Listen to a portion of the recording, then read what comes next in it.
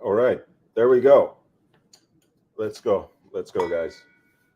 Welcome to the show. Let me plug in my proper microphone. In the meantime, feel free to jump on the panel. This is going to be a marathon. I want to go at least until midnight, but with your help, perhaps I can even go longer. And it's really with the intention of raising some consciousness and hopefully some funds in the aftermath of the situation in Turkey and Syria, in the aftermath of the earthquake, which has taken, I think, at least 25,000 lives by now, with almost 100,000 people injured. And again, almost a 400 people left homeless without their families. I chose specifically UNICEF to donate the proceeds from Super Chats on this live stream because I think children usually bear the brunt of these sorts of disasters, these sorts of catastrophes. There were some scenes of hope a few days ago when in Gendarius they pulled a newborn baby out of the rubble by the name of Aya, who was still connected to her mother by the umbilical cord. And she, for example, lost her entire family, right? So even in that scene of hope,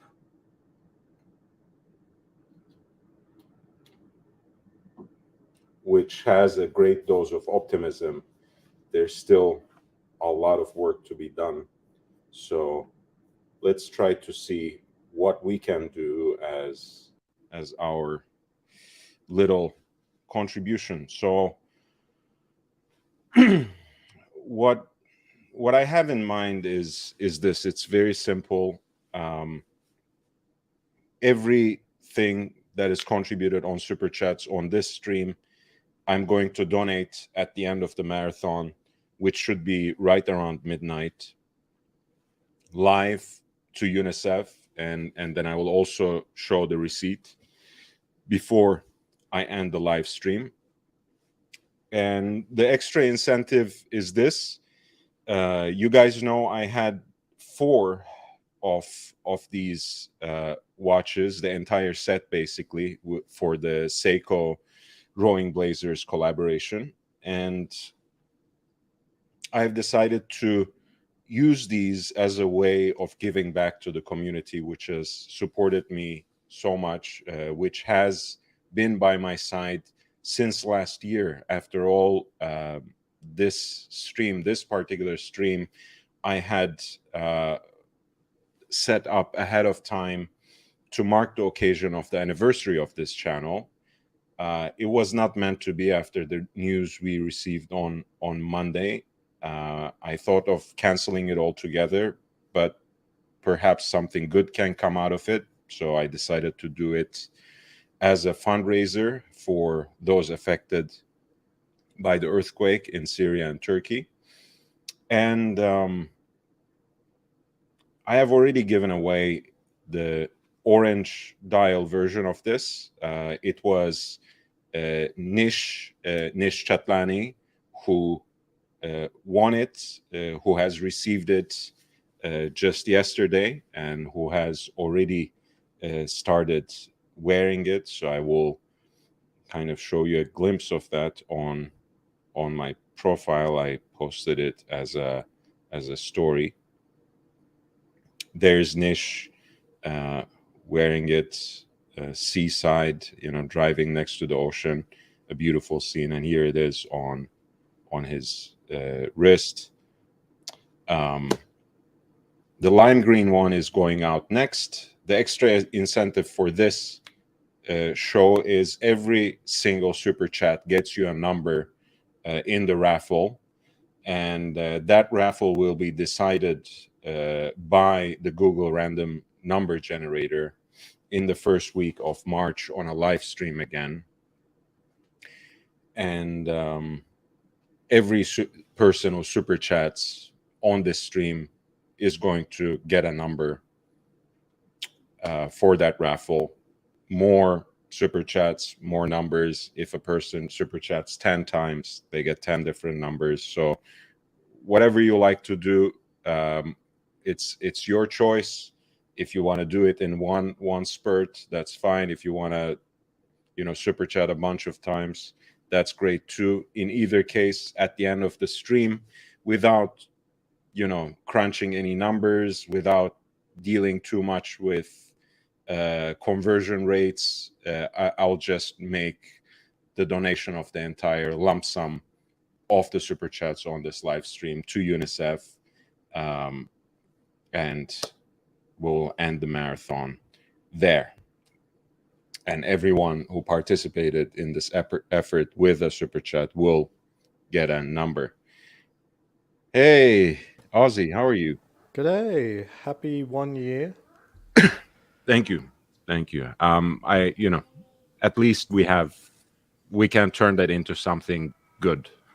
Let's Hmm. put it like that. Not necessarily in the mood to celebrate too hard, but Hmm. nice to see you always, because you have been really integral to that 1 year. You were here on my side, many nights. So I appreciate you. Thank you for co-hosting with me. Thank you for being such an integral part of the panel here. Yeah, very welcome. Yeah, it's kind of we're definitely an odd couple when we're on together, I think. Well, that being said, Aussie actually has his watch channel as well, which is called simply Aussie Expat Watches, and I'm gonna drop the link to the chat if you would like to support him. Thank Um, you.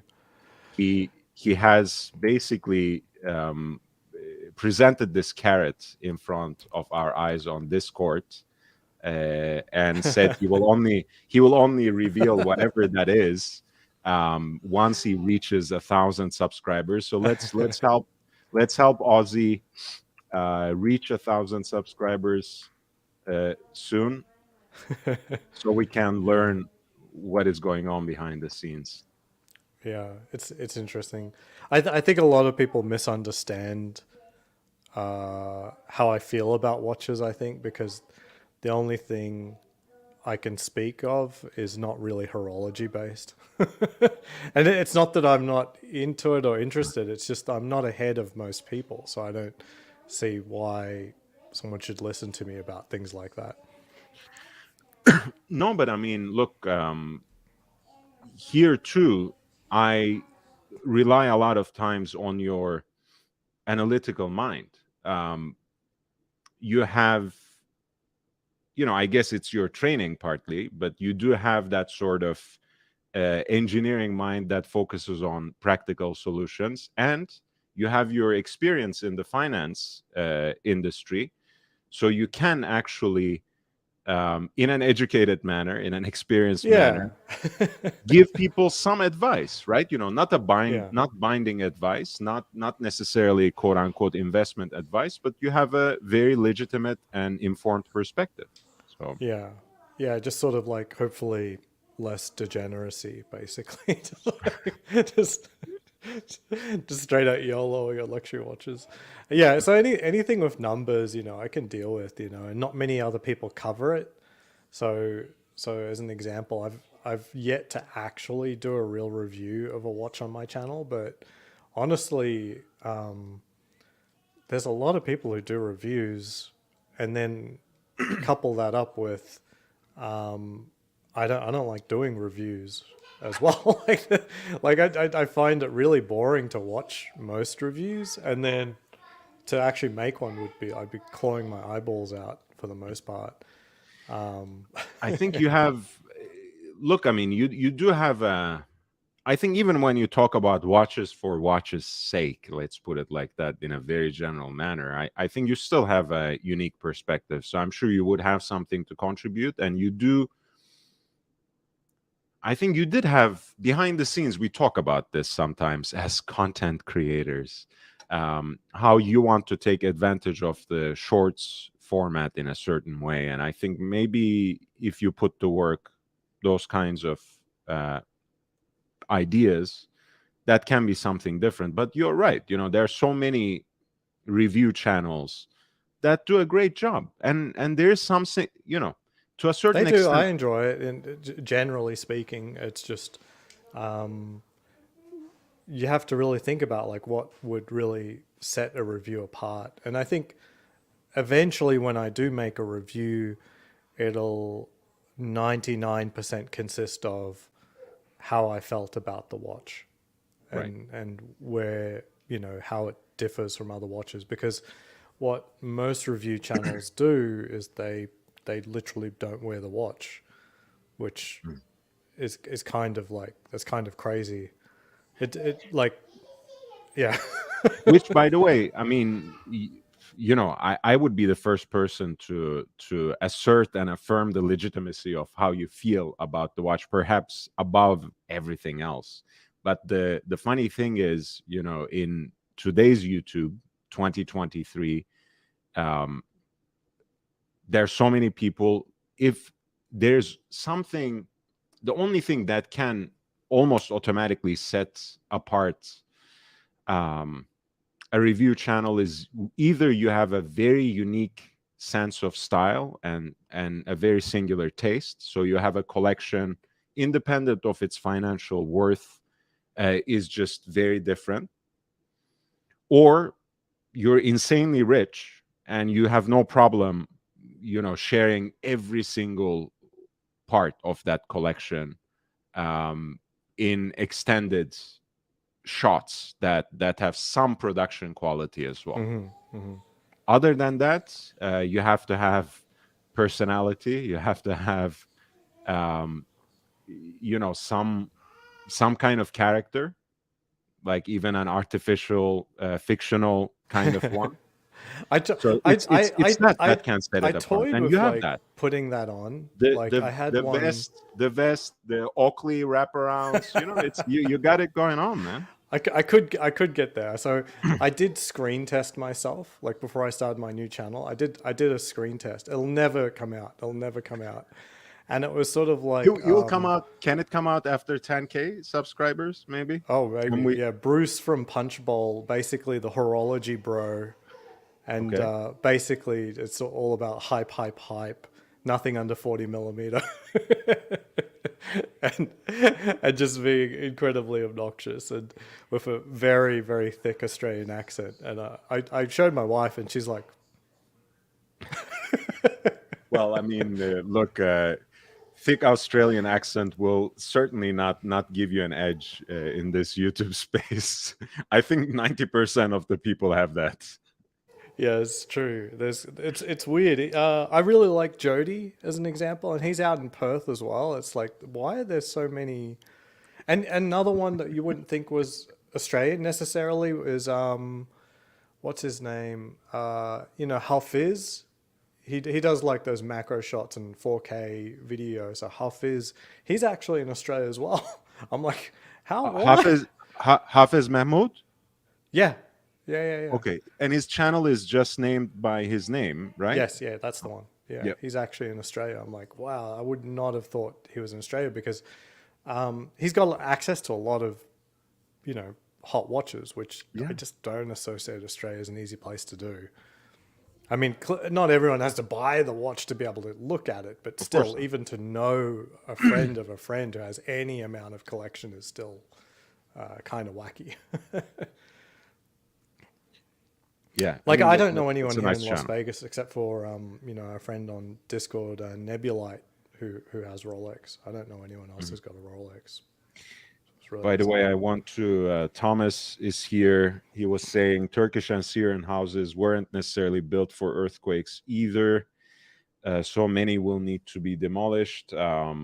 Look, in certain parts of the country there was some measure, both in Turkey and Syria, of some preparedness. But I was mentioning this when the news first hit.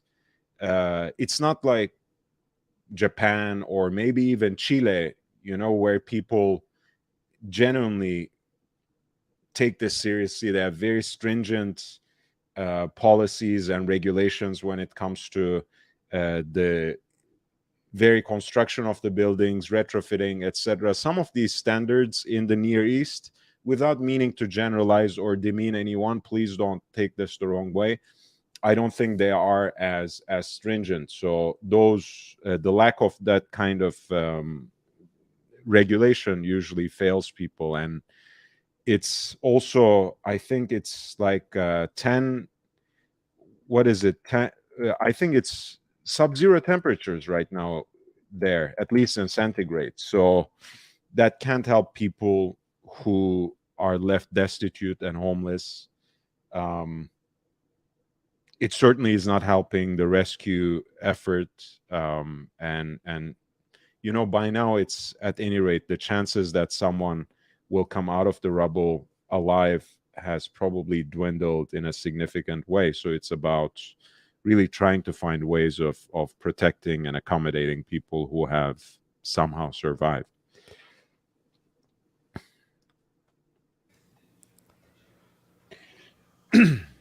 JJ, thanks for letting people know in the Discord. And P Cars, thank you for being here.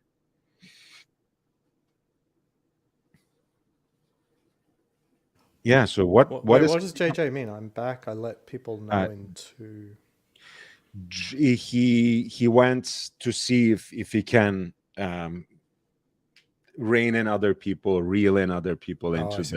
into the live stream, at least into the chat. So what kind of content do you have in mind? I know you love talking meta, so let's talk about how you are gonna run your channel, how what you think about my channel. Yeah.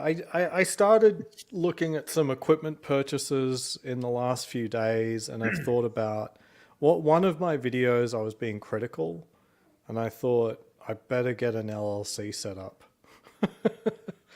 I don't know if you've got an LLC set up, but it's important from the perspective that if you criticize someone, you don't want everything on the line if they sue you.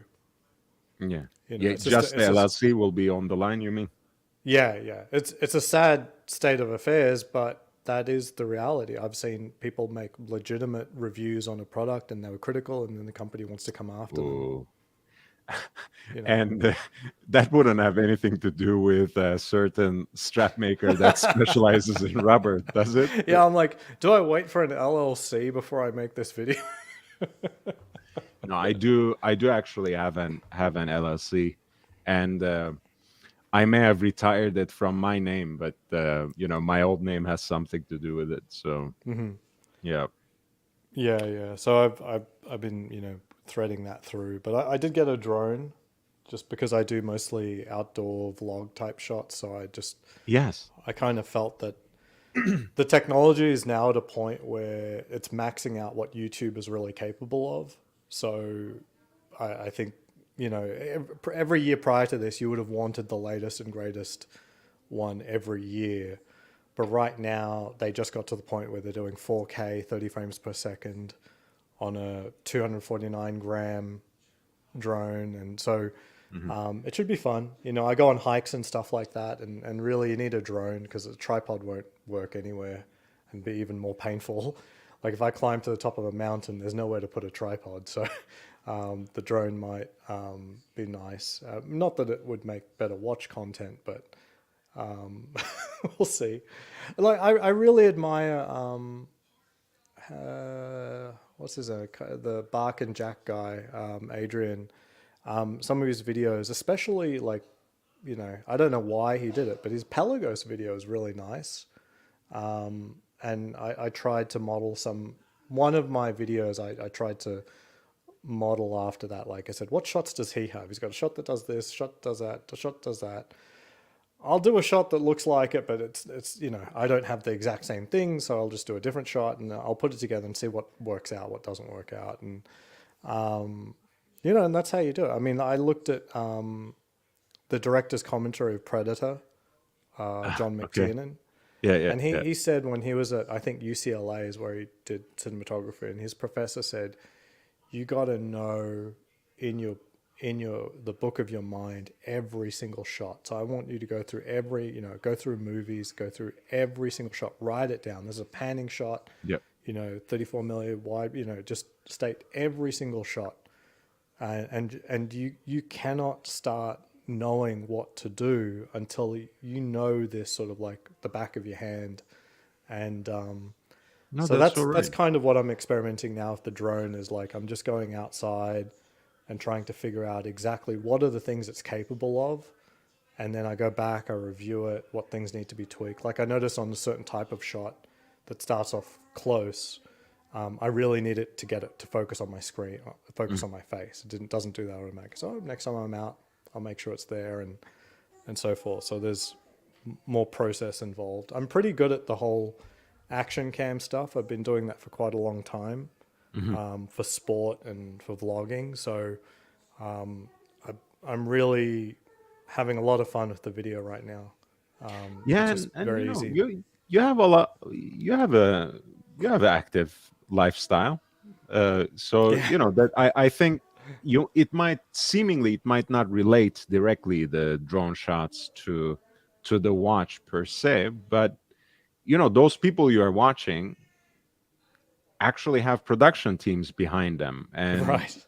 again, we were talking about how much more can you do to set yourself apart from the pack in terms of doing watch reviews.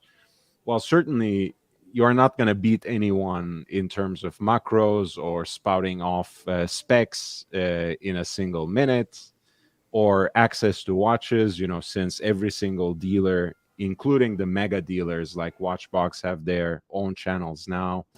So you have to add it really from a production slash cinematographic sense. I'm not, again, of course, you are not expected to make the next Predator, but Yeah. that can teach you. Still, I mean, those kinds of tricks can teach you, make a more engaging, more exciting, more captivating video. Why not? Yeah. For the most part, I'm just trying to find things that work and are stimulating. So lots of value for effort, basically, is what I'm looking for. And I try not to add fluff, as in I try to not to waste people's time. With things that are Mm. rudimentary, I try not to repeat myself. So there's a lot of things, in terms of respect for audience and myself, that I don't spend time on things that are a real waste. But we'll see how it goes. I mean, there's a lot of top YouTubers out there that I really admire, and they've kept to very simple formulas. The main one that really comes to mind is Doug Demuro. Like he, as best as I can tell, he just single guy for camera. He's still doing that. That's it.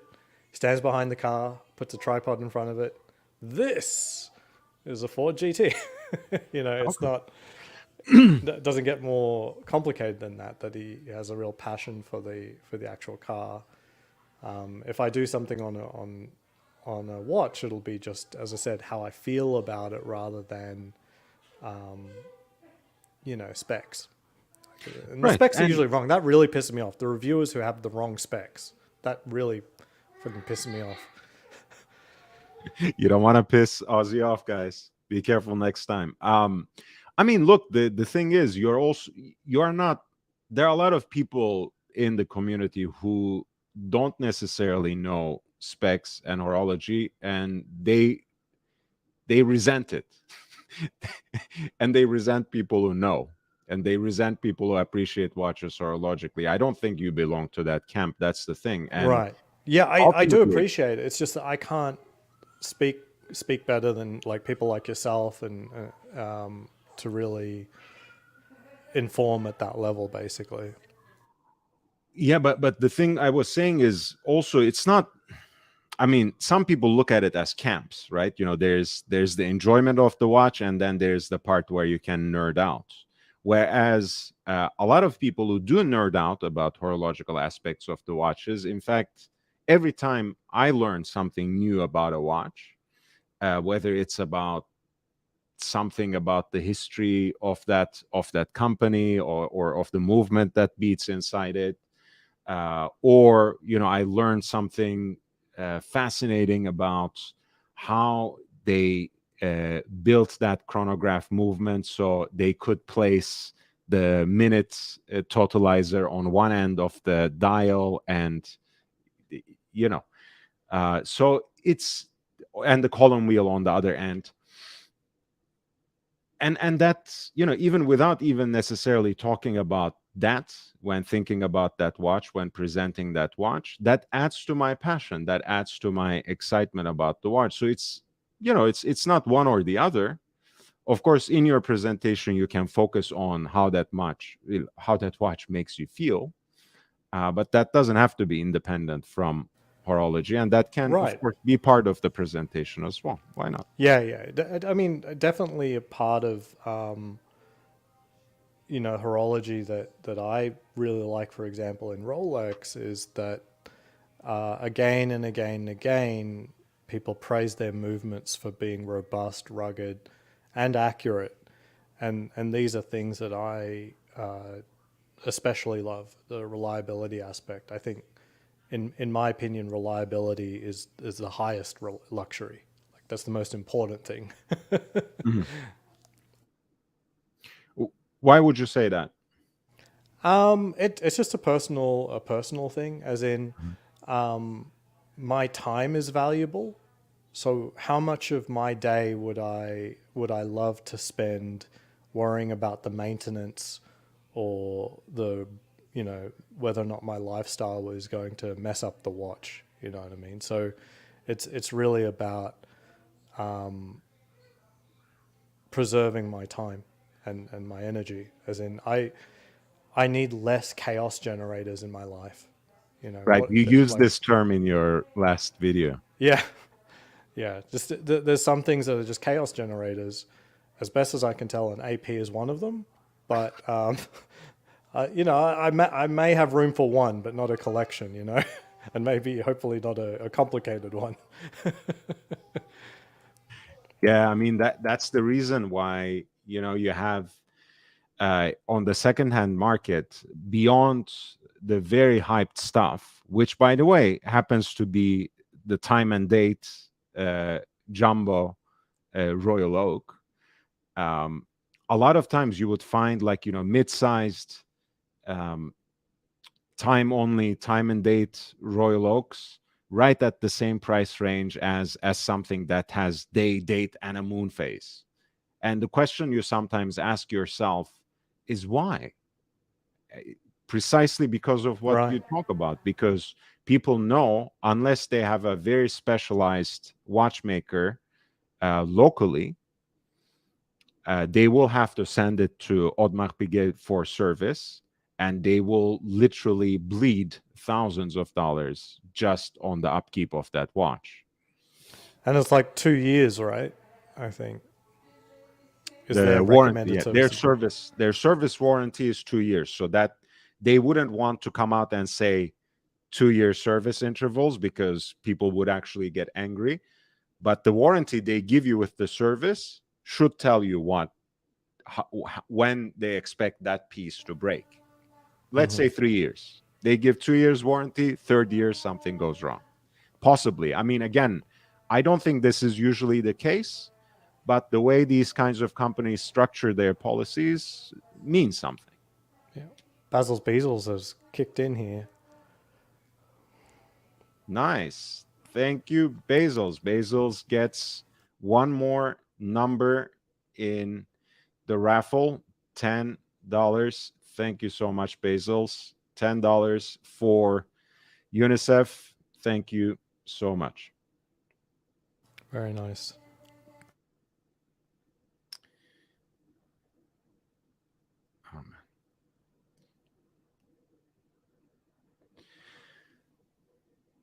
Oh, Chaos generators, huh? This is. I mean, look. In all fairness, that video is Aussie's piece called "Are Rolex watches good investments?" Or maybe it's something catchier. You know, I Yeah, like that. I think that's all right. Yeah. But he does talk in that video about, even a house in terms of its upkeep, in terms of its maintenance. He calls it a chaos generator. Even not even he says cars are actually the prime example, because of what you have to pay in repairs and insurance and on and on and on. So Time. Like the breakdown will never happen at your convenience, you know. It's never that would be going to nice. be convenient. That It's would like, be oh, nice. that's good that broke today, you know. Yeah, great timing. Yeah, I don't think anyone says that unless, ironically, I guess. Yeah, I mean, I had to think about this problem recently. So we've got our au pair joining us tomorrow, and a lot of au pairs want their own car. Mm, And I thought, oh, okay, well, I mean, it would only be for their recreation. This would be like a very substantial gift for an employee, effectively, to buy and maintain a car just for their recreational purpose. And so I just like, okay, so what is the actual price of that? And I started thinking about, and we have a friend of a friend who said, actually, I've got like a 10-year-old Ford Escape. I'd actually allow you to have that for free. And I told my wife, I'm like, the issue isn't that the price of the car is that significant. The bigger issue is like, there is literally no way for this car to improve my quality of life. I'm going to have to maintain it. I'm going to have to worry about insurance. If she damages it or creates liability, who knows what paperwork I'm getting into. With the car, she could end up damaging my house. Like I read about one au pair who just backed out of the garage without opening up the garage door. There's all sorts of things that are going to happen, both scheduled and unscheduled, and none of it's going to be good for me. And I said, you know what? She just gets a monthly budget for transport, whether it's Uber and bus, and that's it. Like, there's no way that can affect me ultimately. So just one more chaos generator out of my life. well, I'm sure the addition of an au pair can be a chaos generator in so many other ways, but you're a good man, Ozzy. You would have nothing to do with that. Yeah.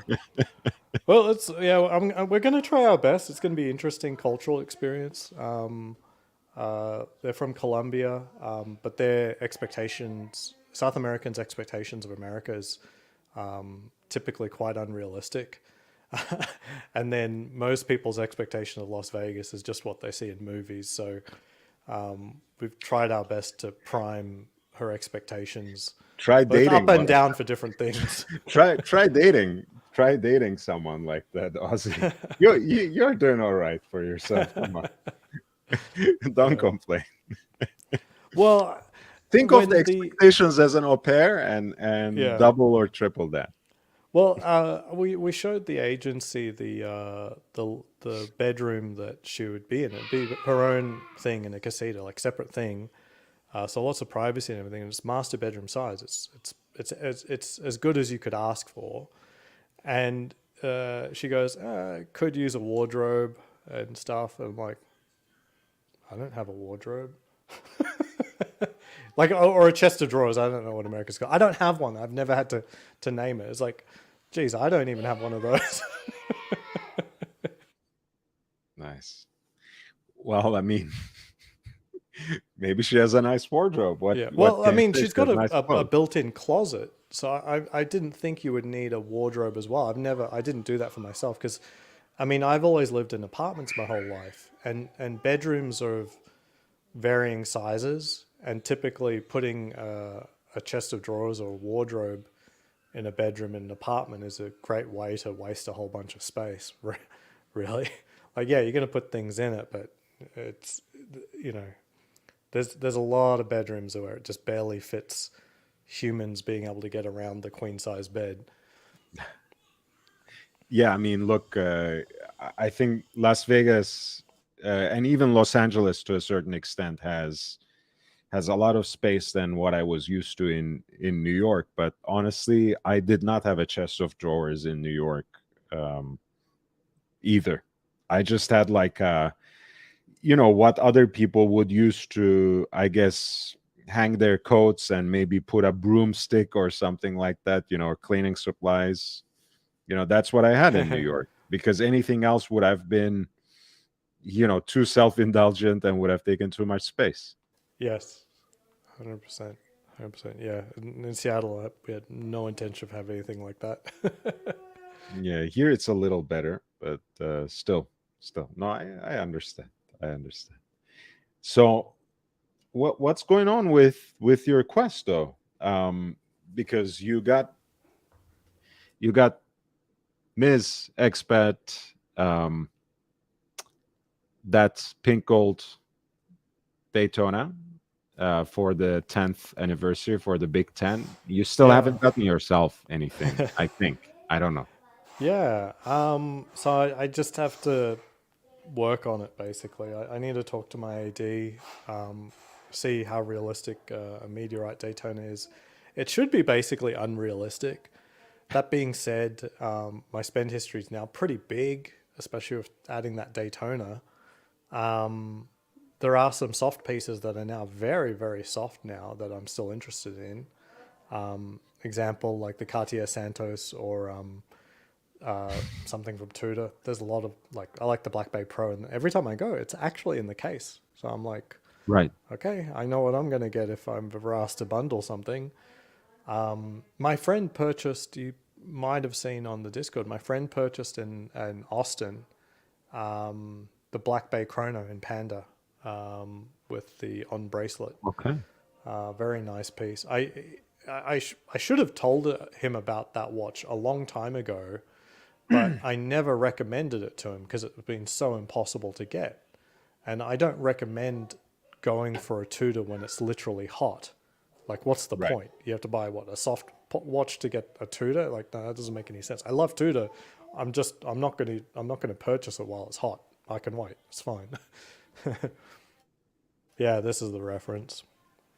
So this is Mrs. Aussie Expat's watch, right? Yeah, yeah. And one of the sort of striking things about it is like there's so many differences between the steel model and the gold model that make it a little less unisex, honestly. Okay. So Tell while a me more. Daytona on a lady, I think is on the verge of appropriate, often enough, the fully gold model is actually bigger than the steel model by Hmm. many dimensions. The right hand side lug there is equal to the left hand side, which is not on the steel. The There's a lot more bulk in the lug from the Hmm. side profile, and then the links feel like they're at least half a millimeter thicker as Yeah. well. Like the links are thick. That has a lot to do with managing people's expectations because one of the things that people notice almost immediately if they have never encountered a vintage Rolex watch, but they're huge fans and collectors of contemporary Rolex, it's like this is light. Is it titanium? Is it? So even when you come across gold sports Rolex on a full bracelet, since solid links come much later, you have something that's so much lighter. People's expectations from luxury watches and luxury sports watches too has changed so tremendously that that's a conscious effort to put more weight and heft on people's wrists. Yeah, And I and mean, for better or worse, yeah, yeah, they, and with Mrs. the Expat notices it. Like yeah. after a little while, like wearing it, she's like, "This is heavy. This is actually like, it's actually pretty heavy." So for for people's curiosity, it's more than half a pound on your wrist. Oh my god. Yeah, it's about 240 grams. Yeah, it's a fair bit. Woo, SP, St. Peter. SP, thank you. this is actually not St. Peter Not St. because Peter. it's Okay. someone donating in pounds sterling. St. Peter is still in New York, as far as I know. So Right. I think SP, you have uh, even before the fundraiser started, even before the live stream started, you had another super chat, right? I'm not mistaken about that. I think so, unless something happened to it. But thank you in either case. You either have that and more. Let me just see very quickly. Um,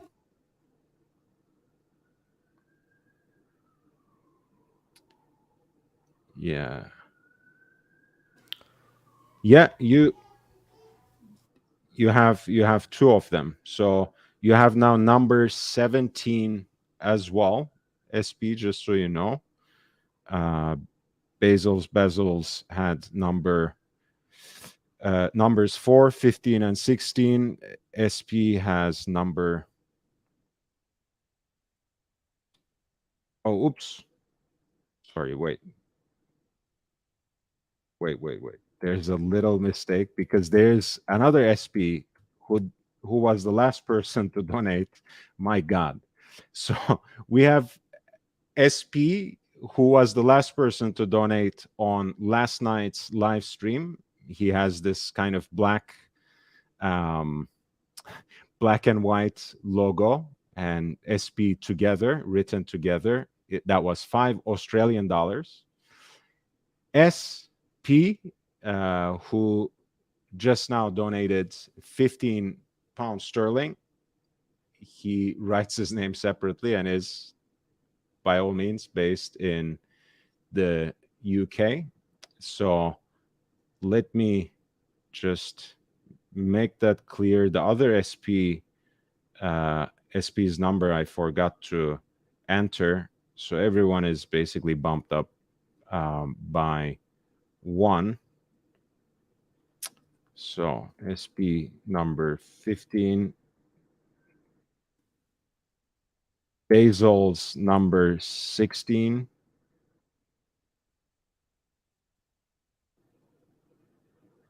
and then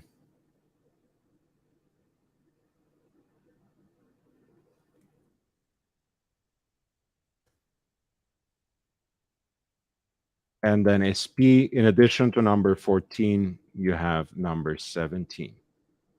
Okay. All right. And you can track that on the community page. I guess I should just open that to show people what's going on there. So here's the post where we track the numbers. Jake Brooks has 1, 9, 11, and 12. Nish has number 2. Nick Butter 3. Basil has number 4 and 16. JJ has number 5. OG Baby Girl number 6. Bruce G number 7. Timepiece Esquire number 8. Hideaki Akaiwa number 10. John D number 13. SP number 14 and 17. And SP number 15. I think I will just change that to SP UK and SP Oz, so we can have that separation.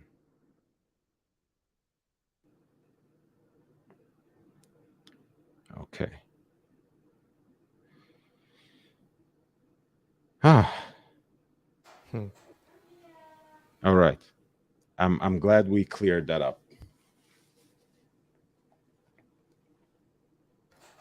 So yeah, we were talking about how heavy those gold watches are, all the Yeah. expectations. Yeah, it's very heavy, and she's got all but one link removed. You know, it's very heavy. It's actually so heavy that I think it's within a few grams of the platinum version. Like Marcelo, that That's what guy, you he said. weighed Yeah. it. It seemed like 250 or 260 or something. So it's only like 20 grams away from the platinum. Okay. Yeah. I would hazard a guess it must be because maybe the platinum's constructed differently. Maybe it's modeled more after the steel version than the gold versions. I don't know. I have no idea why that would be the case. Possibly, you're right, because I mean, the quite honestly, that's very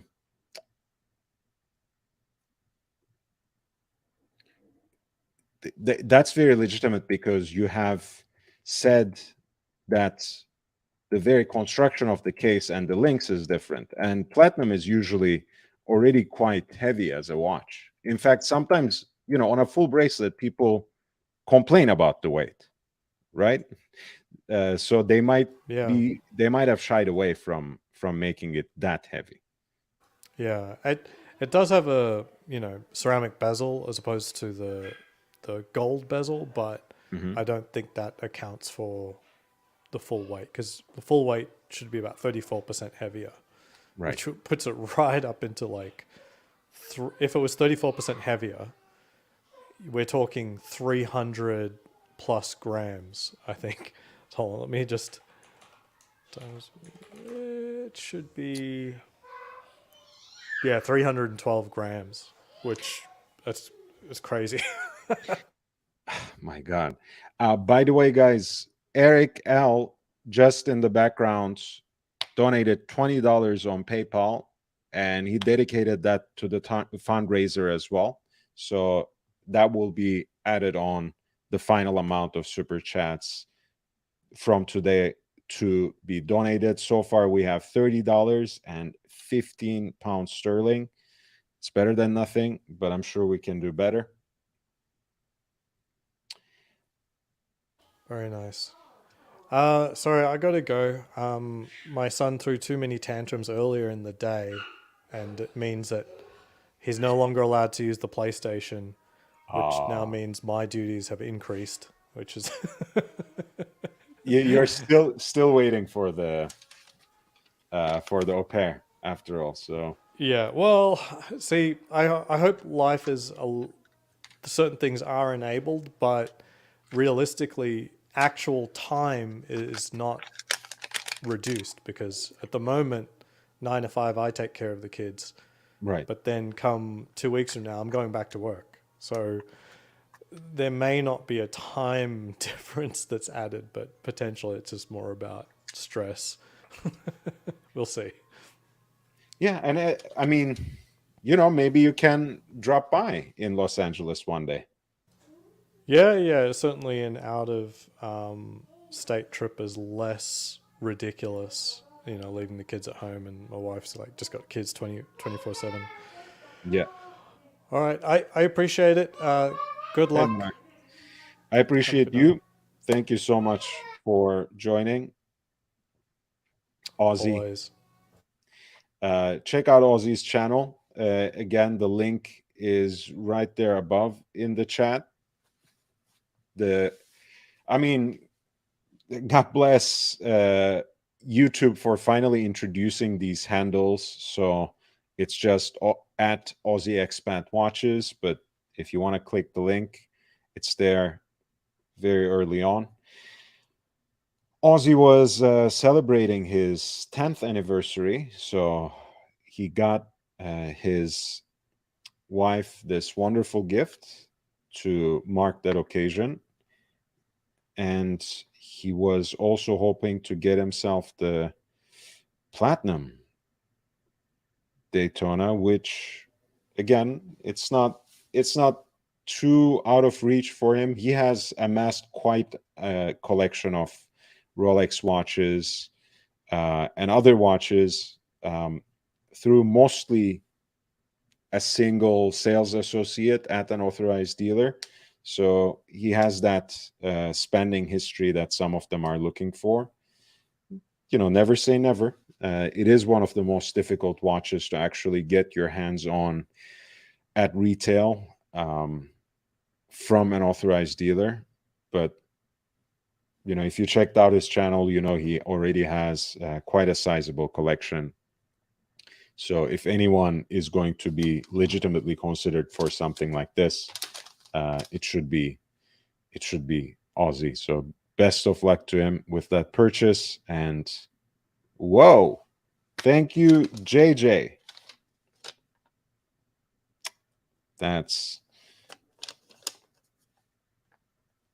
now we are at $40 and 15 pounds sterling.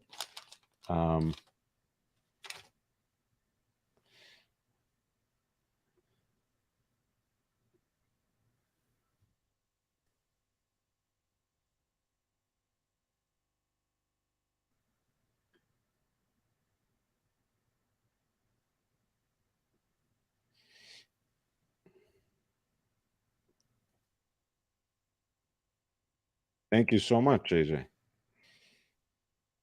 Thank you. As you guys know, all of the super chats are going to UNICEF. I'm actually going to make the donation live at the end of the live stream, at the end of the marathon. So far, we have $40 and 15 in pounds sterling. So we'll continue marching on. And this was, as you know, a watch Rolex introduced already a decade ago, because the Platinum Daytona was the 50th anniversary model for the Rolex Daytona, which was officially released in 1963. The model has an interesting history. You probably already know that it's called Cosmograph, which is written out, which is spelled out on the dial. It was, in fact, among some other timepieces, part of that horological space race of those watches that NASA put to test to finally designate as the so-called moon watch. Rolex lost out. Omega won that particular race, which meant that they had to find another legacy. They had to find another name for this chronograph. Of course, Rolex had been producing chronographs which are now, before the Daytona, which are now collectible in their own right as pre-Daytonas. Nevertheless, this piece was, I think, for the first time named Le Mans, after the other 24-hour race. And finally, the name Rolex Daytona won over and stuck. And this is the legacy we have now. This year, it's the 60th anniversary. 2023 is also the 70th anniversary of the Rolex Submariner. It is the 70th anniversary, by the way, of Blancpain's 50 Fathoms as well, which is another legendary dive watch. And by all accounts, it is really the first modern watch that was purpose built for diving by a diver, right? By Jean-Jacques Fichter, who was at the time the president of the company.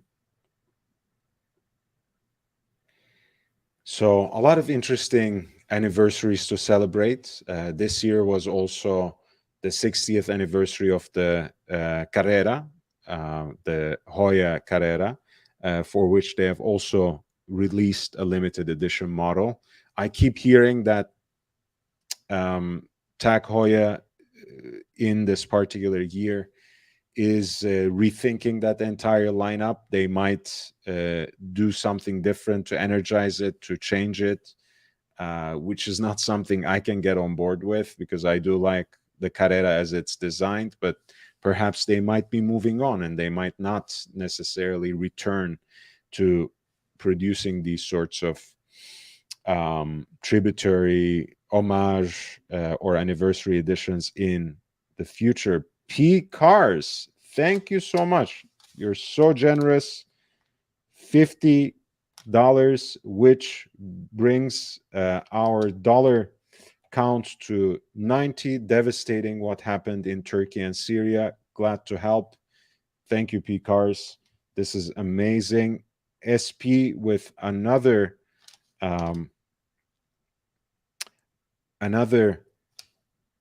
super chat, which brings it actually to 45. Let's remember that SP had a 15-pound super chat before the live stream even started. He got another one in, and this is his third. So that makes it 45 in pounds. And Finchy also added 50. So it's 5, which made it 50 in pounds. So let me also update the numbers for the raffle accordingly, so we don't lose sight of anything.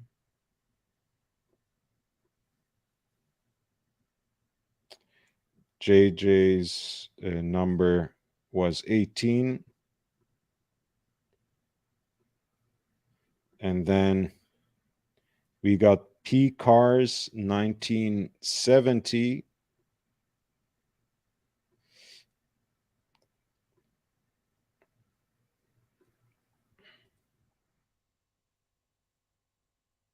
He gets number 19.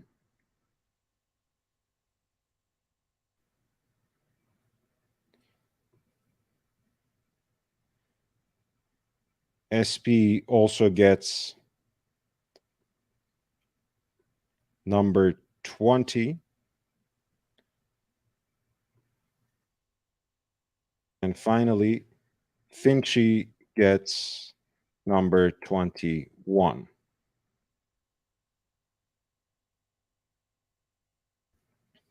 These raffle numbers, by the way, are on the community post, in the penultimate post. Let me bring it up once again.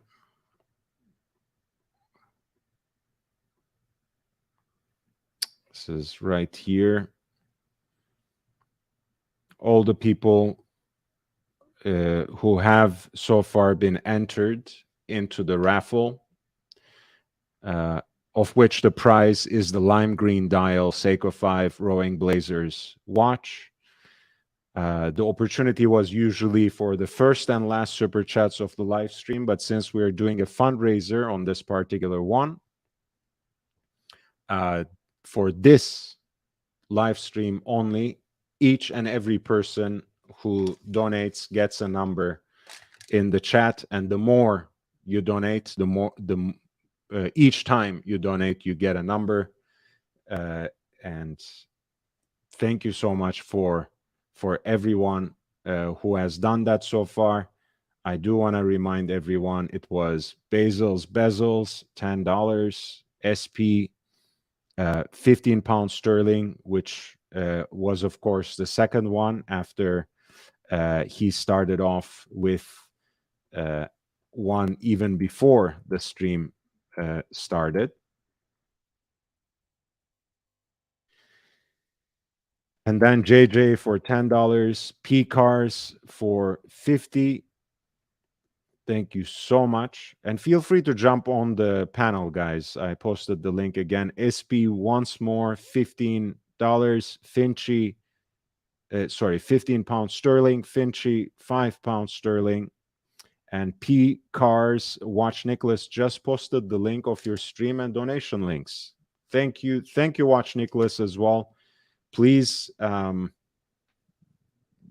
send him my regards. I will write to him after the stream ends, but I'm very, very grateful. Finchy, it is going to be donated to UNICEF at the end of the stream, but thank you for your generosity.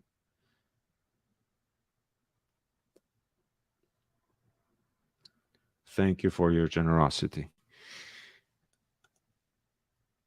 There are a few different releases coming out now from Grand Seiko again.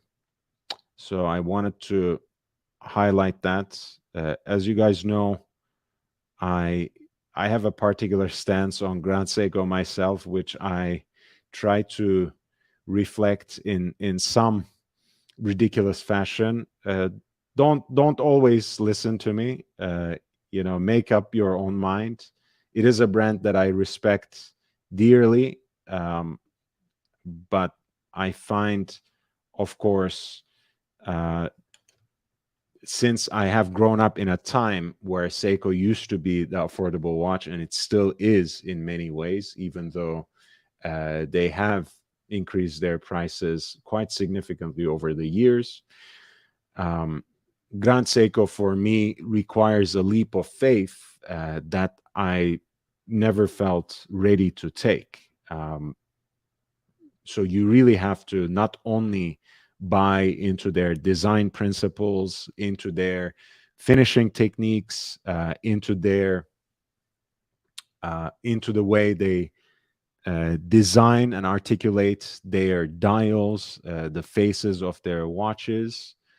At the end of the day, it doesn't quite do it for me. It doesn't strike the right chord, but that doesn't mean that Grand Seiko, both horologically and in terms of workmanship and artisanship, brings enormous value to the table. Their horological news, I think, is unimpeachable. They have just won, as you might know, the chronometry prize with this particular watch, the Grand Seiko Kodo Constant Force Tourbillon, in the 2022 edition of GPHG. So it was, in fact, chosen basically by the grand prize of the industry as the most accurate, the most precise watch, which is something that we all need to recognize and respect. And here is the new series, which is a chronograph and a GMT. And it kind of combines the aesthetics of the snowflake dial with a GMT function, with a chronograph, as well as some beautiful red accents, which add to the sporty feel of the watch. Essentially, the dial design actually is supposed to mimic the mane of a lion rather than the snowflake. So I think it's more like a beige than snow white, but the texture ultimately is very reminiscent of their famous snowflake dial.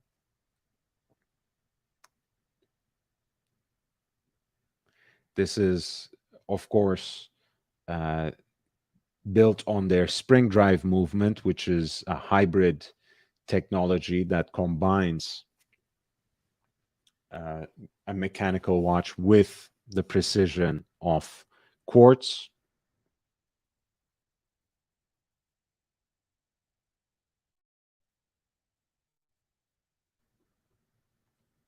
You know, 1 second a day accuracy. So basically, much more than you can ask most mechanical movements, if not all.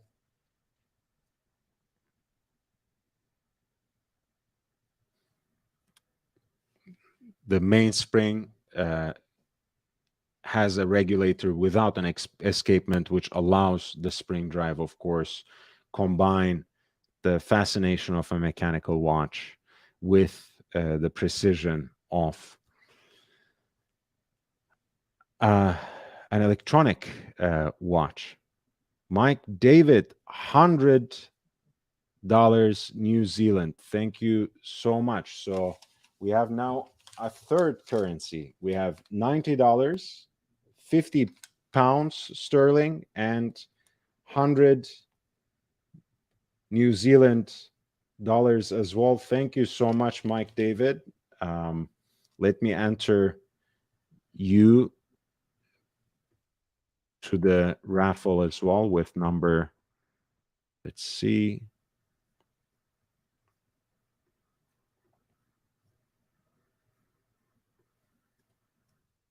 number 22. Okay. Yes, so we have $90, we have 100 New Zealand dollars, and 50 pounds sterling so far. Thank you so much, Mike David. All right, going back to the Grand Seiko, this is a new release that they just announced in a few days ago. The lion, of course, has for quite some time been an emblem of Grand Seiko. It is something that you see on their case backs. In this case, they decided to reflect it on the dial of the watch, on the face of the watch. This is a watch that has a 200-meter water resistance. So it's a true blue sports watch with a GMT watch with a 24-hour bezel. And of course, a chronograph as well with a 30-minute totalizer at 1.5 o'clock, a 12-hour counter at 4.5 o'clock, and also running seconds at 9 o'clock as well. Power reserve right here at 7 o'clock too.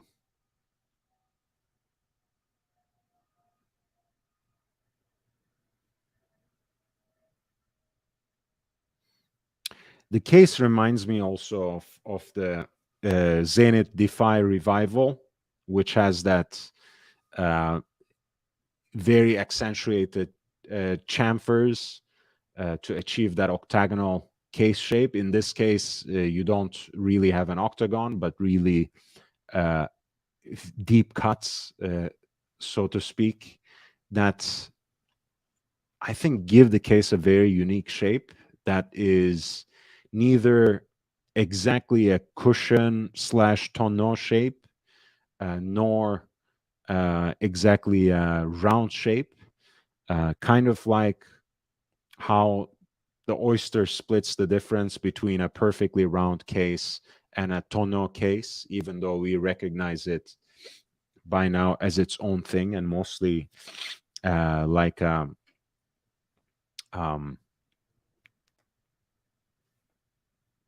like a round case. That's still not exactly that, and this can be said in the exact same way about this watch too. And I think it has a very cool bracelet. I would want to try that, of course, before I judge it. The dial has that lion's mane pattern, which is exclusive for the case shape. This because this is how Seiko beautifully explains it. They really have great copywriting. The lion makes its presence felt on the watch in several ways. The strong and angular case has claw-like hairline finished lugs. Nietzsche the advisor. Thank you so much. $9.99. So we have almost reached $100 in US. Keep the garbage, Seikos. I can't be seen wearing those shoes for your charity. Well, thank you so much. But I am adding you to the raffle.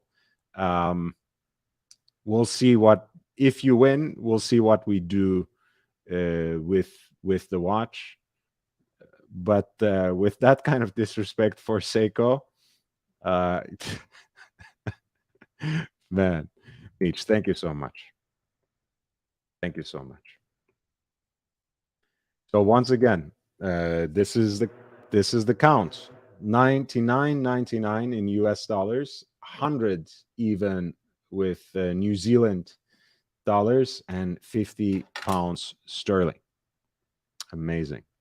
Thank you so much, everyone.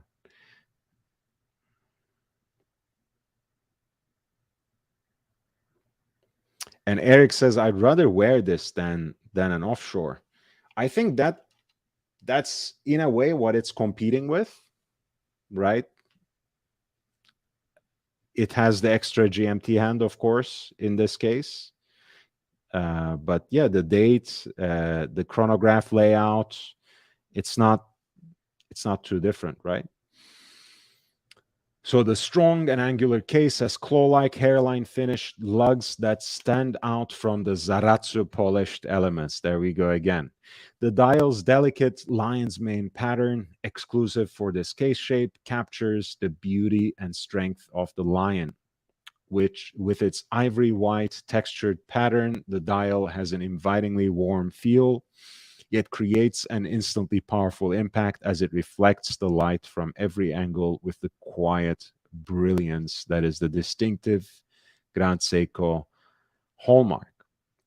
And I think that's what attracts people like Eric into this brand, right? Because Seiko has always been quite unassuming. So the heightened quality and all these more impressive finishing elements, as well as the technological advancements, are always introduced, presented in a very low-key manner in Grand Seiko watches, and that's something to be appreciated. The 20-bar water-resistant watch is made to ensure the highest level of performance in any sporting situation. The hour and minute hands are designed for heightened legibility, or legibility as is the official pronunciation of this channel, and the wide indexes further enhance one's ability to read the time immediately. The case and bracelet are made of high-intensity titanium. Of course, that is significantly lighter than stainless steel, and they say here brighter in color, and increasingly, of course, these sorts of horological companies try their best to apply different kinds of finishes to titanium rather than the older gunmetal gray finish, in which especially grade 2 titanium has been habitually presented. The watch sits easily on the wrist thanks to its curved lugs and low center of gravity. The bracelet, too, designed for comfort with thick H-shaped links, wrap easily around any wrist size. And this is the loom shot, that famous loom shot associated with Seiko. The bracelet has a micro adjuster. That's a slide adjuster. The chronograph pushers are turned with this groove-like pattern on them, so they are actually easier to manipulate, which is a nice addition. You can see the contours of the case. That would make it easier to wear. And finally, you have a sapphire case back, which gives you a glimpse into the spring drive chronograph GMT caliber 9R86 with an accuracy of minus plus 15 seconds per month, and of course has the 12-hour counter, 72-hour power reserve when fully wound, and it does have at 8 o'clock, as we mentioned, the power reserve indicator on the dial itself. And you can see always the kind of pride Grand Seiko takes in its technology, in the way that it presents these kinds of spring drive calibers with exhibition case backs, and they're finished accordingly again, that is becoming of the dignity and status of the technology that they actually present here. These pieces will be available in March 2023, so next month in Grand Seiko boutiques and select retail partners. The diameter of the watch, as you can see with this distinctive case shape, is 44.5 millimeters. It's 16.8 millimeters thick, so quite a unit on the wrist. It's quite fascinating. And Eric L's comparison to a Royal Oak offshore wasn't so off the mark after all. But since the watch is entirely built case and bracelet with high intensity titanium, it should be still very light. And if Seiko gets one thing right, and almost always right, it is their case design, it is the contours of their watches that make them really wearable and wear much more comfortably, much lighter, and in a way much smaller than any such number can indicate. So do give it a shot, do try it on in person. This piece will have an approximate recommended retail price of $12,000, and the model number is SBGC253. This was the new Grand Seiko chronograph GMT spring drive watch that will be introduced next month, and that takes as its inspiration one of Seiko's symbols, the lion, which it reflects in the unique pattern of the dial, as well as its angular case shape that is distinguished by those chamfers.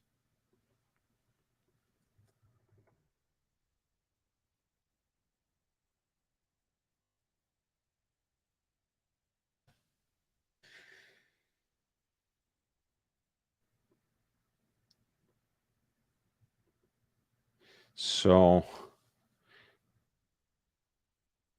yesterday we were talking about some of the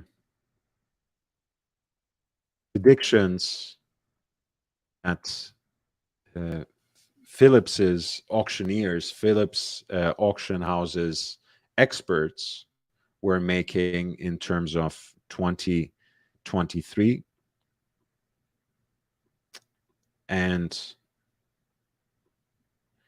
also they were sharing some of their biggest surprises from 2022 as well. So let's go back to that, and I will actually start from the beginning, or maybe from the end, and still go through the same article. Of course, Philips's watches division for quite some time now has been led by Aurel Bach, in collaboration, of course, with his partner Rousseau. Philips, in association with Bach and Rousseau, is the title they usually use. And here are their specialists reflecting on the biggest surprises of 2022, as well as their boldest predictions for this year. So Logan Baker, who is the senior editorial manager, if I'm not mistaken, he was with Hodinkee until very recently. His biggest surprise of 2022, he says, this was a tremendously unpredictable year, even if we all agree on ignoring the moon swatch-sized elephant in the room. I mean, how can you predict something like MBNF and Patek Philippe rewriting the rules of the chronograph within months of one another, or Grand Seiko stealing the show at its debut Watches and Wonders with its most complicated watch ever. He is, of course, referring to uh, the sequential Evo legacy machine winning the GPHG 2022, namely the biggest prize, the Aiguille d'Or. And of course, Patek Philippe, a couple of months before that, releasing their advanced research chronograph,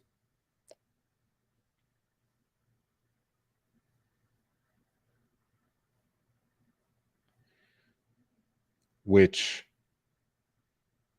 of which the reference number, why am I forgetting this?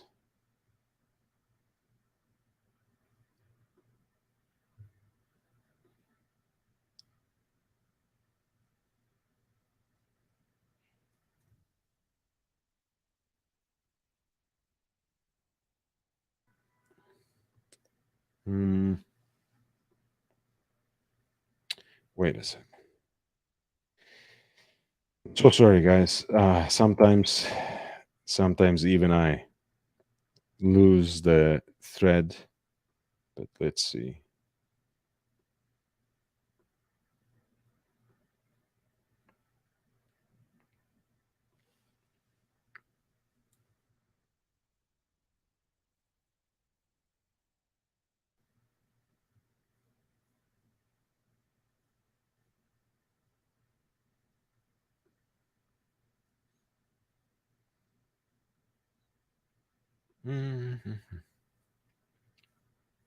Sorry about that.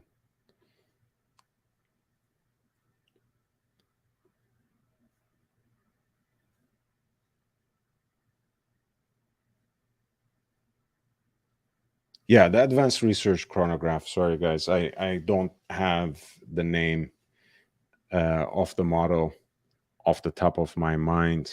Let me see once again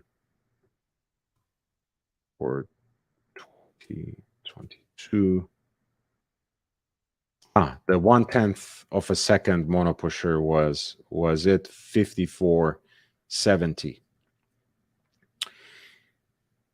So Logan Baker was referring to this particular piece, which Patek released through their advanced research division right after Watches and Wonders. In fact, it's a monopusher chronograph with the split second function and with the ability to actually,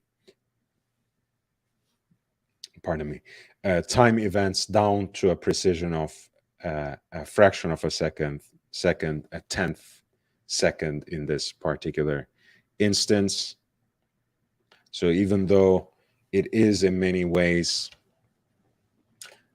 designed with the classic aesthetics of a two-register chronograph watch in mind, and even if it has a certain vintage flavor with the monopusher execution, this is a watch that looks every bit sporty as anything really in Patek's catalog. And I think this is something they have been consciously doing all across their selection of watches, all in all their models.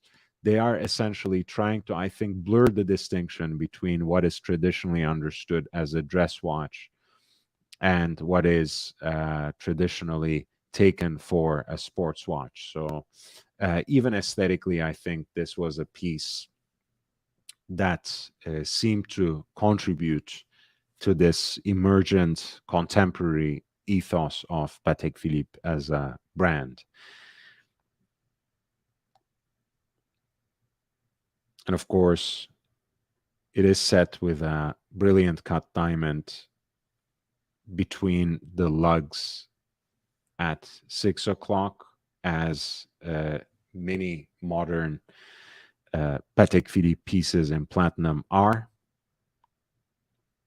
and has that hybrid kind of leather band with a unique texture, kind of like a sailcloth design, and red contrast stitching that goes with the red accents on the dial.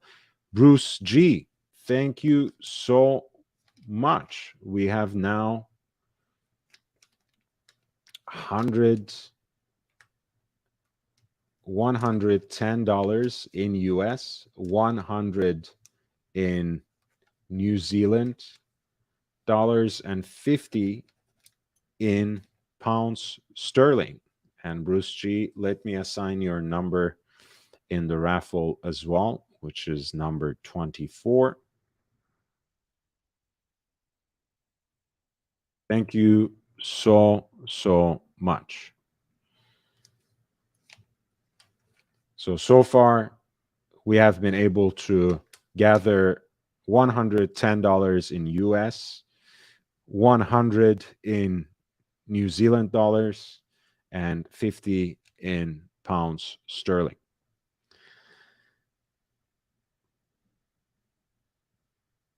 All right, so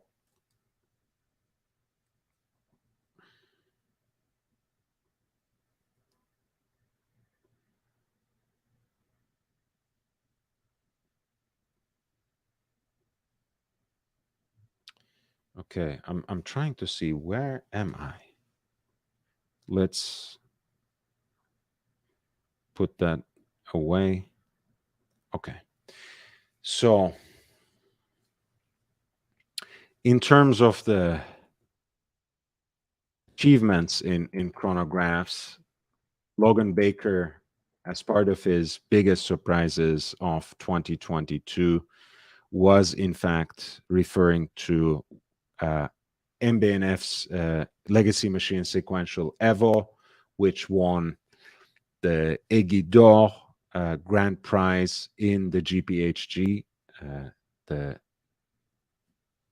biggest industry award show on a yearly basis, Grand Prix d'Horlogerie de Genève, that was held this year in November, with Max Büsser and friends winning the big prize with that chronograph, and Patek Philippe right after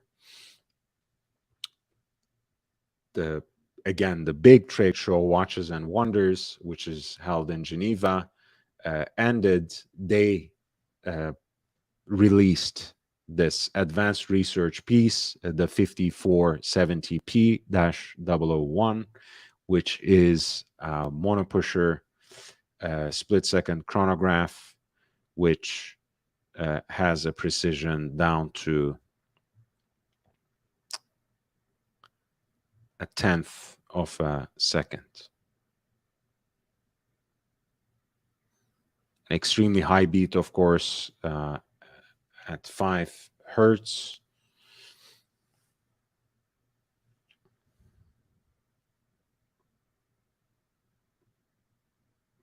And it is one of those examples, as I was mentioning, of Patek's quite concerted and conscious effort of trying to blur the distinction between dressy watches and sports watches all across the board. This piece, even though it has many design elements that make it very much look like a classic 2-register chronograph, also has many other aesthetic touches that give it a certain sporty flair. The pure balance of those two chronograph registers with the crown, the monopusher execution of that chronograph movement, as well as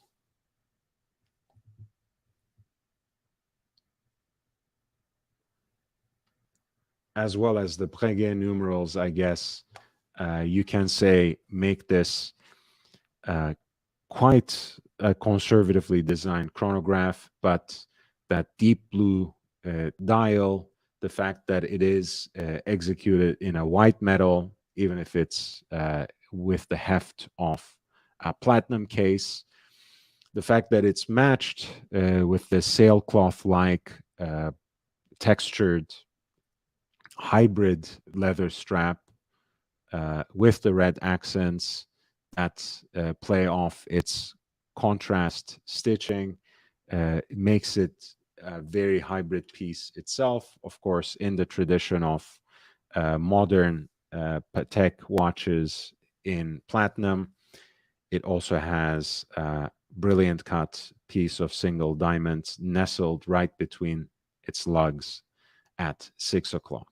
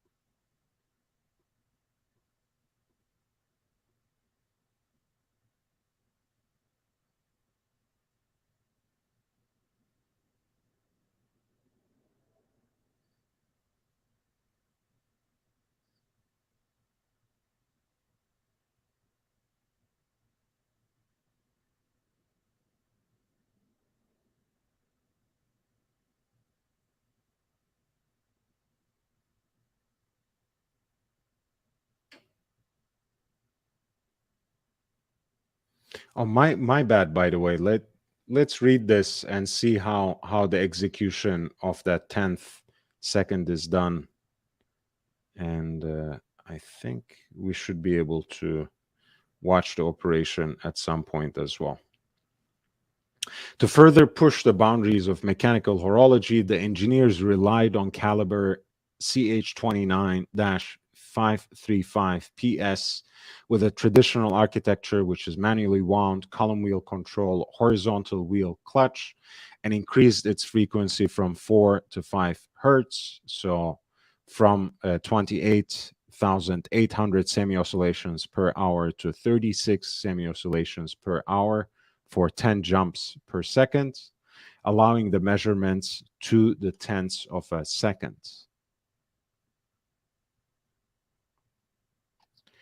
And as a sweep seconds hand alone would not be sufficient to display tenths of a second with an optimal legibility on the dial of a wristwatch, the designers resolved to provide caliber 29 535 PS 1/10 with two independent and perfectly synchronized chronograph mechanisms, each of them driving a different central hand. The hand that performs a complete revolution per minute shows the stopped seconds in the traditional manner. The other hand, and that's the red hand in lacquered Selenvar, performs one revolution per 12 seconds. Despite the high speed of rotation, This tenth of a second hand moves fluidly without jumps or vibrations.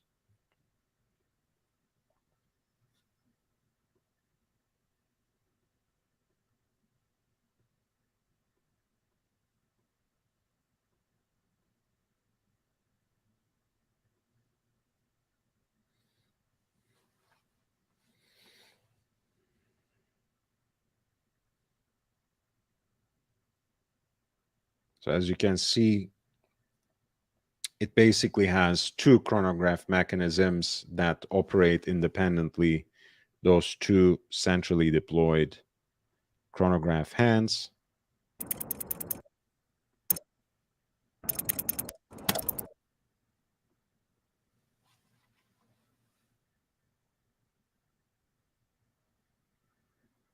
One of which, of course, has a revolution every minute and the other every 12 seconds.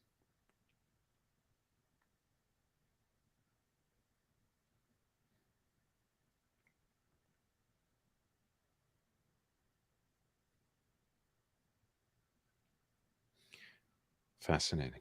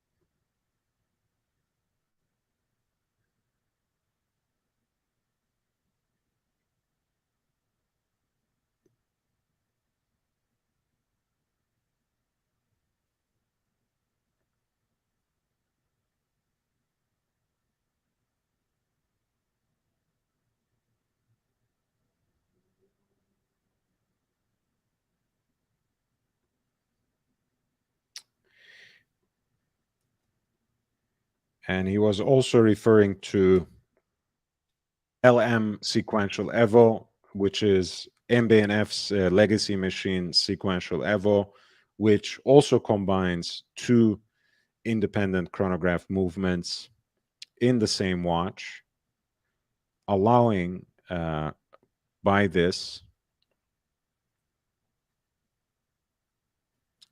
not only multiple timing modes, two chronographs independently timing, working for a split second function, working for a sequential, which is to say a lap timer function, or even like a cumulative chess match mode, which, as you see, is what this particular design allows. And at the end of the day, it's this is still a 44 millimeter watch that can be worn on the wrist, which makes it all the more impressive.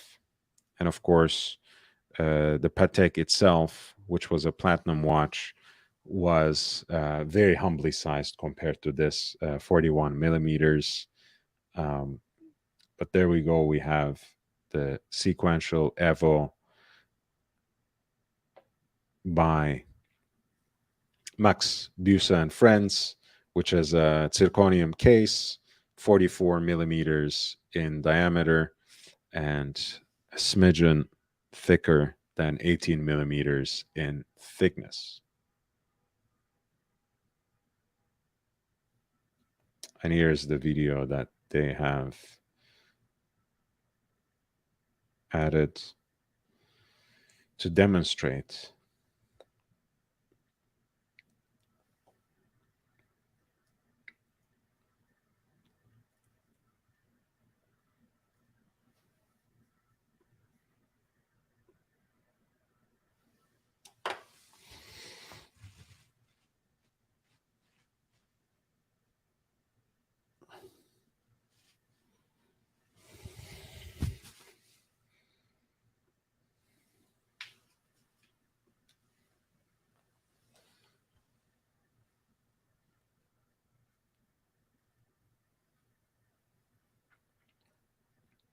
Of course, they have preserved that flying balance wheel design, which has been at the core of MBNF's design aesthetic as a brand. So as you can see, that was the lap timer function on the chronograph. Now they are doing the simultaneous split seconds.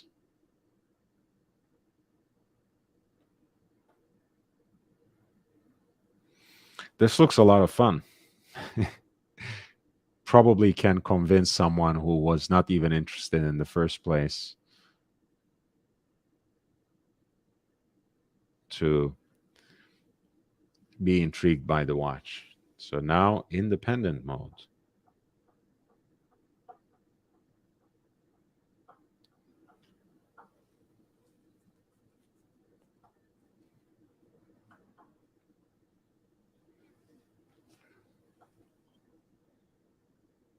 Where you can time your barbecue and your friend who is racing on the track at the same time.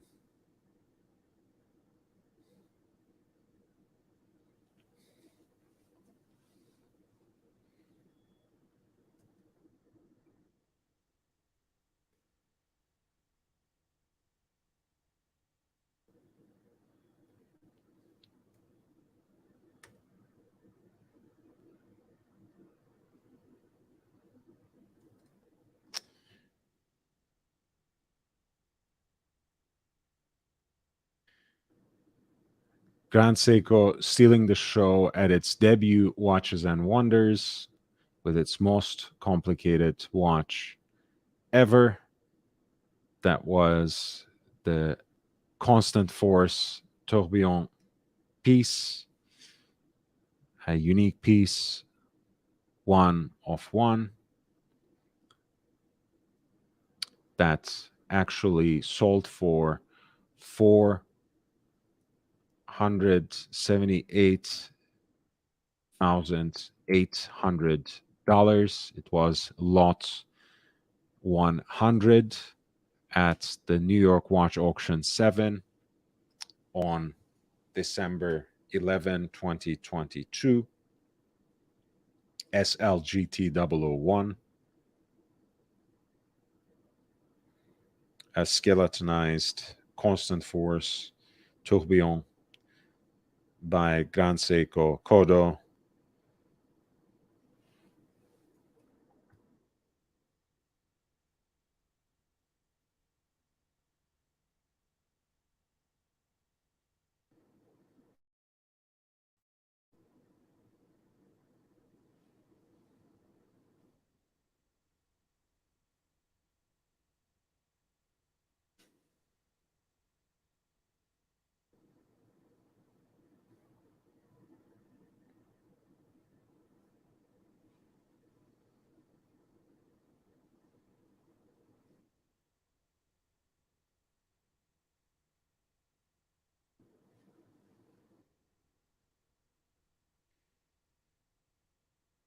Which was, of course, as we mentioned, the winner of the chronometry prize in the 2022 edition of GPHG as well. Thank you, JJ. I appreciate you, man. Thank you so much for your contribution. Thank you.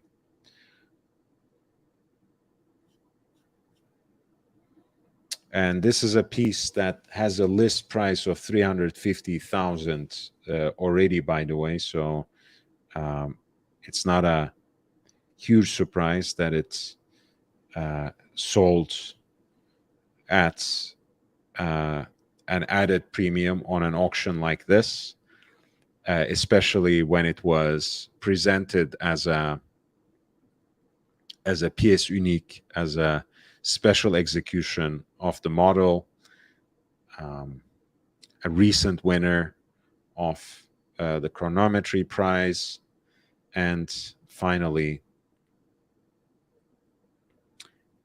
something that was offered for charity to the Children's Heart Foundation specifically.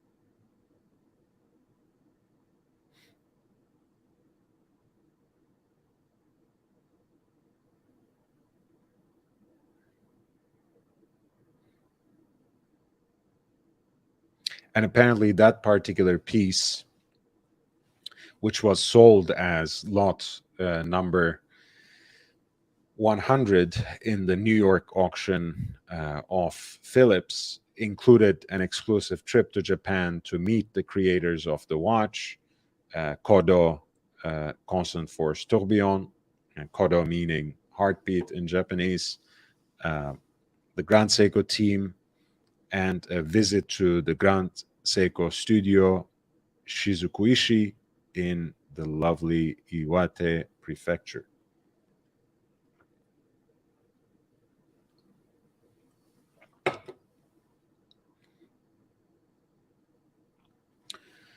So Logan Baker says this was a year, 2022 was a year of transformation for many, but what I think I'll remember the most is a pair of world records that were set by Philips during the fall auction season, months after the start of a much discussed market correction. Yesterday, I said a lot of things about this, but there is a segment of the market of which Philips is perhaps one of the most representative examples that is much less affected by, I think, what should by now be termed a crash and not simply a correction or even just a dip in prices. There are going to be pieces that offer lasting value that will be either from the perspective of vintage collectability or, pardon me, horological achievement, always retain a certain aspect of their financial worth. There will be still watches that have such an aspirational quality, such an oversized, out of all proportions demand that dwarfs the supply. Uh, Watches that are so hyped up that they are impossible to get at retail. Those again might continue a certain trend in prices. I think the Patek Philippe Nautilus 5711 is a perfect example of this, especially now that it's discontinued. I think as a corollary to that, you can think of the emergent and ever ascendant independents that have finally come into mainstream recognition, at least in the world of watches. And don't forget it, these people are also being written about in Financial Times, in Rob Report now with increasing frequency. So it's not only the watch guys who know a thing or two about Kari Voutilainen, about François Paul Jean, who is, very well advertised by Mr. Wonderful, after all, and so many others. So those brands, since they have very long waiting lists, very exclusive pieces that are sometimes quite difficult to even qualify for, to get on the wait list for, those pieces too will continue to push on certain parts of the auction market, of which Philips is the best example. So please do not take Philips's particular success as some sort of sign that the market has by now recovered and the prices will be back on an upward trend for every single watch. That's absolutely not true. I don't think you should buy that from some of the gray market profiteers who have started articulating this already. Be patient, do your research, focus on lasting value. There are already so many great deals to have. I think throughout the year, there will be even more of those. But as always, even in the most hyped up, even at the most exaggerated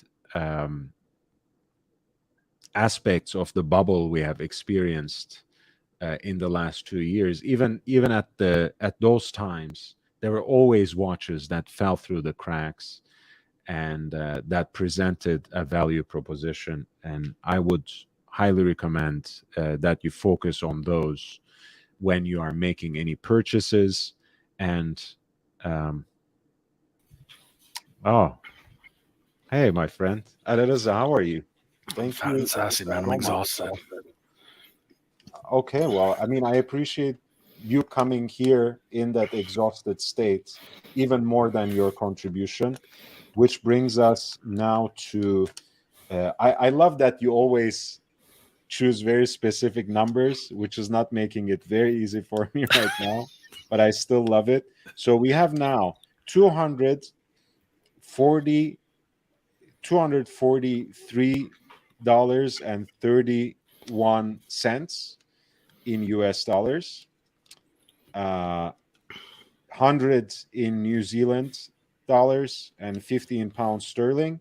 Actually, we have 253.31 in US dollars now. So let me update those numbers first also, in terms of the raffle. I'm sure you need another watch, Alireza, like you I need another really, hole. I, Hey, I, I have visitors coming this weekend, so I've been cleaning for like the past 7 hours. My hands are raw. I'm not wearing a watch. Like my hands are bleeding from all the chemicals and stuff. I'm not wearing a watch. I'm good. I knew you were doing this tonight. I wanted to get here as quickly as I could to support the effort. Also, thank you I so much. just like listening to you. So, um, Hideki, thank you for tuning in, because Hideki is actually a former colleague of mine. He's been recently tuning into some of the channels. Okay. Amazing. Thank you. This is his second super chat in my channel, which meant he has now also two numbers in the raffle, which I updated. Yeah, amazing. Ah, are you feeling a little better? Are you done with the cleaning now? I'm done until morning. I'm I'm wiped out. I did the the works, dusting and everything. I have my family coming in, and one of the particular people is very, very sensitive to dust and dander. And the normal cleaning service I have come in every 2 weeks. They do a good moderate job, but not like deep dusting. So I had air filters going on high everywhere. I was using a blaster to knock stuff out of place, vacuuming, everything. I was doing everything, and yeah, it just took its toll. So I'm sucking down some orange juice now, hoping to get my sugar back up. I'm good. I'm good. How are things going here? You've been going for about 2 hours now. How are things going so far? Good. A little more than 2 hours. I have about 4 more hours left, at least. Hey, maybe I'll get a fresh start around midnight with people on the continent and the UK joining me. So we'll see. We'll keep it going. I'll You know, find something actually, to talk can I about. completely derail you for a minute? Of course, I would appreciate that actually. So this is for, and hopefully people will see this in recording that people will see now. So Young Brando has a Patreon. I joined it last time I was on. I didn't actually understand what he was saying about like the messages he sends. Like he actually sends out a couple of like interesting finds, and each message, most of them, or I think so far, all of them on Chrono 24, they're interesting finds with like little, tidbits, a disclosure, which is actually a good idea in this day and age. So it's not a bad, like, these are watches which I don't think about often, right? The first one was a Jaeger LeCoultre Duo Face. I don't think about it often. There was the vintage APs, which I'm very familiar with, but I don't think about often. And then today there was a Jaeger LeCoultre Vacheron and Audemars. All interesting references, all not, for Chrono 24, certainly not bad deals. I don't know, maybe that was yesterday. There was, oh yeah, I didn't even look at today. So an IWC Ingenieur, 3 varieties of that Ingenieur, right? So for people who, I love are it. interested in this Patreon, he wasn't kidding. Like he's on top of it. So Thank you, Alireza. I think you can be my new PR manager, because you explained it better than I ever could. What I try to do, I would actually, how long-winded I am. So if it were possible, I would actually write an essay about each and every single one. But I discovered the app, or rather the client for that relationship manager, is so clunky that if you add more than 3 links, actually you can't find the button to click to send. Yeah. So what I do is basically I have a particular focus, right? Today, for example, it was the mid-sized version of the IWC Ingenieur, the original Gérard Janta design. Before that, like you said, I sent a few different dual face reversals with the GMT function and different dial designs. So every day I do that. And basically, once people warm up to this idea, which I'm glad you started actually enjoying and appreciating rather than being turned off by it, they start sending me questions about a particular watch. Then I can maybe write that novel that I had in mind about that particular piece, and we can exchange messages. But ultimately, thank you for explaining it for everyone. It's almost like, so my wife, my still wife, is she does these brain exercise things every day, right? And it starts with like a famous quotation, inspirational quotation, and then like a quick math exercise or whatnot. It's almost like first you get exposed to watches, which at least most of the channels I get to see, we don't talk about them, right? Because especially this time of year, we're just talking about new releases, so we don't talk about them. You get that. And the second one is that if you actually open all the links, it's almost like a brain teaser for watches, right? So yeah, I don't think about these things, and I don't remember them often. So I liked it. I do enjoy it. I thought that was it's certainly better than, like, I won't actually mention the brands, like brands that just send out a mail of like all the watches they're willing to sell, right? Because they're always willing to sell watches. It's like, well, we have 3 Hulks, we have 2 Pepsis, we have, right, some pretty nominal stuff that you see everywhere. Yeah, no, I like it. I mean, I want to say this. I don't resent people for having a business. No, not at all. I also don't resent people for developing a social media outreach and client relationship platforms in all the ways they can for that business. But the reason I cultivate my platform as completely independent is so I can send people these unusual and sometimes undesired, but most importantly, watches that fell under the radar for one reason or another, and for that reason actually present a great value proposition to the audience. That's the kind of watches that I talk about at least some of the time on the live stream, and behind the scenes I work a lot on curating those links. So yeah, thanks. no, I think I certainly do. I hope nobody misunderstands me. I'm what Dr. Jordan Peterson would call an embracing evil capitalism. Like, I totally want people to monetize whatever they want. I have no qualms with that whatsoever. But it was a nice change of pace, and I didn't expect it. Like, the first one I got, I'm like, oh, he sent me a message. Maybe it's a thank you. I open it. It's like watches. I'm like, oh, this is interesting.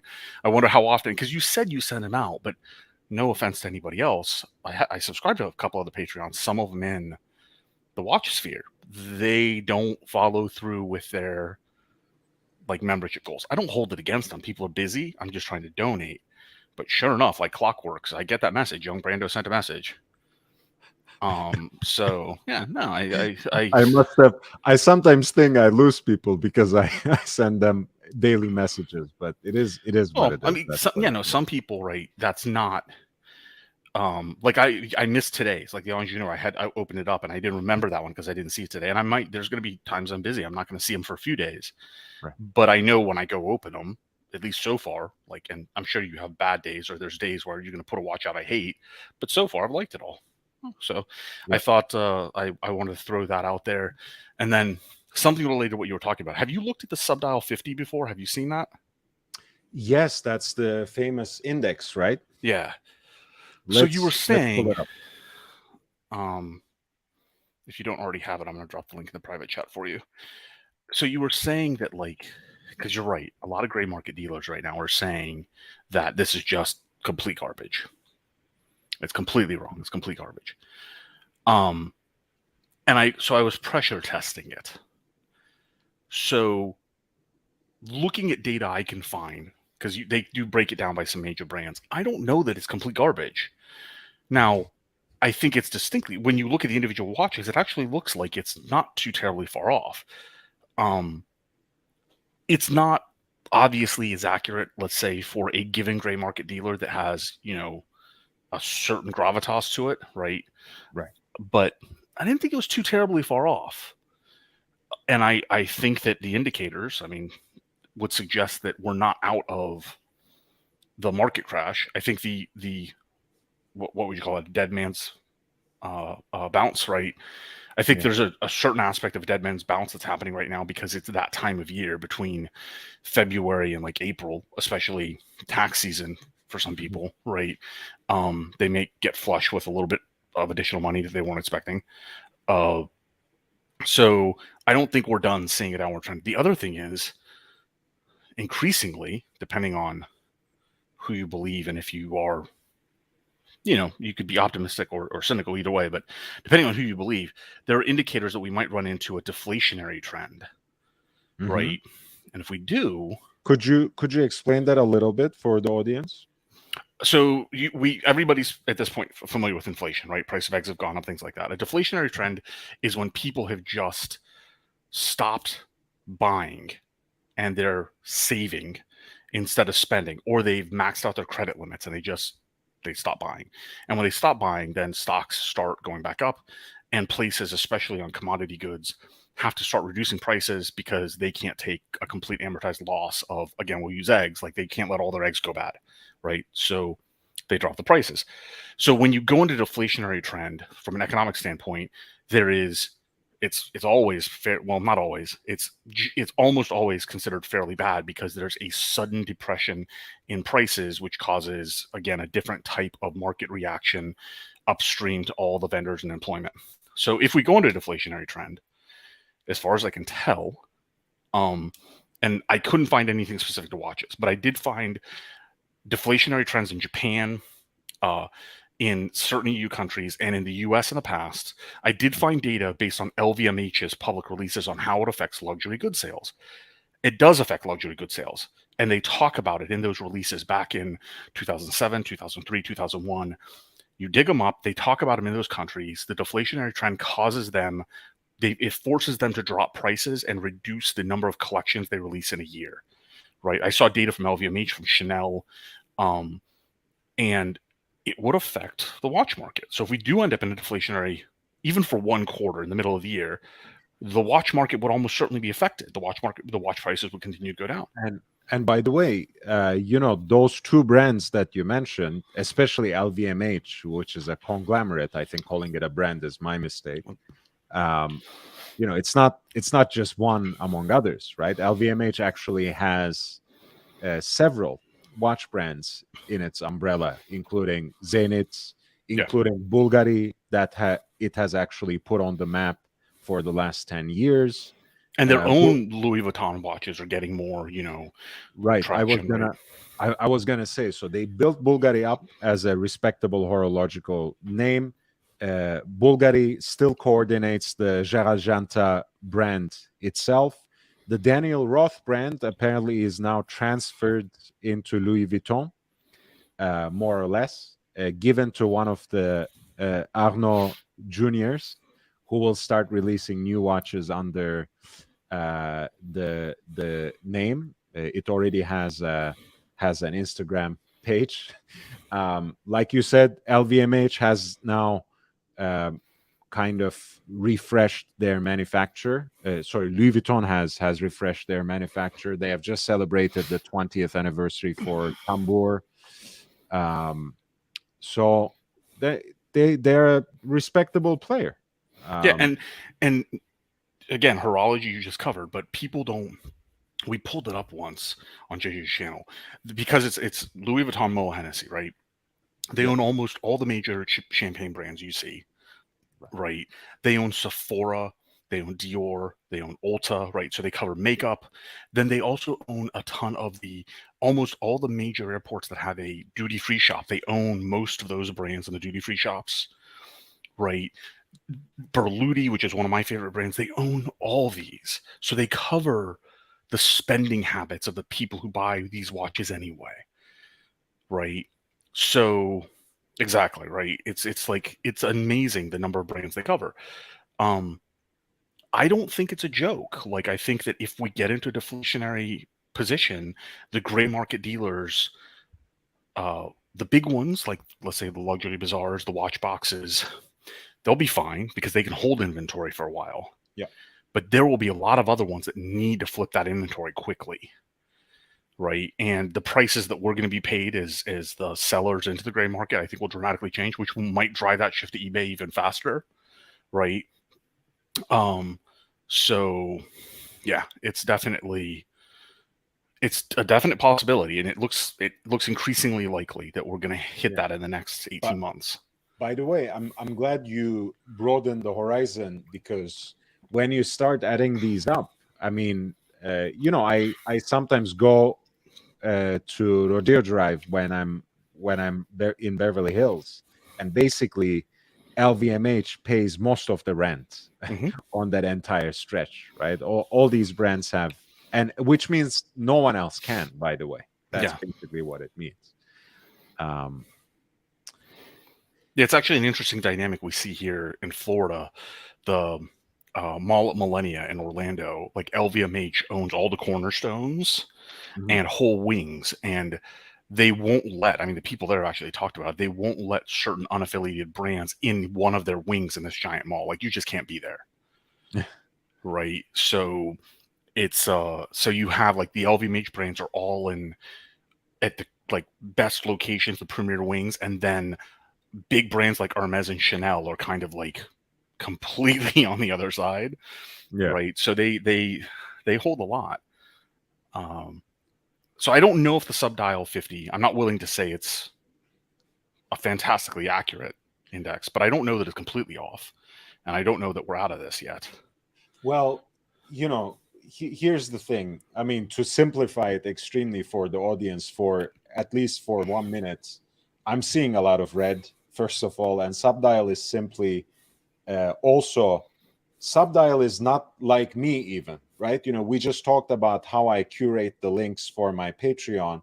I go for things that are not even all that desirable by the mainstream watch collector or by the average person who buys watches. Whereas subdial actually curates this data, collects this data from 50 models that are the most traded in the market. So these are actually the pricing trends for the 50 models that have seen most transactions in recent time, right? So that's serious stuff. We are not talking about a Reverso Duoface. We are talking about a Rolex Daytona with a ceramic bezel, right? So it's serious stuff.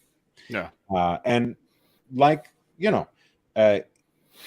anything that has any aspect of being scientific should be something that you can replicate. And Ali basically says he has done exactly that, right? He has chosen a model or two basically and looked at different price points from the same dealer, right? That's what you said. Exactly. And he basically saw the same trend or a very similar trend in terms of the price drops. So in a percentage, I should be clear on that actually. Right. In percentage, I saw the same trend. I think where people if other people have seen some of the other channels where I brought this up, they go like Nico said this is complete bunk. I think Marco said it's complete bunk. I think they say it's complete bunk because it's not affecting them in their particular like market with some of the high-end watches they sell, right? But the price point that, say, Nico, because of European VAT and stuff, sells watches is dramatically different than the price point Luxury Bazaar does. Right. So I think, so when you look at it as a percentage, with data that was shared with me and like, speaking about specific models, the percentages seem right. They don't seem too terribly far off. And I think Subdial has a ways to go, and they will eventually get there. But I don't think it's a bad thing to keep an eye on. And I do think right now that slight bump, again, kind of that slight bounce is related mostly, in my opinion, and this is opinion, not based on any data, but just the trend I see with like my contemporaries. It's the time of year where a lot of my contemporaries, and myself included, will burn off a little bit more money because it ends up that we have either more money coming back from the government, like the government's returning more of our money from taxes, or our taxes weren't as high, right? So I have a little bit more income than I expected, which changes my aspirations for like what watches I'm willing to acquire. It's just this time of year. So anyway, you were talking about that. I don't think you're wrong, but like I said, Nico and Marco both told me I'm out of my damn mind. Look, I mean, again, I think I will return to what you said earlier. The watch boxes, watch finders, even luxury bazaars of this world, I think will ride out even a more critical crash than this. And I refuse to call this a correction at this point. They can do whatever they want. And at the end of the day, once again, we return to that same point. I'm independent. They are bound by the inventory that they have to sell. So my stakes are different in this. And I have a kind of objectivity that a watch dealer can never have because they're invested in it, literally. The only thing I invest in these things is my emotions, which can be quite a whirlwind at times, but that's beside the point. So at the end of the day, a lot of the backpackers and the drive by night kind of dealers have already folded. People who have started dealing watches in the pandemic / post-pandemic era just because it was a cool thing to do and something profitable. They're already Those out. people are almost already completely wiped out. Are you on the Moto groups by chance? Yes. Yeah, so if people... Oh, you have a generous super chat. Thomas Burnett, thank you so much. Having visited Gaziantep in Turkey as a child, I'm devastated for the people affected by the worst earthquake in 84 years. Yeah, almost a century, man. When 33,000 died, it might even be more. So this brings us, by the way, to 95 in pound sterling. We still have 100 in New Zealand dollars, and finally 31 in US. More are expected to die. One person said, we thought it was the apocalypse. Help Turkey and Syria. Yeah, people really can't catch a break in the region, honestly. It's been a very tough 2022 for many, many in Iran, of course. Syria, still the civil war is raging in Syria. Turkey. And Turkey, like just the inflation in Turkey being like 100% a quarter for 2 years. Right. Like they've been really struggling. I mean, my friends and colleagues in the Adana area, which is just a few miles away from the epicenter, like the sheer number of employees that are still missing and at this point presumed dead is like astonishing. Earlier today, I was talking with somebody that, I told them, do you guys even have a concept of crisis counselors? Like, because you're going to have an office where most of the people are not coming back. Right. It's like you gotta, it's insane. It's utterly insane. Yeah. Thank you, Thomas Burnett. Thank you so much, Thomas. So Moto, I would just, so for people who, are on Facebook still, if they can get into the Moto group, you can see the backpack dealer and the smaller dealer dynamic that Young Brandon was talking about in action. Like you can actually see it happening. Like people are, because you'll have these watches that will come out for what's arguably a great price. a whole bunch of people will post great price, great price, great price. The watch will still be for sale 7 hours later, 9 hours later. Yeah. Because people just can't pull the trigger. They're just not pulling the trigger. Right. And 2 years ago, that wasn't happening. It's gone like instantly. Anything that was remotely attractive in terms of the market trends, attractively priced, I should say, what was almost instantly disappearing. Yeah, but that's no longer the case anymore. And mid-sized dealers as well, like that specialize in watches. I'm not talking about jewelers who have a booth in the jewelry district in Los Angeles, for example, who have been doing this for generations. They can ride it out because they are settled. Maybe they will think this is a good time to retire or something, which is another issue. But even mid-sized dealers are experiencing a lot, where they were, for example, thinking of expansion and growth, right? We can open an office in New York, we can open another office in Los Angeles, we can have a spot in Aspen or something. Now they are kind of battening down in the trenches and trying to see how they can ride this out if they are not folding already. So I'll say this. Look, one of my friends and one of the long-lasting members of the community here, Jake Brooks, was saying, like, I try to catch a knife usually while it's falling down, right? Which is me chasing down steals, basically, not only deals. So I'll say this: I think we have not seen the bottom, and there are, like you said, Ali, already good deals when it comes to many watches. I think there will be more. I think there will be better deals, but since, like you said, those smaller people, smaller dealers are offloading these watches, and since a lot of those watches are actually being snapped up by the big fish, once the crisis ends, once the crash finds its bottom, actually a lot of the most desirable and aspirational watches are suddenly gonna jump up once again. That for sure. But we don't know when that yo-yo effect or when that next pendulum swing is going to occur. So my strategy has always been, as a collector myself, the only risk I will really take with my money is missing out on a great deal.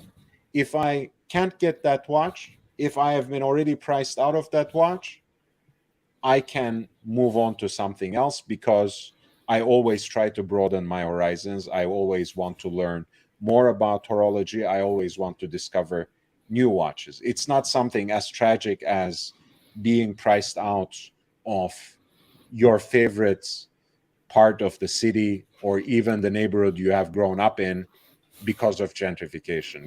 I don't consider it as tragic as that. If I can't buy a Royal Oak anymore, that's fine. It's not the end of my life. I can move on to other watches, right? Yep. Something like that, I think, would not be as tragic. So I would rather urge people to be a little more patient and maybe, like you said, wait until after the tax season and see if there is then a serious bump in the market. If there isn't, I think things will continue to go down at least until the holiday season, at least until the end of this year. But then again, none of this is investment advice, so I don't know what else to add. Yeah, I'm not. I'm right now not sure if it's going to last all the way to the holiday season myself, but again, not investment advice. The one thing that I will say, I do appreciate actually your perspective on this isn't the same thing as being priced out of a housing market. Not the same thing, right? But I will say that I don't know that, given that it's already decreased 33%, let's say, right, in the past year, I don't know if the swing is going to be so big that I'd be willing to pass up a watch I've been waiting for a long time. So if you have the money and you can pull the trigger, and you're intending to keep the watch, right? If you're looking for an Yeah. investment, it's different. But if you're intending to keep the watch, buy it, be happy, wear it in good health. Don't make it a safe queen, and don't look back. Like, don't agonize over you missed out on another 5% Right. of potential savings, because Great. if you do that too long, and I know actually we both know a lot of people who've done it too long. I've done it too long sometimes, right? Didn't anticipate when the recovery would happen for a given watch. Didn't anticipate when the market was going to get so hot, and completely missed out. And it's never going to be on my wrist now, right? So, it's a good time. It might get a little better, but if you see an opportunity, don't wait too long either. That's fair. That's fair. But being Because patient, if you're not like, if it's not, don't be patient if it's a speculative watch, right? Be very patient if you're not sure you're going to keep this watch. If you're not sure you love it, be patient. Don't go trying to buy a watch as an investment piece right now, because there is room. Yeah, that's actually a great perspective, Ali, in the sense that yes, you have been saving up for that dream watch, for that aspirational piece, and you had said, hey, if it drops back to, let's say, high tens from all the way it has gone up, I will actually bite the bullet and get one. And it has dropped down from low 30s to 19,000, for example. The economics of thrift would dictate that, man, it's been dipping and dipping. The prices have been falling and falling. Let's wait a little more. It will be cheaper. But like you said, Ali, if you have already made up your mind, you want this watch, you are going to wear it, and you are not trying to save queen it. You are not just trying to flip it the next month or the next year, but you want to make it an integral part, a permanent part of your collection. This year might be a good time to get a watch like that. Yeah, I agree with that. yeah. I think we're like in 90% plus alignment. And we are very fortunate to be able to even have these conversations right now. So, being patient isn't going to hurt us. Absolutely, especially in the context of this fundraiser, where we do what we can do, right, which is to talk about luxury watches. We do what this channel specializes in, but at the end of the day, we are really experiencing what are essentially first world problems, and thank God for that. That's a term that I think is way overused right now. It's dead applicable. Yeah. I can't disagree with that either. I think that's also kind of a humble brag as well, especially people like us, who are either immigrants themselves or come from immigrant families, really know what it should mean. But a lot of times it's really used as a humble brag of sorts, and sometimes, like, just about that silly conversation you have sometimes with significant others. What do you want to eat for dinner? Yeah, That's not a first world problem. That's just yeah. Anyway. That's just biology at this point. That's a universal. I don't know. My daughter, that problem, God, that started at like 7 years old for her. Oh, It was like the immediate, like, hey, what do you want for dinner? Like, it was exactly like talking to my wife. I was like, oh my God, I have another one in the house who can't make up her mind.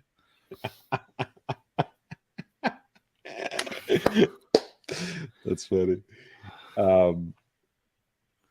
Yeah, so again, so Subdial, I think it's a great resource. What's better, since we don't always want to have these sorts of abstract conversations, you don't have to use Chrono24 for anything else. You don't actually buy watches from there, right?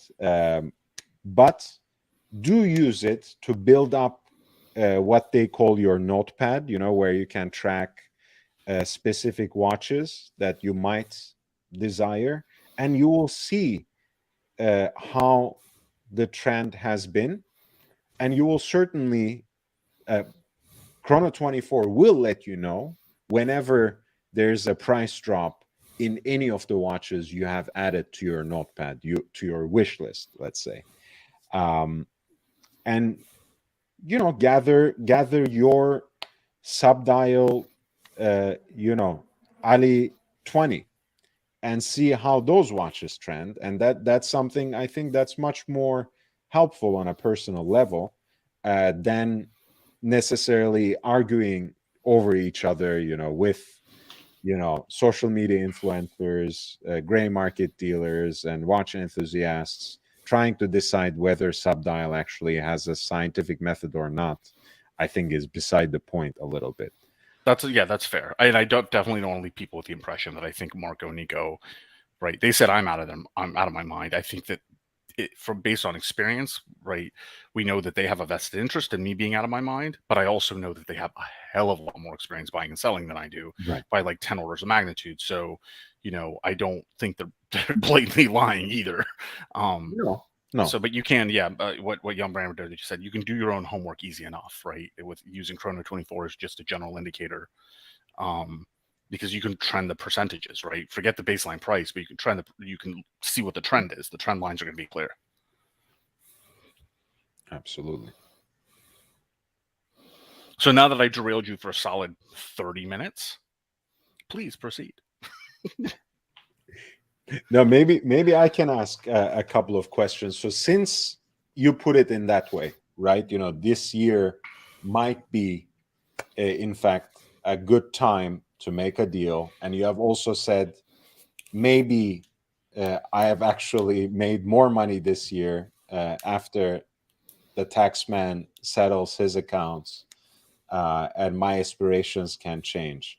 What do you actually have in mind? Maybe you can share at least a few hints. Yeah, so actually I still have what I did it's been 2 years I've been doing this. I downsized from 46, 47 watches. I'm trying to get down to, I've coined a term, I say 3 and a G. 3 nice watches, automatic watches, and a G-Shock. Okay. So I actually still have the roll next to me with the 3 that are currently my rotation. Now I still have 3 Royal Oaks, 2 Royal Oaks, and 1 Royal Oak offshore. But the 3 that are my current rotation are the Root Beer, the Silver Dialed 15500, and the Vermont Project Possible. Okay. So that's my current rotation. What I'm looking to do is I'm looking to, the root beer is a little small for me. I have the deformed proportions of my body, and my wrist is just way too big. So 40 millimeters is too small. The 41 subs are more like 40 and a half, but it's just enough that I may do that. And I actually have I have a Cookie Monster, which has been on my wrist once at the AD, the white gold sub. And I might just swap out the root beer for that, because having a Rolex is still appealing to me, now that I've finally got to the point. I'm not a big fan of Rolex as a brand, but having one in there, I think, is almost obligatory. So that drives Bill Sanders crazy, right? Once every so often, Bill Sanders of Watch Art Side channel starts going on this rant, because he does actually have a lot of sympathy and appreciation for Rolex, but since people always get on his case, like, can you really call yourself a watch collector if you don't have at least one Rolex in the collection? He starts talking about, that's such a stupid things to say. It's not okay. Why would I have to? I actually like the Air King, but I don't have to, etc., etc. So, and he's not wrong, but I'm still like, there's a part of me that, I fall into that trap, right? Especially in the circles with people like JJ and Cap, and just being very close friends, right? These are Rolexes big in these circles, right? So the root beer looks like, I'll go the Cookie Monster direction. If I don't, I'm trying to work out a deal for a Singer, right? Singer Imagine. I actually asked your channel about this some weeks ago. Yeah. That may replace the root beer. Like I said, I have 2 15500s, right? So I have the Silver Dial, the Slate, and I have a 15720 offshore right now. So I got 3 APs. AP has a list of 6 watches from me that I gave them before all the new releases. So I'm gonna have to fly up to Atlanta or go down to Bal Harbor and give them 6 more out of the new releases, right? And I said, if you can get me any of these, I will take them, right? And can you tell me what is in that? You don't have to name the entire half dirty dozen, but like, Well, maybe so one or two. if there's a couple of them, if there's still a titanium 43 mil music edition, right? I'm very interested in that. The Star Wheel, which apparently like I'm not going to get that. Very interested in that. The open work has been what I've been waiting for. I've been waiting for the 80 to call me about the open worked in either steel or rose gold, right? And then We're I'm talking about the Royal Oak, right? the Royal Oak, yeah, the Royal Oak open worked, right? And then the new code with the smoked sapphire, the stacked glass, right? That's another one that I'm going to tell them that I'm interested in if they can come up with that. And then I said any of the what they call the dimple dial, I call it a hammer dial, any of the dimple dial tourbillon, I'd be interested in that, right? So the list is longer than that. These are all heavy hitters. In any of these watches, do you? I mean, this is also 41 too, so it would take care of your size problem. Yeah, they're 40. Because I have the Royal Oaks, they fit me nicely because they wear closer to 43 because of the integrated bracelet and the layout, right? So my perspective, because they keep calling me about codes, they probably offer me, I don't know how many codes they've offered me at this point.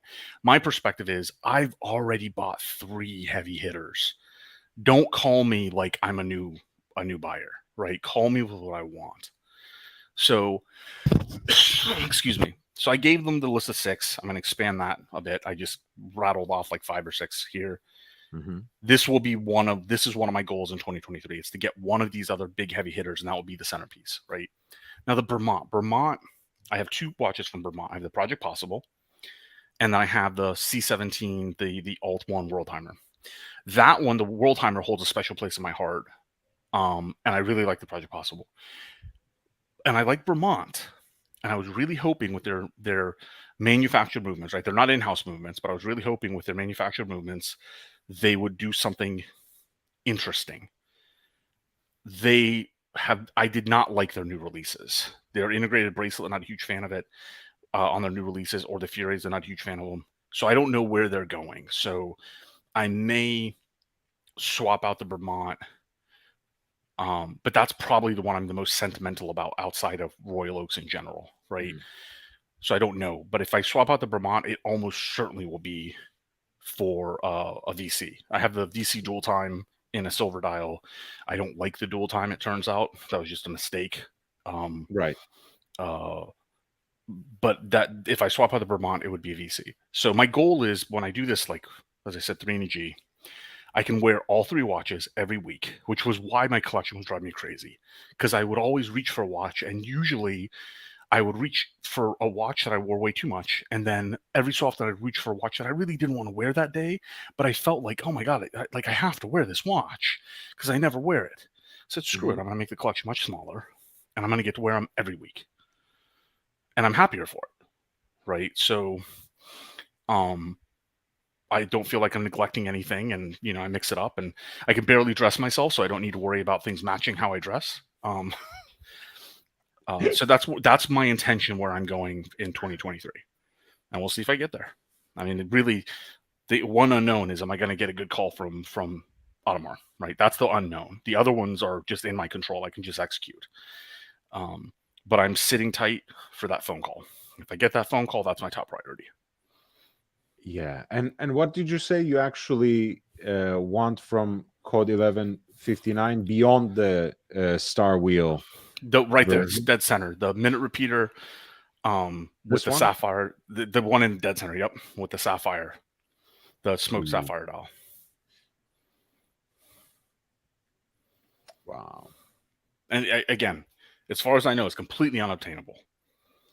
But I'm going to ask. Imagine. And the funny thing is also, for it still seems unbelievable for pieces like this to be unobtainable, because I think the price tag on this is pretty salty, right? I don't even remember what the article said the price tag was going to be. honestly. Like because they're all like one of the least expensive is the open work, which is like 80 some odd thousand, right? Everything else is,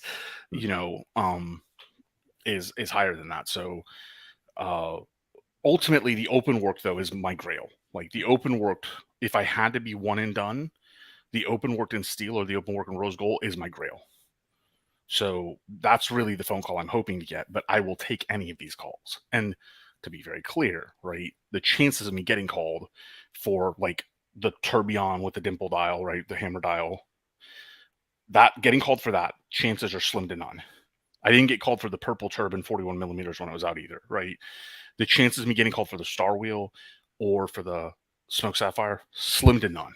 It would be a miracle if I got called for any of those, or even the Royal Oak Perpetuals. Like I said, if you get the purple one, I'll take it, right?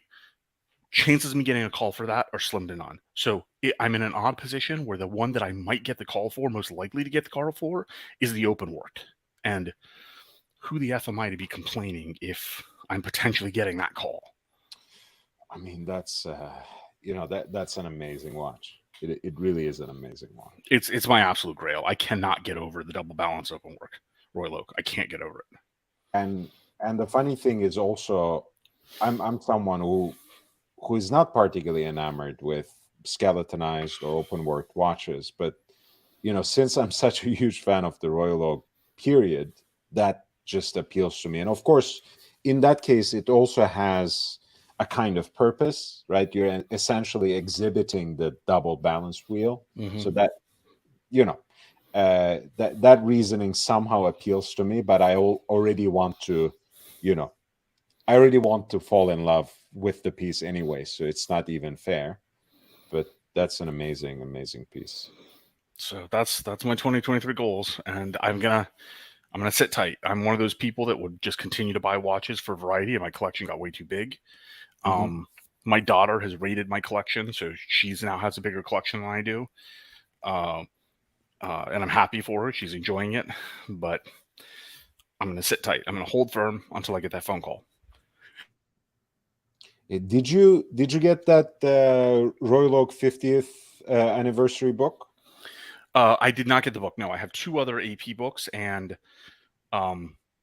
so a slight tangent. I've had 2 natural disasters wipe my house out in my life. Oh my God. So now I live quite literally for myself, like with go bags in a room. So this room I'm in right now, to my left are my shoes, to my right is my wardrobe. Like everything has to fit in a room. And so books and bookshelves, which you can see some of them over my shoulder, also like everything's a premium. So I don't over accumulate because I've been through that twice, and it doesn't matter if you have insurance or not, like it just wipes you out. So I quite literally could, if a bad hurricane's coming through and they say we're definitely going to get flooded, I can literally put everything in the back of my truck in this room and put 2 bags for my daughter, and I'm gone. Thomas Burnett, thank you again. $8.99. So that takes us to 106 in pounds, 100 in New Zealand dollars, and also $253.31. Thank you so much. Sorry to sound too negative earlier. No problem whatsoever. Of course, again, remember, this is a fundraising stream. That's what we are here for. We are talking watches because that's what we know best, but we are also trying to raise consciousness. We are trying to come to grips with the devastating moment. So absolutely no problem. Many congratulations on the anniversary. Thank you so much again. I've been producing watch-related content on this channel since last February, so this was supposed to be marking that occasion, but I would much rather have something to benefit the people who have been affected by the earthquake than anything else. This is a brilliant outlet for punters to share the love of our hobby. Every success in the future. I hope so. Hey, Ali basically has shared the link with his friend Hideaki, who is here. So please do the same and help me expand the community and help me reach 5,000 subscribers, which is my goal at the end of the year. So also, I should have oh, wished you a happy anniversary. Happy anniversary. thank you You know, so much. congratulations, especially. I know where you started. You know, on Pluto streams. I'm not a fan of Pluto in the least.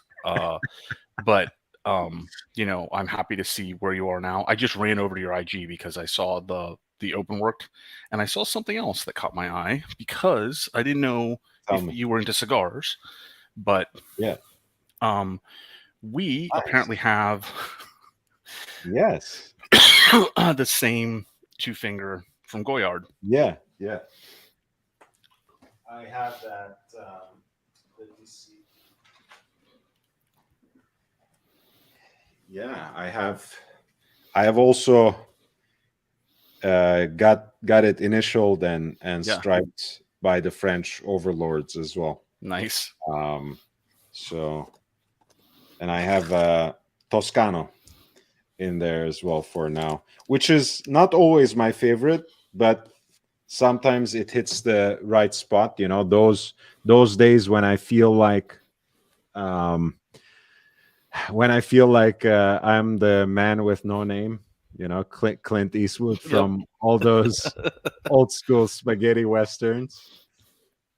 It's always been, by the way, very very fascinating to me that one of the bastions of American masculinity and selfhood, you know, which is the Western, is a genre that was at least in part cultivated in Italy, in the Italian imaginary, you know, in studios that were set up literally in Rome, which is the weirdest thing, of course.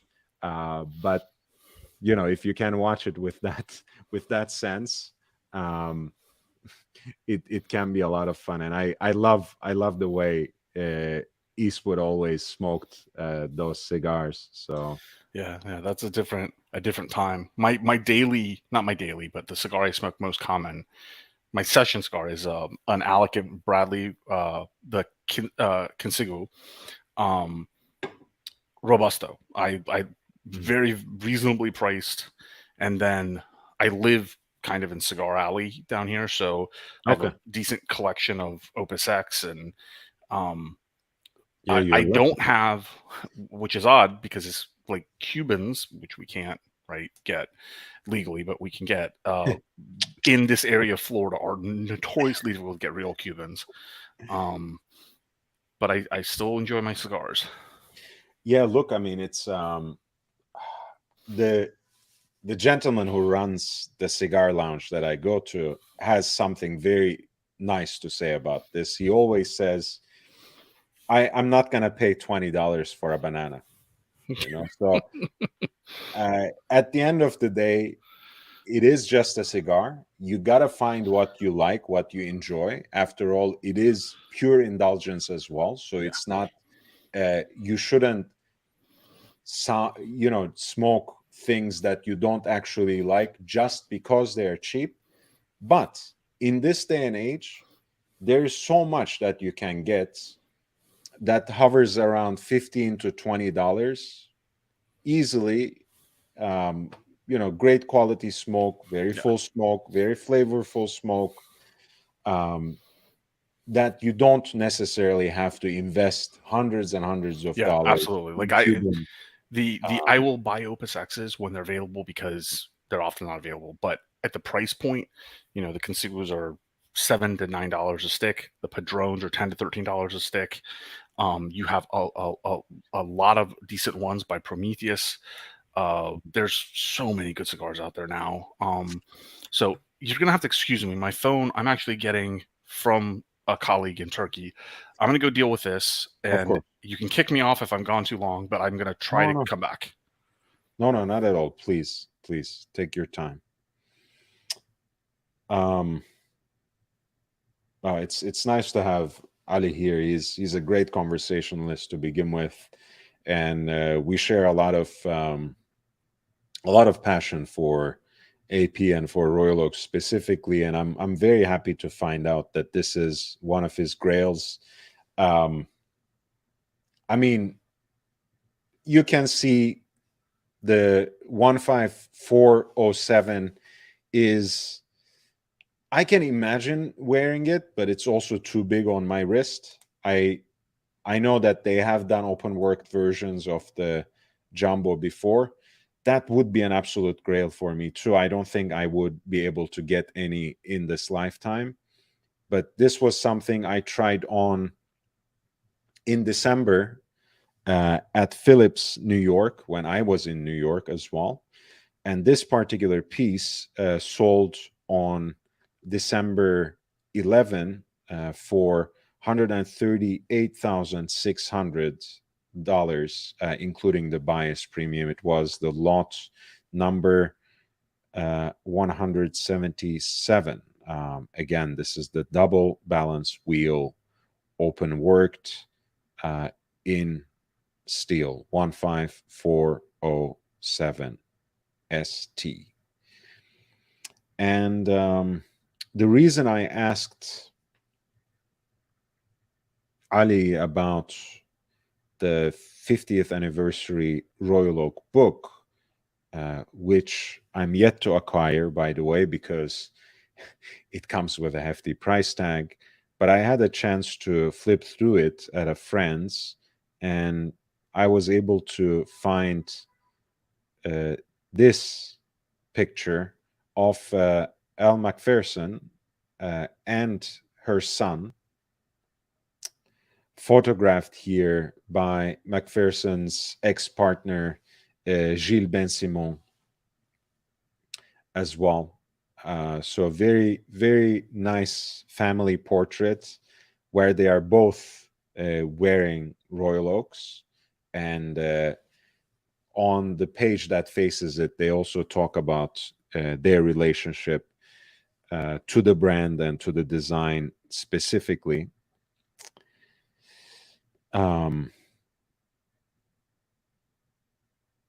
Flynn, who is the son, is wearing that open worked version of the double balance wheel in steel, as you can see here.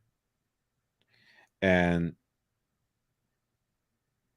in her timeless style, Elle is wearing over the cuff of what seems to my eyes, to my educated eyes, I should say, a Royal Oxford shirt, a 26239, which is actually a self-winding Royal Oak chronograph with a light gray tapisserie dial.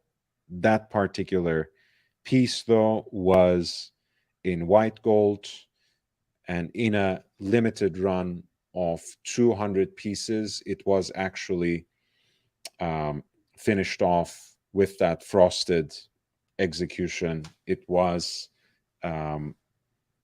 basically decorated with that Florentine finish, which you also see, of course, on the dials of Royal Oaks once every so often in very special ways, like the Florentine dial they just introduced into the new Royal Oak Jumbo 16202. I thought this was a very charming portrait, and they both wear their Royal Oaks really well and very much in style. So I really appreciate this. In the meantime, by the way, this is my Instagram. I would appreciate it if you follow me there as well.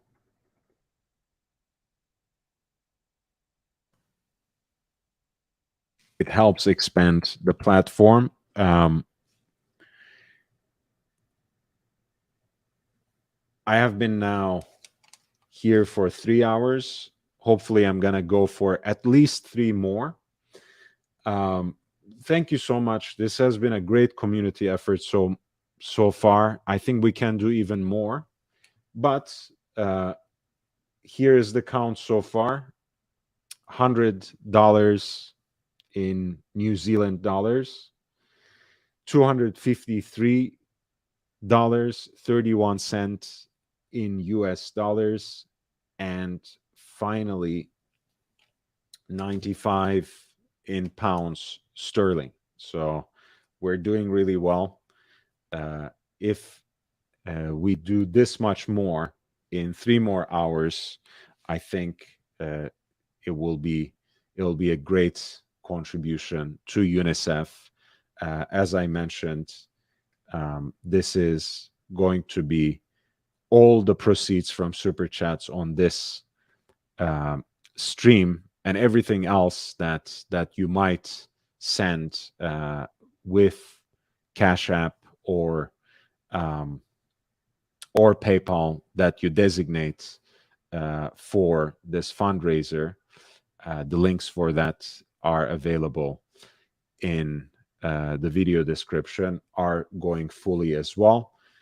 And I will do that at the end of the stream, simply in front of your eyes, and show the receipt as well. Of course, without completely doxing myself, but the important details will be there.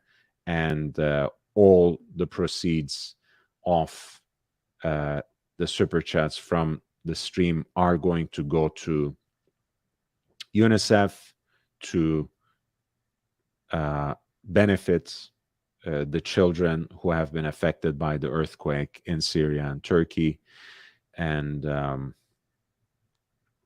every single person who has so far super chatted on this live stream has also been added with unique numbers to the raffle.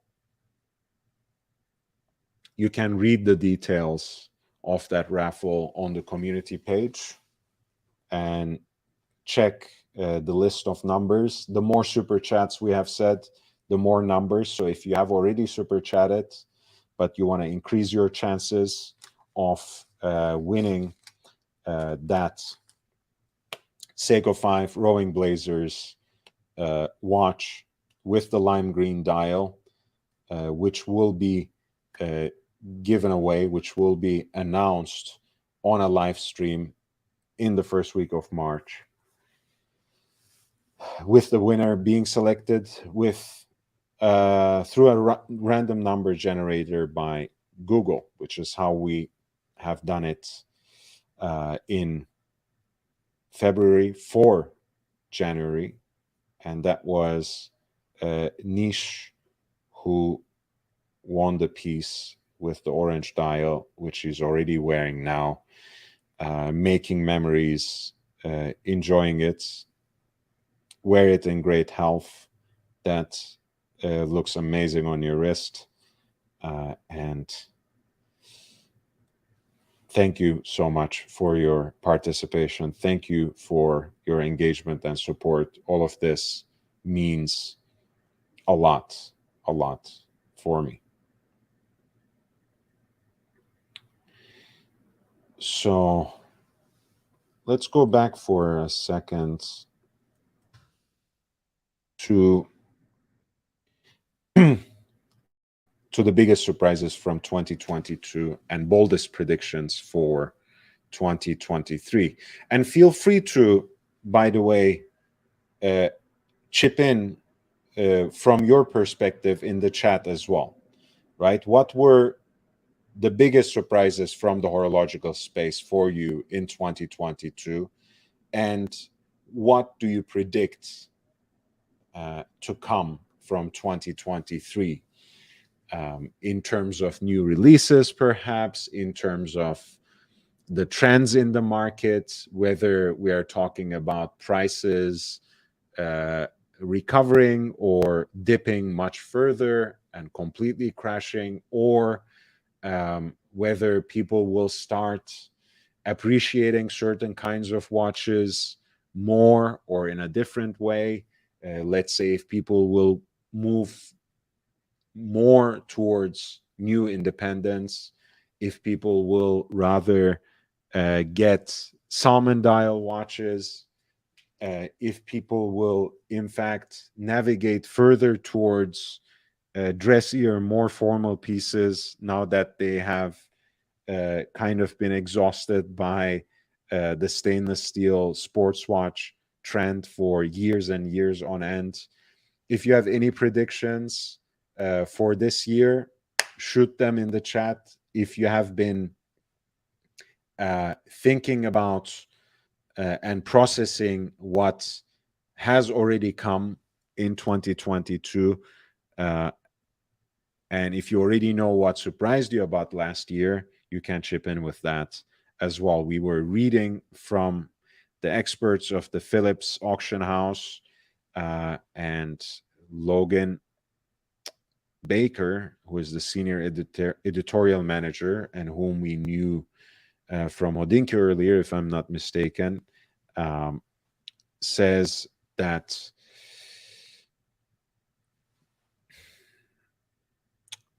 at November's Geneva auction number 14, he saw serious watch lovers are ready to embrace watches produced outside the traditional Swiss establishment. The George Daniel spring case tourbillon, for instance, sold for $4 million in Swiss francs. Now, I mean, as much as I love this sort of, excessive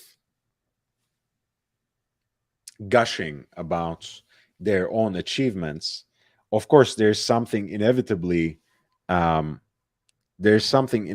skewed about focusing on watches that are so rare. I mean, any watch that that is made by George Daniels, by definition, is a pièce unique, is a one of a kind.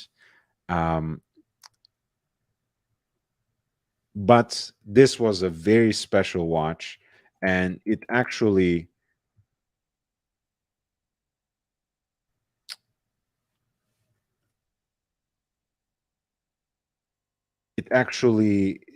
is probably one of the only two wristwatches that was fully handmade by George Daniels. So we're talking about rarest of rare.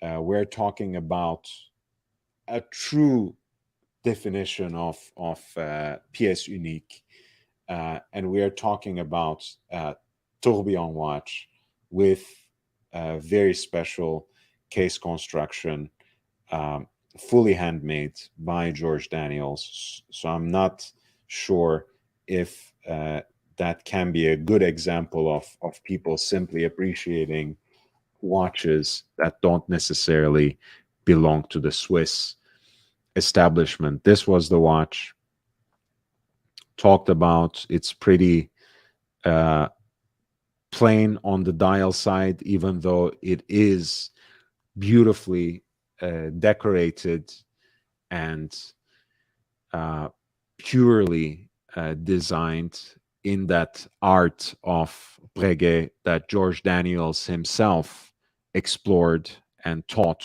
to generations of independent watchmakers today who are still iterating the codes of that design language. What's really business is this anthropomorphic backside of the watch that has both the day date and the tourbillon cage very nicely laid out in this triangular fashion.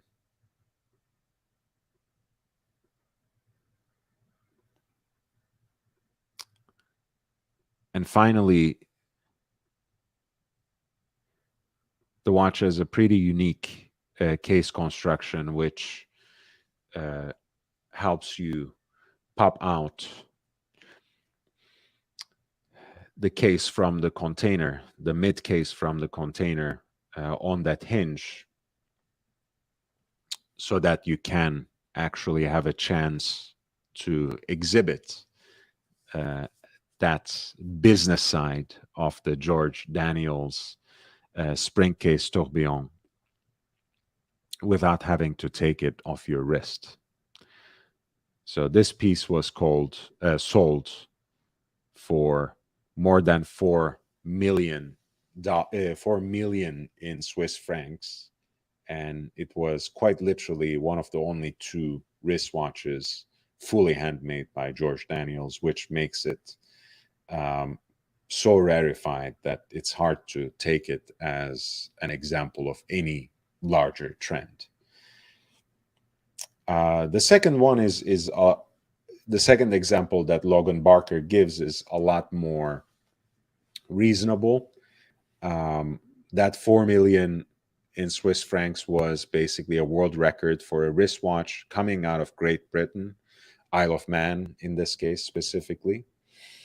And on that same sale, this was the Geneva auction in November, the A. Lang und Söhne 1815 chronograph, the Hampton Court edition, achieved 1,058,500 in Swiss francs, the highest price ever paid for a German timepiece at auction. This is something that A. Lang und Söhne did for charity as well, which is something to be appreciated because they have this tradition of supporting and sponsoring a variety of car shows and other, especially vintage car related events. For example, the Concorso de Eleganza in Villa d'Este is an annual event that they partner with that is being held on the shores of Lake Como. And they are also a partner of the Concours of Elegance that is staged at Hampton Court Palace on the outskirts of London. Now, they had this tradition of giving as their prize to the winner of that concourse a wristwatch, usually a chronograph, but they have given different watches in the past. In this case, they wanted to actually make a watch that would be sold for charity later rather than simply being awarded to someone who is already quite privileged to even participate in that sort of show and to win it with that kind of vintage car, which I thought was actually a brilliant idea and something that I'm glad the participants of this Concours of Elegance actually took well and took lightly. So this is basically a one-of-a-kind version of the 1815 A. Lang und Söhne flyback chronograph with beautiful matte black dial. The accents for the index markers as well as the tachometer on the dial have this slightly off-white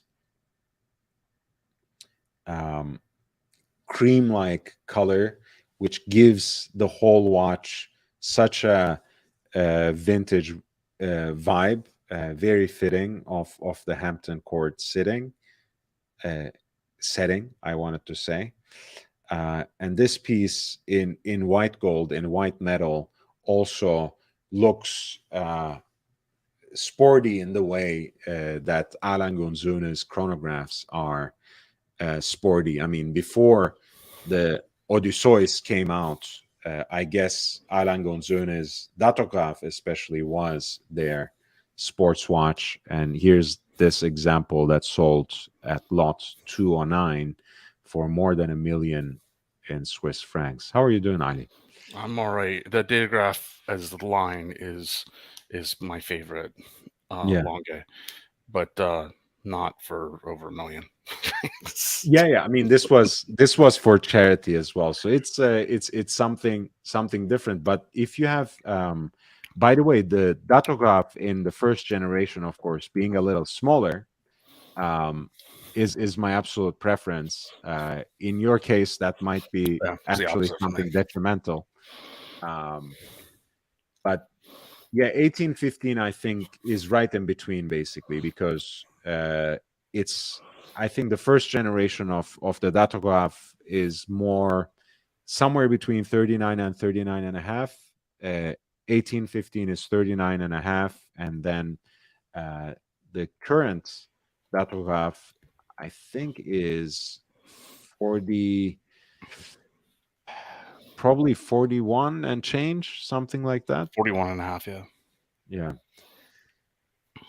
But yeah, they're beautiful watches, and this also has that half hunter case construction, where you have the engraved case back, but also installed on a hinge, so you can actually look at that. You know, when Beautiful. there's a word or a phrase that you say wrong no matter what your whole life, hunter caseback is one that I will never get right. I call it a hawk caseback for whatever reason. Hawk? What does Hawk. that mean? I have no idea. It means nothing. I call it the wrong thing. But AP just released that ultra complicated code with the hunter caseback. I kept calling it a hawk caseback. I love these. I absolutely love them, but I will never refer to them by the right name because I'm an idiot. Look Well, at the finishing on that, man. here's a quick way of thinking about it. A full hunter case is basically, think of a gentleman, right, who wants to actually take his pocket watch into some sort of sporting activity. So it needs an extra protection, extra protective element of the case, which will close it from the back and from the dial side as well. So that's a full hunter. Whereas half hunter is something that has a hinged case back, where you can get a glimpse of the movement as well. When they call it open face, it doesn't mean that it doesn't have a glass, but that it doesn't have anything on the dial side that you need to open up. That it just has the open face on the dial side. So I mean, very quickly, that's the thing. You can also just say hinged case back. Yeah, I just always get it. I mean, I love these things, and there's not many things make me feel as ugly as the finishing on a Longue, by the way. What does that mean? You see beautiful people, and you're like, I'm ugly. I see some of the finishing on these watches. I'm like, oh, I'm definitely ugly. They're so beautiful. This finishing is so beautiful. I mean, I agree with the second part of that this finishing is beautiful. I hesitate to agree with your estimation of your own face. I don't know if you catch JJ's channel often, but I try to watch. But not very often. A few weeks ago, her name was Chippy, but I guess it's Blondie. And I don't know her, but I know of who Blondie is. I think she had a couple too many drinks, and she made a comparison to the way I looked at Jason Momoa, right? Which is ridiculous. Oh, wow. Now, my daughter has permission to watch JJ's stream. And she watches it usually a few days later because of just the times and homework. And I was sitting in my office working in the middle of the day. It was on a weekend. I hear her laughing hysterically in the living room. And it was one of those laughters where, like, as a parent, you start laughing because your child is laughing. So I walk out to see what she's laughing at, and she's getting her phone, and she's doing something real quick, and she pulls up a picture of Jason Momoa. She was watching that episode. She's just dying of laughter at the comparison. I'm like, it is good to know that you think your father is also ugly.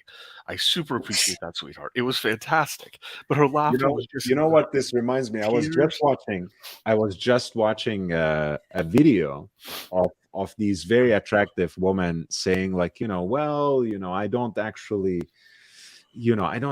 like muscular men. Of course they should take care of themselves and whatever. I appreciate that bots. And the host of the show was basically saying, you guys usually don't know what you're talking about. I had guests like you in this show before, and when when they talk about dad bods, they mean someone like, something like Jason Momoa, whereas a real dad is, someone who is pasty, with a muffin top, you know with lots of body hair sprouting at God knows from where, like me, like, you don't want to see my back like out of season. No, I'm Persian. I know exactly what you're talking about. Exactly. White people buy Persian rugs and they think it's sheep's wool. Nah, it's the hair straight off our chests. It's straight off our bodies. Thomas Burnett, thank you so much. Great panel and great show tonight. I just woke up and started to watch. Time to get back to sleep now, though. It's 5:30 a.m. Have Thank a good you so sleep, much. Thomas. Thank you so much for being here. I have a show to do when I wake up. Please, I loved Omega CK859 in 2022. This was the sector dial, right? I don't know. Oh, look at that. Oh, that's a nice little sector dial. Yeah. JLC just they lost their sector dial groove. This is a nice one. Yeah. Omega. So we are now at 104 in pounds sterling, 100 in New Zealand dollars, and $253.31 in American. Yeah, good luck with the show as well, Thomas. Is Thomas a streamer? Yeah, he does. I think he runs the Escapement show, I want to say. I'll have to look that up. I think because at one point so many different shows sprouted up that I lost count. And honestly, I used to make fun of these kids when I was in college. I studied literature, and there were some kids who were my friends / acquaintances who were in creative writing, and they refused to read books. They refused to read literature lest it might influence them and like, contaminate their minds. I used to hate on them, but now I think like, I have kind of adopted a similar practice in terms of my own craft here. I try to watch as little watch content as possible, except for maybe Bill Sanders, which I watch quite religiously on Saturdays. No pun intended. I should be doing something else on Saturdays, but God knows I'm not very good with that. Shit. Sorry. But yes, so I try to, again, I genuinely value the kind of independence I have here. The fact that I generate my own content, my own conversations. I don't pick up on things that other people have already discussed inside and out. Even when I pull up content from the mainstream outlets, I try to put my own spin and not simply spout off what they have already written there. But yeah, once every so often I do drop by to these shows. I've been known to drop by on Watch Nicholas's show. I've appeared maybe 2 or 3 times on JJ's Watch Hangout, now it's called. Yeah. I have said in a passive aggressive way, does that mean we don't have to be gentlemen anymore? We don't have to pretend? But he's had a couple of no, I think one so far, drama show, which was kind of funny. And he has so Tanzil, right? I actually don't know him. I know of him as a character in the universe, so to speak, but I don't actually know Tanzil, and I have never been on the same panel with him, unfortunately. No, I knew of him by reputation. I think you would like him. I've only interacted with him now, I think 3 times at length. But he hosts a show on JJ's channel on Fridays now, and Nice. then GMT and maybe Cap are going to try to host one together on Saturdays, and I have done 2 so far on Thursdays.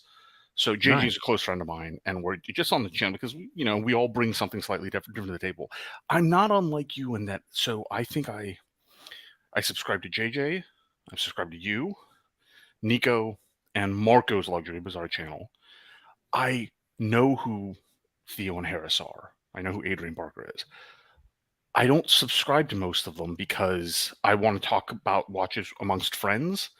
And my gateway to the watch world on YouTube was the Urban Gentry, right? Trishana's channel, right? So, and I didn't, for whatever reason, I think YouTube just showed me mercy. I never knew that Pluto's channel even existed. I learned about it after I learned about Tim Wright and Marco and JJ, right? So I also limit my content for different reasons than you do, because I'm not a content producer, but I just apparently you're hosting your own show on JJ's Watch Hangout now, so you are in a way. Yeah, but it's definitely not the same. Actually, yesterday I brought up our conversation about some of the watches you brought up, off the beaten path, and we had talked to Megan and stuff like that. I had mentioned you specifically by name, but yeah, it's I don't care if I get biased by people, but I actually time's valuable, and I subscribe to I think 15 or 16 YouTube channels total. And I do the same thing with IG. I don't follow a lot of people because I actually want to pay attention to what I'm following. And because of that, I stay off of like Facebook and stuff like that. So if I follow you on IG or if I follow your YouTube channel, there's a good chance that I see in the course of the week everything you produced, or nearly everything you produced. I don't like just having, that's just me, my own personal, it could be OCD, whatever it is, right? I don't like having just a stream that I can't see. I went and I can promise that, I just dropped a subscribe, so I'll watch some of the Escapement show, which does appear to be Thomas's show. I can't promise I'll stick around forever, but it's a small show, so I want to see something different, right? Because I got tired of everybody regurgitating the same thing. Right. I have also, I've opened this particular Instagram account as mainly focusing on men's style, and then I ended up focusing just on watches. You can see that development even over the course of now a little more than 500 posts. But yeah, at the beginning, I had a lot of, I had a lot of Instagram models that I was following. And now I decided just to focus on official lingerie, tasteful kind of content, from Honey Burdette, from Agent Provocateur and that kind of stuff. So I see the value of focus, that Savage Fenty, of course, Rihanna. I'm one of those guys. I guess this will also not surprise my audience, who is going to watch the Super Bowl not because of Eagles or Chiefs, but because of Rihanna. So, but yes, so I certainly appreciate it. I try not to get too distracted and diffused in my social media consumption as well, simply because there's not too much time. PJ, 5 Australian, thank you so much. Much respect to you. So now we also have 5 Australian. Nice. I will add these names to the raffle as well. I'm waiting for a Canadian to show up, so you can call it Californian. Right. Or official, as Bear Clooney used to say, the official currency of the Archie Luxury channel. Of the Archie Luxury channel. Ouch. No, because they had that whole thing, as you know, with Marco. Man, it's that's the thing that basically tired me out, as it would not surprise you, of course. There's just too much drama. I couldn't take it after a certain point.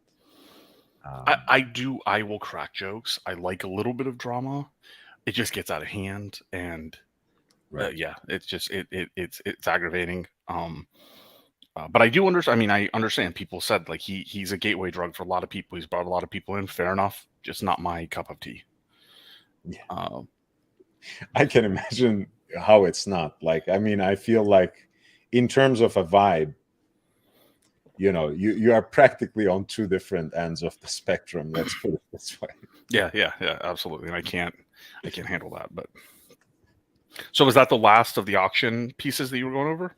Oh no, I was because I was mainly reading about.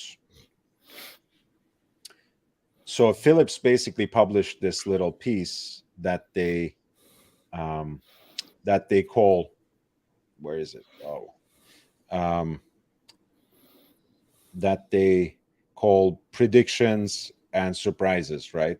The surprises that their auction experts had from 2022 and what they're predicting in terms of 2023. And Logan Baker, who is their senior editorial manager, was talking about a certain trend in terms of people turning towards brands and pieces that are outside of the traditional Swiss establishment. An auction house talking about that? I can't think of anything less relevant. And the funny thing is also, like, he chose such outliers, like the 4 million Swiss franc George Daniels spring case tourbillon, which is Made by George Daniels. One of the two wristwatches fully handmade by George Daniels. So it's the rarest of rare. Yeah, that's that's not an example. And the Alange und Söhne 1815 chronograph, the one, so far so good, but an edition of it that was auctioned for charity and also as a complete one-off, and not just in terms of a silly dial color either, right? It has a different case construction, proper engraving, so on and so forth. Yeah, so it's a totally irrelevant market indicator. I mean, relevant to auction houses, but only to auction houses. And not even, actually, because not everyone has the ability to source and curate these kinds of pieces. I mean, Philips really set itself apart from the pack. That one of the things I do on this channel is, on a regular basis, I look like anything from Bonham's London, Brun Rasmussen, which is like a Danish place. I haven't even heard of it. To Bukowski's, which is based in Stockholm, Sweden. To all these different auction houses, which have anything from 500, 700 euro pieces to things that don't sell at the reserve price and that are otherwise desirable, other watches that fall through the cracks because it's just such a diverse auction. Whereas Philips is very single-minded in their curation. They always choose best examples of the hypest of hype when it comes to the modern, very desirable pieces from current independents, and then ultra collectible vintage watches that usually also have provenance. So there's a reason that they are the auction house that has sold every single watch they put up for sale in the last 2 years. I mean, they're really the outlier themselves, not just the $1 million watches they sell. Yeah, no, I think that's very true. And they don't. It's not just sourcing the watches; they've effectively sourced the buyers. Right.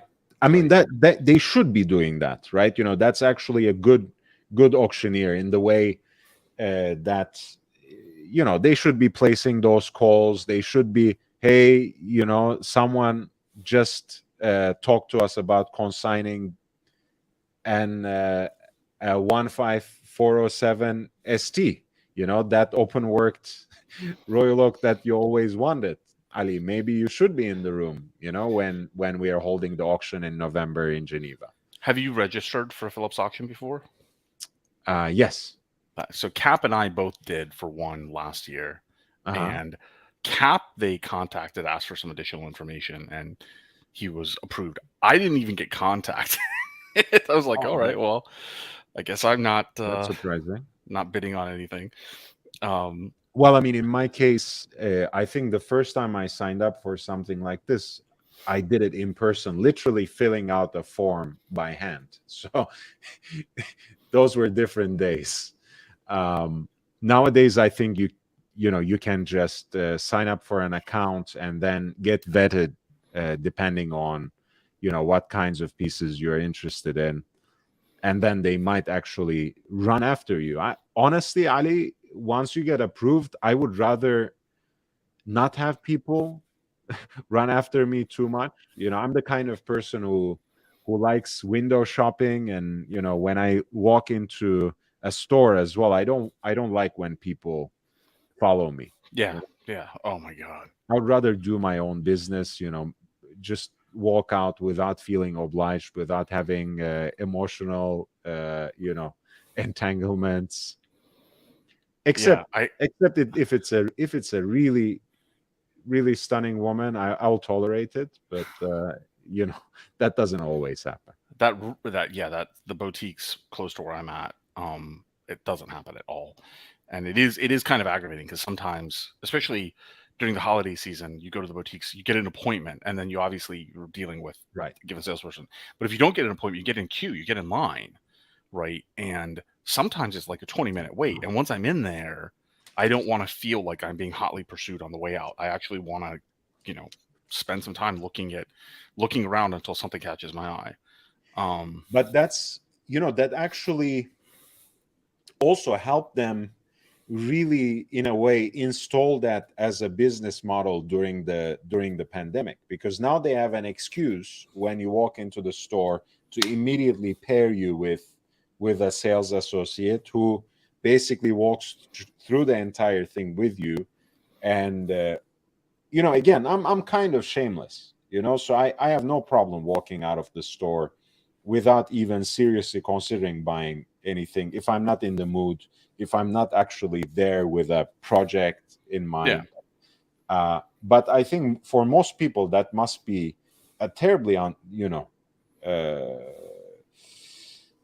just a terribly difficult experience. I mean, because I know a lot of people have some idea of well, I've taken this much time of this other person, and maybe I should be actually buying something. They work on commission after all, and all of these are fair points. But They're fair, but so I go into Chanel every time I'm at the Chanel boutique. I go into Chanel. I want to see what Chanel has because it's a perfect place to get gifts for the lady in your life or ladies in your life, however it is, right? The special and lady. by that, Ali Reza just means his wife and daughter. Please don't. Yes. So, the problem is that because they don't get the full collection, they may get one or two pieces of the collection. I have to go in to see what they have. I don't feel obligated to buy anything because usually, they have the limits like once a month for certain types of bags and stuff like that. If you don't get there the day after they get a shipment, which is not convenient for me, you get there and what you want is gone, right? And then if they're willing, in the case of like Hermes and Chanel, to text you, even Christian Louboutin, they'll text me, right? I'll say, I want like this from the collection. I want this as a gift. If I miss the text, they'll call, but I have a 15-minute window. If you don't respond in 15 minutes, you don't get it. So I feel no obligation, right, in these cases when I go in, because usually by the time I get there or by the time I've gotten their call, it's too late for what I want specifically, right? I do stay respectful of their time. But then there's the flip side. So David Yurman, I like their stuff, but David Yurman is one of the, especially most jewelry, but David Yurman in particular, you have to have it on your hand or on your neck or on your wrist, right, to actually see what it really is. So I'll go in and immediately they latch on, and it drives me nuts. Not a huge fan of that. All the watches of Switzerland locations do the same thing. They latch on. I'm like, I don't get a chance often because I'm not terribly interested in Panerai or IWC, not even Tag, right? But I want to spend time at the cases without somebody at my shoulder trying to sell me, every single watch that I'm looking at. It drives me bloody crazy. And I spend money there, so I would want them to leave me alone, long enough. But yeah, I try to respect their time, but at the same, it's like I'm not there. Like by justification of walking in doesn't mean I have to fork over $8,000 plus. Right, of course. And like you said, right, when you are actually like there have been pieces, for example, in Goya when I was waiting for months. And then they get something in, like you said, and you happen to be in a meeting when they call, and you don't respond to the text message, like you said, 15 minutes, half an hour tops, the piece is already gone. They sell it to someone else. So, if they expect you to break up your workday and go and actually buy that piece from them, if that's the respect that they have for your time and commitments, I'm sure you can just take a stroll through the store and walk out without having to buy something, for sure. It's funny you mentioned Goyard. I have 2 pieces from Goyard. I have the 2-finger cigar tube, and then I have a duffel. I wanted to get the duffel, and I got 2 travel bags. I went to Goyard, and they didn't have what I wanted. They registered because for me it's a 5-hour trek to the closest Goyard. So they said, we will email you. We'll take care of it all remotely. I filled out the paperwork. They shipped me the bag I wanted eventually. The handles were damaged in shipping. Said, okay, send us back the handles. And they didn't provide a prepaid label. So I'm like, okay, fine, whatever. And they send them for repair. They wouldn't just send me a new set.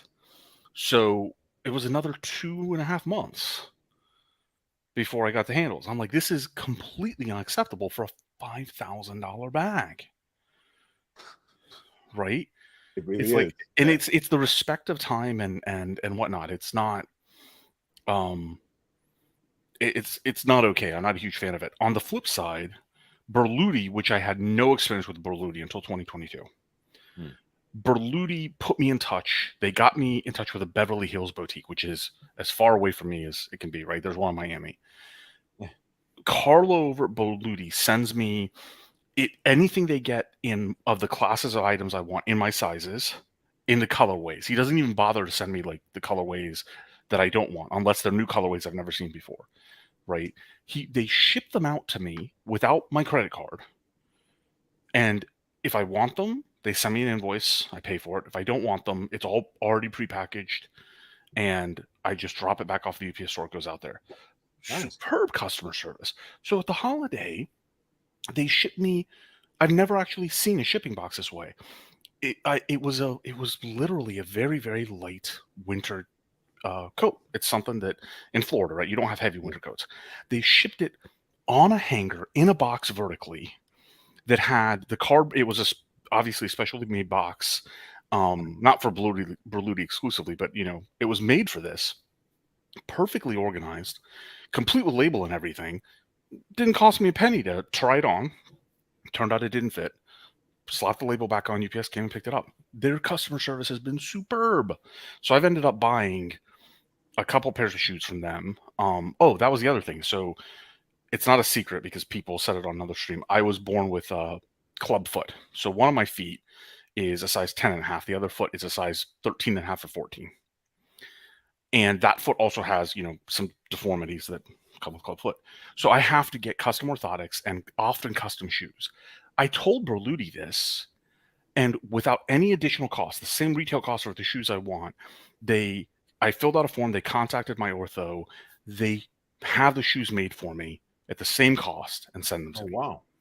These, I have to say, the caveat is, of course, Berluti shoes already cost like shoes that you can get bespoke absolutely elsewhere.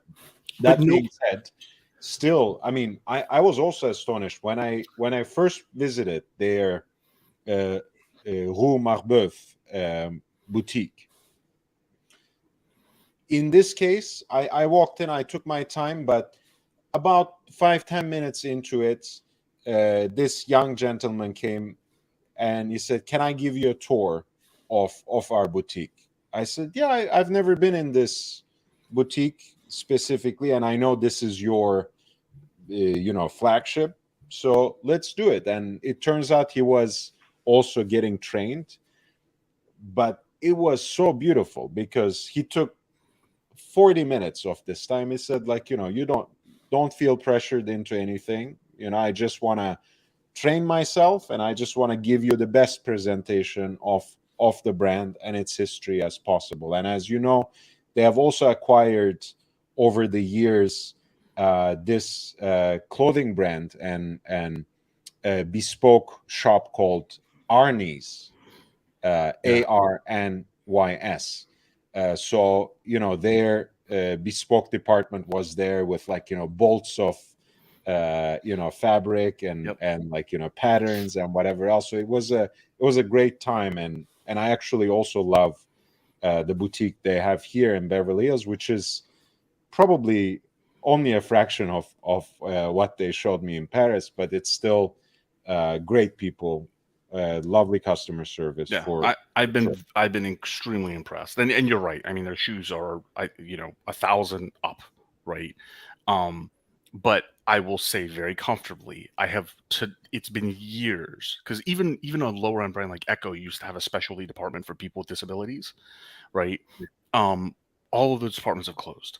So the Seville Row bespoke places that I used to be able to get have not a single one ever said, "Hey, let us just contact your ortho and let's get like the molds, and we're just going to mold it straight." Nobody has ever done that for me at any price point. Really? Nobody's ever done that for me at any price point, right? And Mm. Berluti did it for, I'm looking over, like I said, my shoes are, Berluti did it for 3 pairs of shoes, and not dress shoes, sneakers, right? Wow. So, which is another thing, like, for me, sneakers are, I go buy 2 pairs of sneakers, right? But they're obviously nice Berluti leather and stuff like that. They're style sneakers. They're not, performance sneakers. They've treated me amazingly well. Whereas Goyard was like, I couldn't believe that they would do that. Dior has also treated me well. And, I have a couple pieces from each. Again, I'm an oddball. I can barely dress myself, but I like nice bags, nice shoes, a nice wallet, and nice watches. Then I'll buy 10 of the same polo shirt. Literally, I'll buy 10 of the same polo shirt. Just Ralph Lauren polo, whatever size, and my Duluth trading shorts and pants. So I'm just broken that way. Anyway, I keep derailing you. No, not at all. This is all great conversation. I'm sorry that the English have disappointed you, but sneakers are not their forte anyways. Oh no, Even but I couldn't do it in dress shoes either. So the I just don't have, the past few years I haven't needed new dress shoes because of COVID. So I haven't bought new dress shoes in like 3 years. It will now, especially travel's picking up. I'm going to have to get them again. But Berluti will be my first call for that reason. Of course. I mean, at the end of the day, I think people who treat you well, you'll go after it. You'll lean into it. Some Belluti too is a French brand at the end of the day, so I don't wanna put such a huge thing about it. But Goyard is one of those brands that takes pride in being obnoxiously French. How do you pronounce it? Moynat? Moynat. How do you pronounce that? Which one? Moynat. Moynat, I think. Yeah. Moynat. Yeah. They also take pride in being obnoxiously French. Yeah. So it's I mean, it's fine. You have certain principles. Yes. You want people to come into your boutique first. Introduce as customer. Establish a personal relationship. Open an account. I understand all of this and respect, but at a certain level, I think they're a little too much. They make you feel like you are privileged to buy their product, which I understand. Partly, you should feel like that when you are buying a luxury good, right? A sliver of that experience is to feel that, wow, I'm lucky. Yeah. I'm fortunate to have this wallet, this pair of shoes, this coat. It is part of that. But if you make people feel like it's almost a weight, and that if you slip up in some way, you don't even qualify to buy from them anymore with your own money, forget about it. That's not fun. That's not luxury, and it's not a luxury experience. It's not a bespoke. It's not a personal experience. That's not part of your part of anyone's lifestyle, honestly. No, you don't have to go through that, especially in 2023 where you are spoiled for choice. Yeah, no kidding. We really are spoiled for choice. I'm happy for it. Yeah, this is, by the way, I was this is a great watch, of course. 5004 P. This is the Patek Philippe perpetual calendar split second chronograph, kind of, one of the most desirable watches, I guess. And I shouldn't say readily acquirable, but acquirable, unlike the two Vacheron split seconds, which 10 each were made. Yeah, I mean, acquirable in the sense that, I guess you have to be a pretty established Patek Philippe customer to even apply for it. It's one of those pieces. But they make a few a year. Yeah. Right. So like the VCs, the two split second VCs, they just made 10 and it was over. Right. This is the platinum version, and it sold apparently in their Geneva auction last year for 453,600. And the reason I kind of focused on this and talked about this now is because I saw a watch that first turned up on Amsterdam vintage watches, and I confirmed this with the dealer in Paris now. Archie Watch, which is a gentleman by the name of Richard Menasse, who operates out of Paris. He has a very interesting watch that Amsterdam vintage guys called the poor man's 5004. So this is actually a watch commissioned by Baya, that famous jeweler based in Zurich, the one that has a claim of being the oldest watch store in the world. So in 1982, they had this piece made based on Venus 188 movement. 37 millimeters, split second chronograph, complete calendar in yellow gold, and it's almost pristine to the way it was preserved. The very light patina makes it just that much more gorgeous. I think so, and the thing is also, it's so similar in aesthetics to Universal Geneve's tri-compacts that it probably makes it even more attractive and readily appreciated by a wider number of people. That's so pretty, man. That's so pretty. I couldn't possibly ever wear it. I mean, forget the size. Like I can't carry that. That's just so beautiful, though. Well, I mean, I have to say this. A lot of times,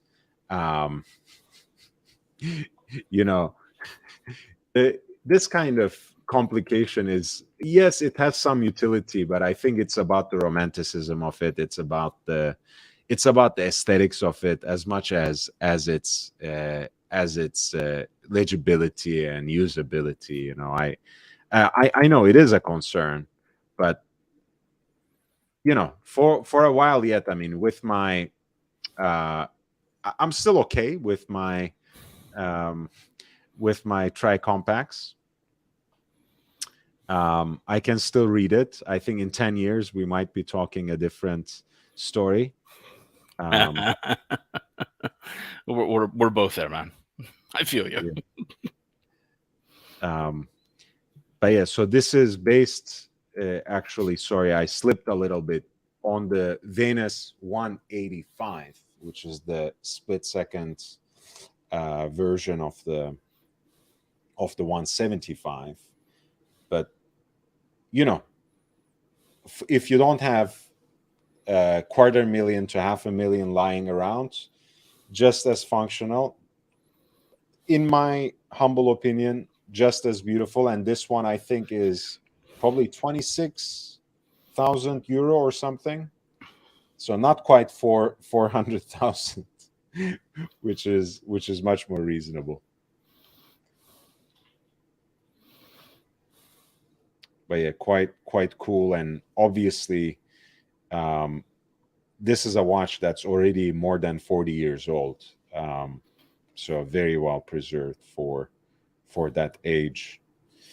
The two pushers, start, stop, reset, and that extra pusher to split the seconds on the crown.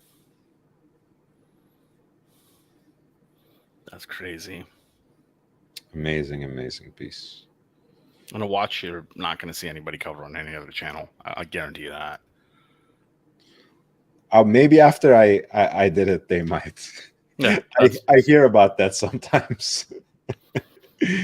Yeah, but I mean, one of the things I like about some of the more obscure European dealers is, of course, their appreciation of finer things, as you can see here, but also because they have different kinds of watches, like the avocado vintage watches. I don't know if you know this guy, Mr. A from Italy. He has consistently, he has pieces that are like, right there you go, 650 euros. You know, nice Omega dress watch, self-winding. You know, then this one, I was so tempted to get it myself. That famous French store, let's say Lip. I mean, look at how well preserved it is. Not sure. Yeah, not sure that you can get something like this anywhere at any time at this point for 390. And it's new old stock from the 60s? Yeah. How does that even happen? Well, he's in France, so this is not the kind of watch that people would actually, you know, fake and polish and CNC engineer to what, to sell for $390. Yeah. But yeah, it's a beautiful piece.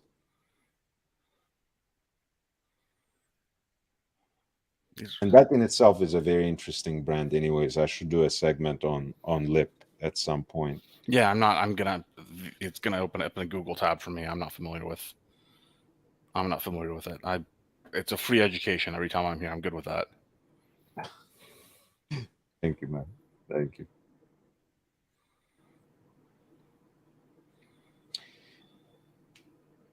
Yeah, so I appreciate kind of looking at what they have. Of course, sometimes they do have, you know, more heavy hitting and slightly more expensive and more predictable vintage pieces as well, like that Patek, which is pretty unusual for a Patek, but nevertheless, it is a Patek Philippe. I'm gonna drop. Oh, there we go. We got the Captain. Oh, Captain, $49.99. Thank you so much. I'm adding this to the tally now, which brings us to 303.30 in US dollars for the victims in Turkey and Syria. We are donating all the super chat proceeds from this stream to UNICEF, dedicated specifically to the children. Bravo, YB, for using your platform to help others in need, and Ali for joining the stream. Ali is great. Thank you so much for being here, Ali. I really appreciate you. I enjoy the education. It's a free education to wind down my night. Captain, good to see you. Oh, you. This is an Austrian brand, I think, right? You dropped in the. I just came across them the other day. I covered them on JJ's show on Thursday. I like the design aesthetic. I like the what they call the waltzing seconds, right? I had never heard of them before. Which is kind of your specialty for me. So I figured I'd share. And they were, the skeleton. They make 3 different versions of the skeleton of this waltz. The skeleton looks, it's very divisive, the style of the skeleton watch, but they make 5 each of 3 different versions a year, and it was only 28,000 euro. I mean, for such a limited run, that's like, not bad at all. So I thought I'd at least share the link. I don't know if you've come across this. No, I have not. And I actually, speaking of which, I kind of like this watch they have right here, the day and night one, because it reminds me of the black and white cookies. Black and white cookie that I used to love in New York, man. Yeah, so I like the aesthetic of these. They're also, they're 41.5 mil, right? So, I was surprised how much I like these. Well, I mean, this is a good find. I will certainly take a look at them. There are not many watchmakers that are established in this day and age out of Austria. I think Habring 2 is the only one that I really follow and say a few knowledgeable things.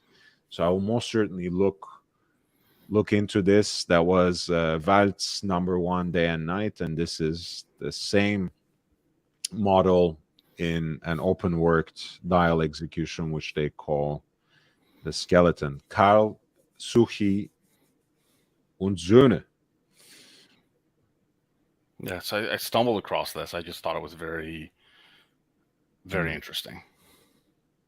I mean, the movements look very nice, in terms of the design and architecture. I always love a micro rotor. Yeah, micro rotors have a certain romance to them. Yeah, skeletons, skeletonized bridge plates, black polished. That's very attractive. Yeah, I need to look into these. And they use the Vaucher calibers, which is the caliber manufacturer based in Fleurier. So they make the movements for Parmigiani Fleurier. They make the in-house movements for Hermes. They also make they do Hermes's movements too, because Parmigiani I was familiar with, but yeah, like the Hermes sports watch, for example, H08. That's a Vaucher caliber. Okay, I didn't know that.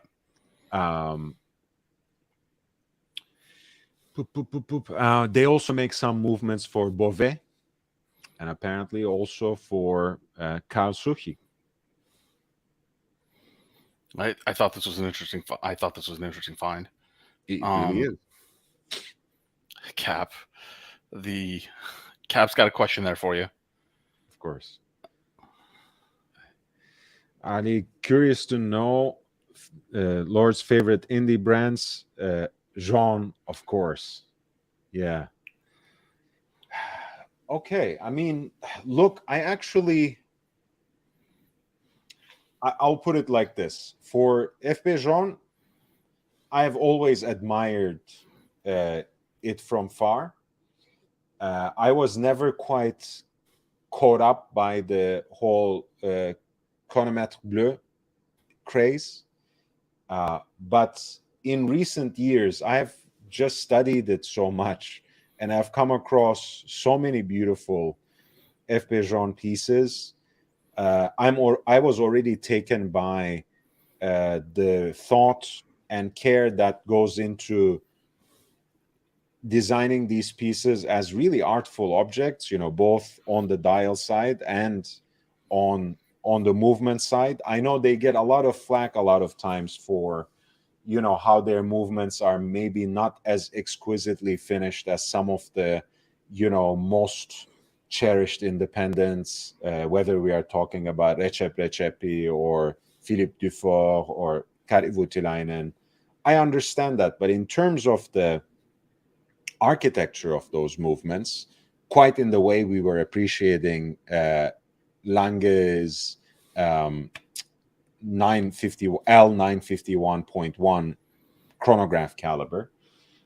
There's something about it that I love, whether it's just a chronomètre Souverain, which is in a way their actual entry model, or something that's more complicated and unique as a chronomètre résonance.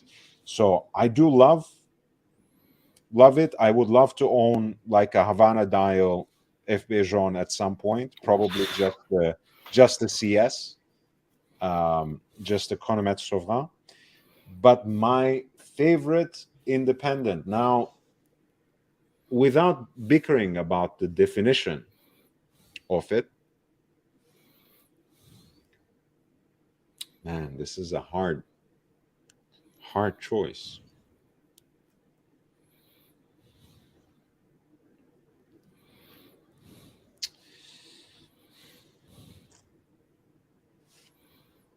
I don't know. It's hard. I think I'm gonna stick to current ones, and I'm gonna say Karivutinainen. I think the 28 is just such a beautiful design. I was just looking at the little interview that Hodinki did with him. Were you able to read it at all, or go over the pictures at least, Ali? I did not know. But as soon as you said Kerry, I'm thinking Marco immediately. Yeah. Look, Marco and I share more than we disagree with, I think. But this is the piece he made for himself, which is a rather unique take on the 28 sports. Centrally deployed seconds, tantalum case rather than the usual titanium. I just adore that oversized crown. This is a nice looking watch. And that, in a way, that's cream index markers against a black dial. It's, in a way, it's such a predictable aesthetic, right? You are giving your watch a little bit of a vintage sheen, but everything else is so much his own, right? So much elements that have been associated with his aesthetic that you can't really confuse this as some other watch trying to be neo vintage or something. His own take of the observatory hands, which really looks like a beak, and which I adore.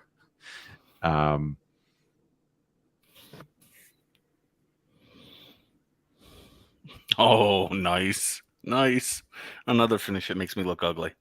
And you see, how thick that bridge plate is, so that they can cut those angles even deeper, right? I love stuff like that. The oversized crown, you're right. That's actually that's a subtle change that really changes the overall gravity of the look. Right, because again, the usual 28, whatever that means, I kind of feel ashamed to use even that adjective when I'm referring to a Karivutinainen watch, but the usual 28 is already quite a stunning piece. That being said, I like this sports version of it because it just has that kind of restrained bit of aggressiveness about it that makes it quite different from other 28s, and there he is sitting in his throne. Love the aesthetic as well, like the monochromatic pull, monochromatic look. I think you can only pull this kind of look either if you are a Hollywood star, or you are just this You're kind of just a like boss. unassuming, Finnish watchmaker who is based in Yeah. Switzerland. I guess those are the only two options. Yeah. He's just a boss. Yeah, and this is a Voutilainen watch that I got to try in that Philips auction preview in December um, in New York. That's nice. And those are my Red Sox, as you can see. It kind of hurts the eye.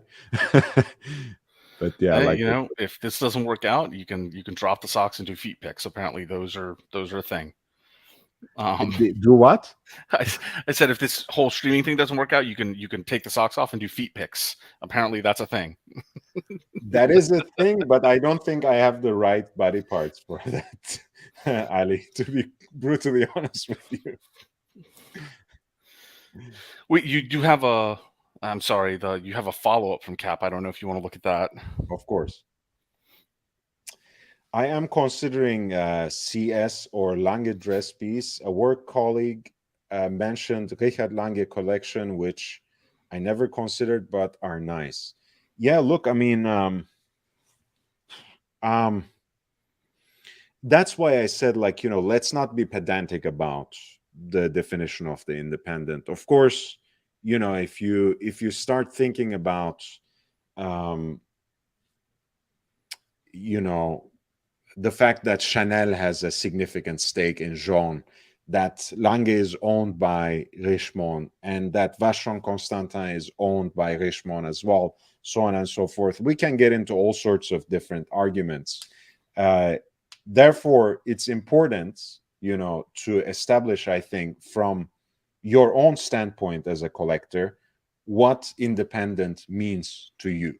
Right? What do you value about independent watchmakers so much that you want to get a dress piece or a time only piece from one of them? And once you decide that, I think that's that problem becomes much less complicated for you, because really we are in the golden age of independence, and you are in a way spoiled for choice once again, even though you might have to wait for years if you go for something that is more rarefied, like Kari Voutilainen, right? So if you want something now, probably going for this kind of independent is absolutely not the option. But honestly, unless you are going for a Lange 1, which is one of my all-time favorite watch designs ever, I would love a white metal, especially Lange 1 myself. Yeah, you're in the club. I think that's all of us. It would be even better if it has one of these, because since 2016, Lange has developed this moon phase with superimposed moon on background sky disk. Do you know how their trick kind of works? By all means. Okay, so basically, Lange's moon phase since 2016 is actually an AM PM / day and night indicator. So even in this catalog, you can see how there is the Lange 1 moon phase, which is the traditional sizing, 38.5, which executes the moon phase in that small seconds dial. And then there's the Grand Lange here, which does it in the main dial, right? So as it happens, since 2016, they have a background disk for the sky, which is basically in this color when it's night, since it's has a 24-hour rotation, and this color when it's day. And then the moon itself is on a superimposed disk, and that has, of course, its own, monthly rotation, which happens quite independently and quite a precise way in its own. So they have that like neat little trick where they have a day and night indicator / AM PM indicator in terms of light blue sky and night blue sky as well, which I think is very neat. So something like this would be an absolute dream. I think Ali has to go with something like this, since otherwise he might not find the watch on his wrist. Exactly. Oh my God, I'm so embarrassed. I didn't even have it pulled up. Jesus. I was wondering why you aren't responding to me at all, because I was, so you had the video up for a while. I'm like, okay, so we'll Yeah. get there, but I wasn't sure. So this is the Lange 1 moon phase, 38.5, and this is the Grand Lange moon phase, which is, I think it's 41, I want to say. Yeah, 41. And so this is the Captain watch. This is the one that we want him to get. Yeah, That's the one Yeah. I'm lobbying for him to get.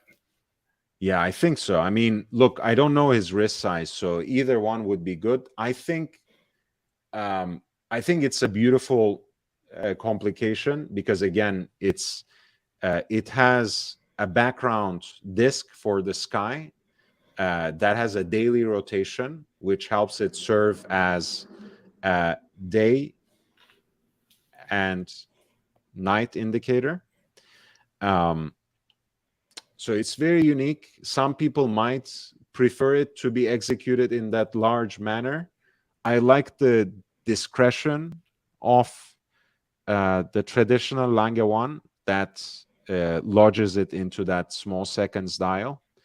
Because at the end of the day, I know it's a word that I overuse personally, iconic, right? I say this every 10th word, I say iconic. So I apologize for that. But Lange 1 is Lange's icon. I think it is the watch to get. And that moon phase complication that they have, which integrates the day and night indicator into it, is, I think, quite unique. I would highly join that advocacy group, Ali, to make Captain get Lange 1. Yeah, Captain actually has a large advocacy group of people that want to spend his money. Oh, great, great.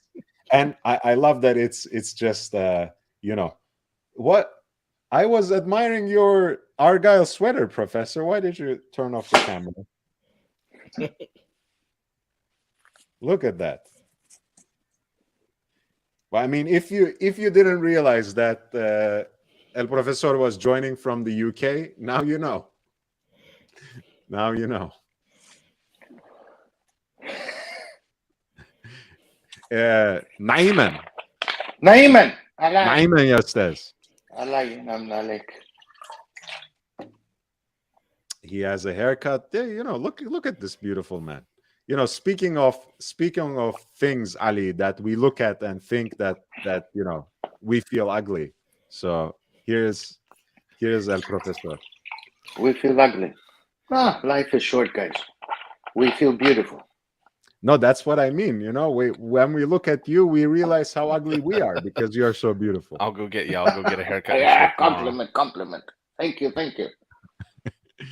Well, welcome. I was looking through my stuff. Look what I found. It's unbelievable. Wait, are you in the old country?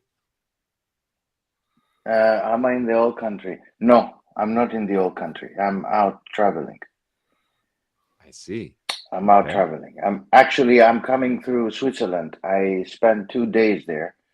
I was in Geneva and then I had to go to Bienne, as you can imagine. But out of the blue, I found a box with my old stuff from university. Uh-huh. and I found a water bottle. A water bottle, but you will understand what is this water bottle. Oh, wow. The Harvard Co-op. Nice. Yeah, one of those. So I have it. I even have my first pay stub, from from the From days at the from being a university. teaching assistant? No, my first position as a assistant professor. Oh, nice. Nice. Yeah, it's here. I have it right here, sir. It's unbelievable. Let's If not dox yourself Exactly. entirely, Professor.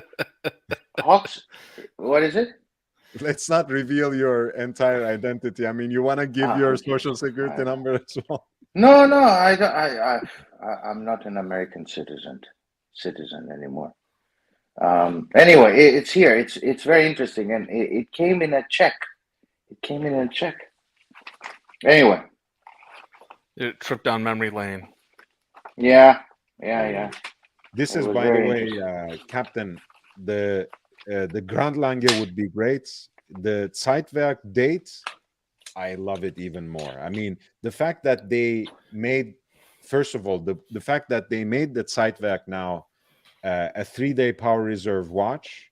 If you know, jumping hour in and of itself, that sort of digital expression is already very power hungry. So for them to have a full digital watch that is also mechanical, obviously, and to give it a 72 hour power reserve, that's very, very impressive. And the date one I like even more because um, it has that unique expression of the date on the periphery of the dial, that basically snaps also right at the turn of midnight.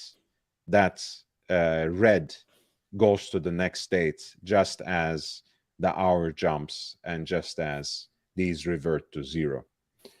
So that's an amazing watch for sure. Yeah, it's unobtainable, but phenomenal. Yeah, unobtainium, as Yeah, unobtainium. yeah, not 18 karat white gold, but cast in unobtainium.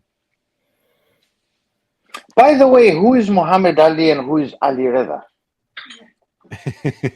So Mohammed I'm is he's another good member of some of the various crews. I know he's part of JJ's crew. He's based out of the London area. Really, really nice, exceptionally nice guy. He has a really nice, fairly new red Moser, gorgeous watch too. Super, super nice guy. I'm just a hillbilly Persian based out of Florida right now. very nice. You have a very historic name. Uh, my full name's a little bit longer, but yes, I do have a historic name. I was born in Tehran, so it's a And fitting name. I said Ali Reza, not Ali Reza. Ali Reza. This is the appropriate. I didn't even think about that until I think this is the first, because so young Brando is one of the few people that pronounces it accurately, right? In daily life, I'm just Ali, and then or I'm Ali Reza, or I'm various things. But yeah, so sometimes I wonder if like my mother's going to come around the corner. When I hear people pronounce it properly, I'm wondering if my mom's going to show up and I'm grounded or something, right? So because that's the only time I hear my name properly is when I'm in trouble with my mom.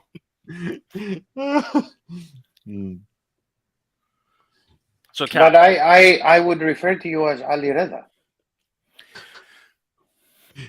Professor, as you can see, Ali he's an Arabist, so he will insist on pronouncing it that way.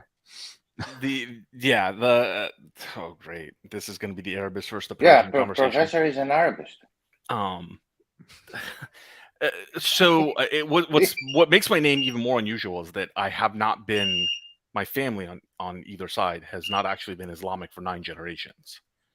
So I have a remarkably Islamic name. And I've asked my parents a couple of times, why'd you do that? But yeah, so that's not a particular the nuances of the pronunciation is not a particular debate that that I get into often outside of DoD circles, which for me are now in my past. Hmm. No, I have a very dear friend named Ali Reza, or Ali Reza, but Ali Reza, I call him. And of course, he is of Persian descent, but he resides somewhere else. But his full name is Ali Hajj Ali Reza. Yeah, which is also not very common. A 3-part Persian first name. Well, I guess it's much more common now, but it wasn't common in the 70s when I was born. Yeah. So my full name's a little bit longer, but it's not something I get into on air. Yeah, it's fine. It's fine, of course. I don't have a problem with my identity because, let them come to me. I will deal with all of them.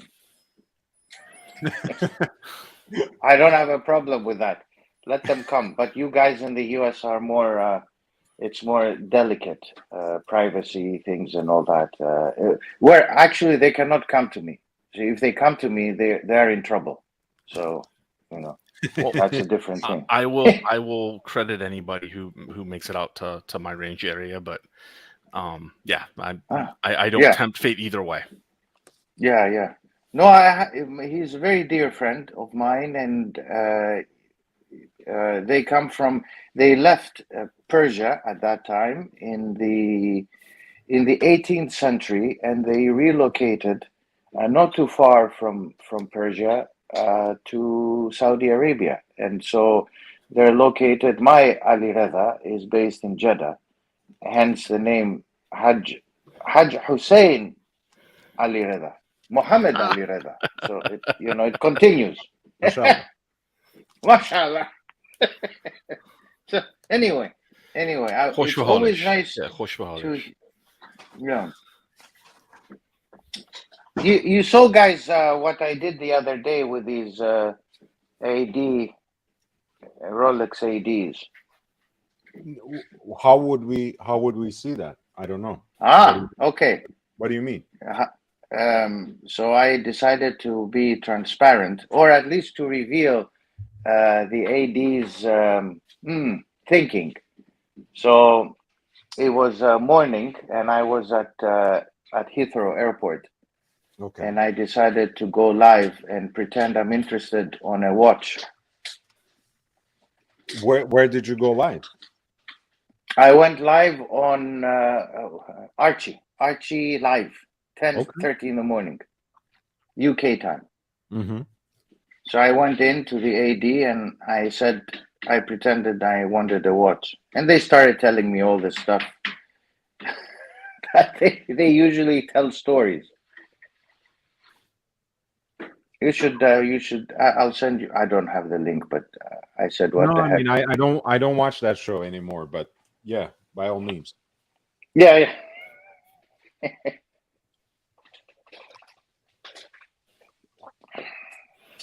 Cap, you still there, man? So we got to talk about how we finance the Zeitwerk date because it's a winner. And Cap, your closer. All you do is win, Cap. You got to get it. Yeah. Look, I mean, I think honestly, I do love the Zeitwerk, but it's one of those watches that I would appreciate from far. I think for me, it's too much of a statement. It's really too much of a watch for me. Even if it were at the same price as a Langawan Moonface, let's say, which you can actually get on the secondary market sometimes with the right deal at the price of a new one from the boutique. So if you are not particularly invested in establishing a relationship with them, it's a watch, the traditional size especially, it's a watch that you can get on the secondary market with relative ease. On the other hand, you haven't seen Cap in a seersucker, right? Cap can style anything. I'm sure. That's what I'm saying. I mean, it's like, for me, it's too much. But I'm just trying to spend Cap's money. Well, good. Look, I mean, Would you rather have your money spent by some random woman or by your by your very male friends online with whom you bond over watches? You know? Well, in the case of Let's be honest. GMT, I'm not sure there's a difference at this point. GMT likes to spend Cap's money too. But yeah, good stuff. As long as he doesn't make him buy action figures, I think we should be fine. Oh, are you Or criticizing? does You're criticizing my vinyl toy collection now? All right. I see how it is. I see how it is. All the toys in the background. I That's don't. true. I didn't say toys. I said action figures. I tried to I don't use know the if politically correct statement. I didn't say toys. I didn't say dolls. I I said actually action. don't know if I have. Do I have any posable? Yeah, some of the Funkos are posable, so I guess technically I do have some action figures. Mm. Huh. Did you see the Full X pieces that Cap and I and JJ bought? Yeah, yeah. Let's look at that. You The have it on your Instagram, right, Ali? yeah, the Bart, and then Cap just posted his. I love these things, man. Let me. Check it out. Let's check it out. Nice. Is that what they call a Bart Simpson dial? So what they do, Fool's Paradise, they do vinyl toys, and then some of them are licensed, some of them aren't. Most of them aren't. So they do these takes on all sorts of luxury brands across the board. And for clothing, what they did this whole breakfast series. So I actually have one of their smaller toys that's a Chanel shirt, but it's 2 slices of pineapple and it's like a breakfast food, so they can't call it Chanel. So for the vintage Rolex, right, this vintage, the vintage loom, they did Bart. Bart's been around forever. That was the vintage take on the yellowing, and then they have other ones. They have the Hulk and they have a Kermit, and they can't call these things what they are, and they have a whole series of Mario based ones that they call Leon because they can't call it Mario because Nintendo would assume out of existence. But I couldn't resist it. The reason I said is that Bart Simpson dial, because there's a certain quote unquote mark, i.e. iteration of the 5513 gilt dial where the Rolex coronet kind of looks like Bart Simpson's hair. So people call that the Bart Simpson, 5513 Bart Simpson. I didn't know that. That might be exactly what they were going for here. I did not know that. Perhaps. Let me just quickly show an example of that. This is the coronet. You see? Yeah, You get you're right. what I mean? Yeah, you're right. Huh. That could have been what they were doing. So I collect vinyl toys. And I couldn't resist when I saw these.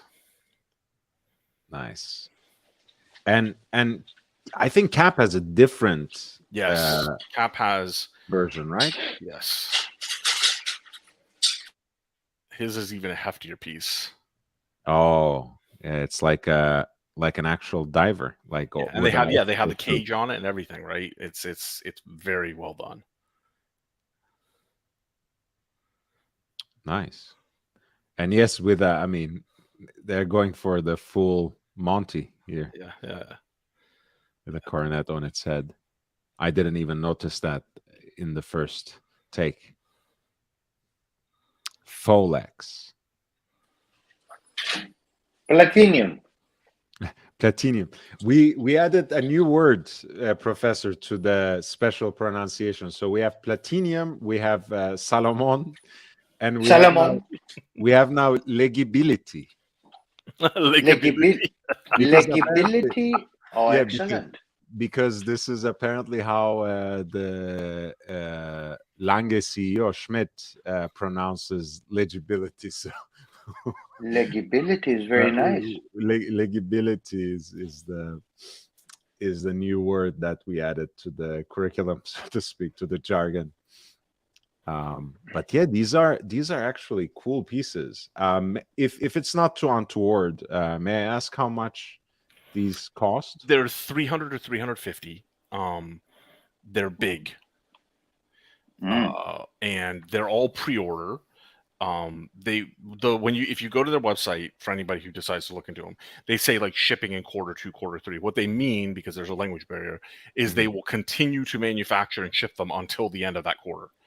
So like both Cap and I got ours significantly earlier than like what the estimated ship date was. They come packaged really well. They ship directly from China.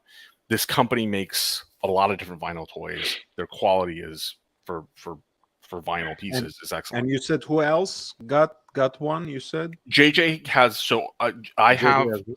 JJ has 2. I don't know if he posted pictures actually on so he has uh the Panda Dial version, and then he has one of their Mm. non-watch related ones. Um No, I not don't yet. know, I don't actually know if it's even in his stream, because he posted pictures, he showed it on air, and he posted pictures in his WhatsApp group. Yeah, actually on his, you can see the Panda, the first one he got on his regular his stream.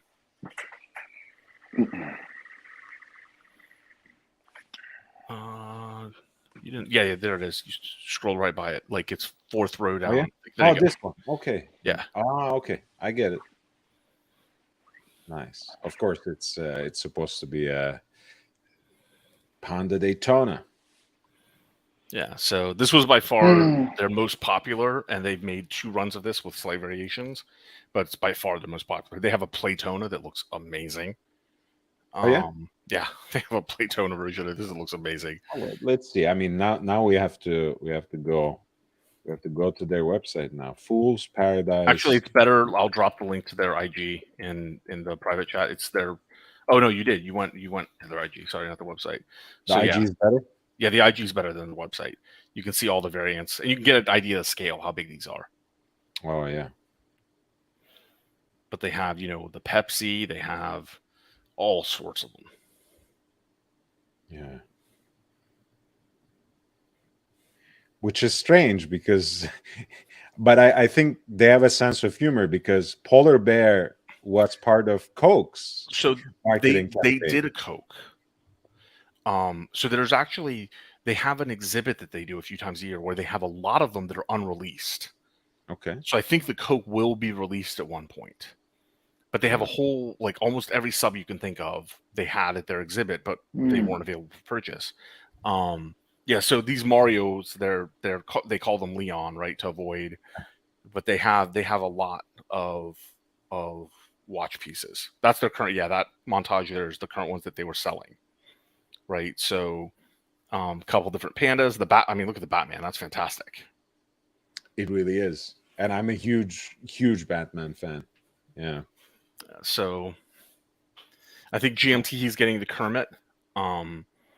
That's coming to him. I think Marco was going to try to get the Batman, but I don't know if he pulled the trigger.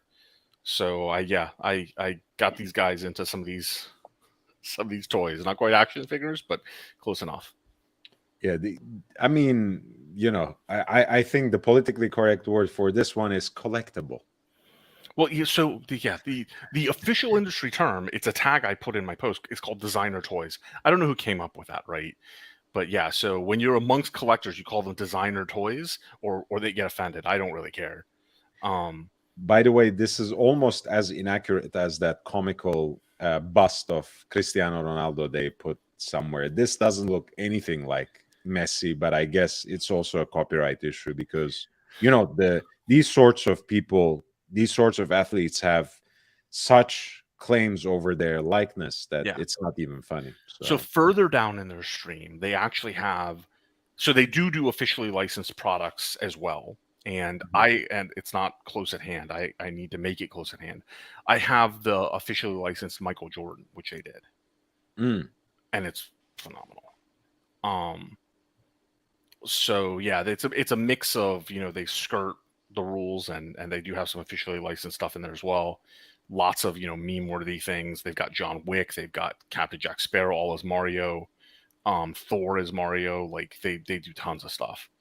But the Jordan Pretty cool. is just was fantastic. I like these different versions of the Joker as well. Yeah. It mixed it up a little bit.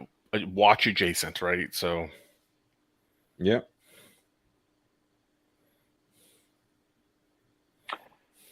Lord, Yes, sir.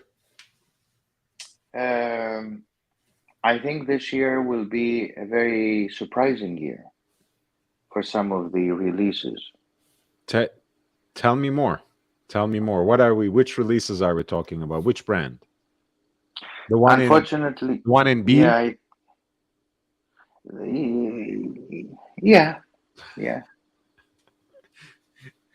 The better one in Biel? The better one, yes. Okay. We're Yeah, getting well, somewhere. What else? yeah. It will be a surprising. I thought that because of the economic climate, things will be a little bit more reserved. I So think they're gonna we are they're getting gonna the be.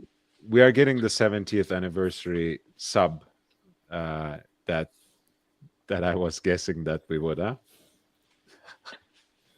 I think there will be announcing some heavy pieces. Nice. Platinum. I only know of platinum. Platinum doesn't exist. Okay. I But understand. yeah, they will surprise. They will surprise. Again, Very- I'm not trying to be cryptic, nor do I have access.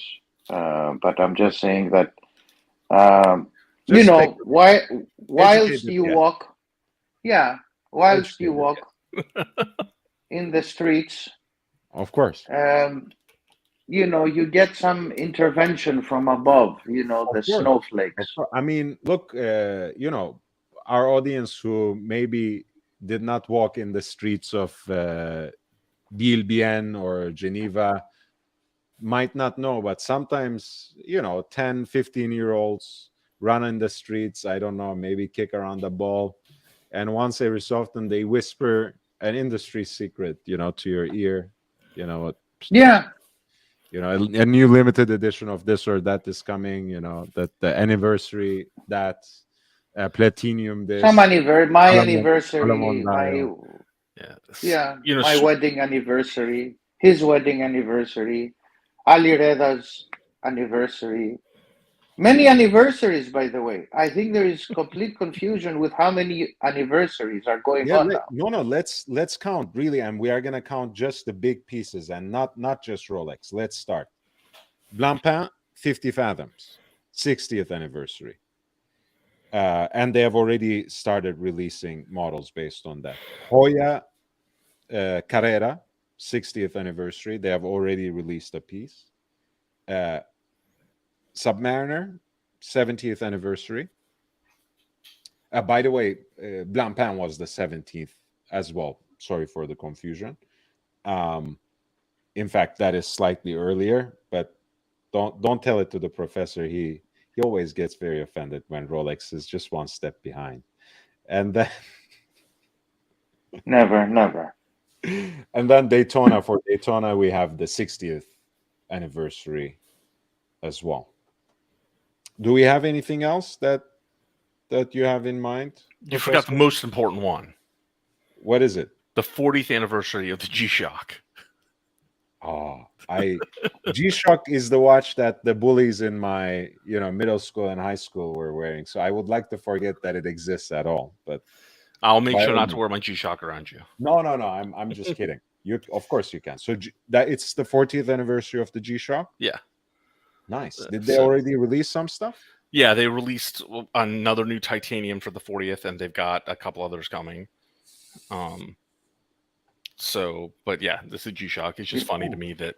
Yeah, and these are just the anniversaries, Lord. I mean, you have something that needs to be dealt with is certain releases in the Yacht Master line.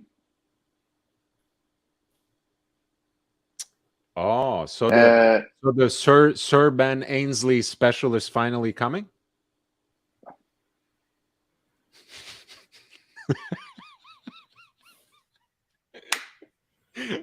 Okay, I'll take that as an answer of some sort, Professor. Is that okay? I'm not gonna say anything more. Did the screen froze? I hope so, because otherwise he's really good at holding that expression. Are you So, still there, Professor? Yeah, I'm there. I'm there. oh no, he's really good at holding the expression.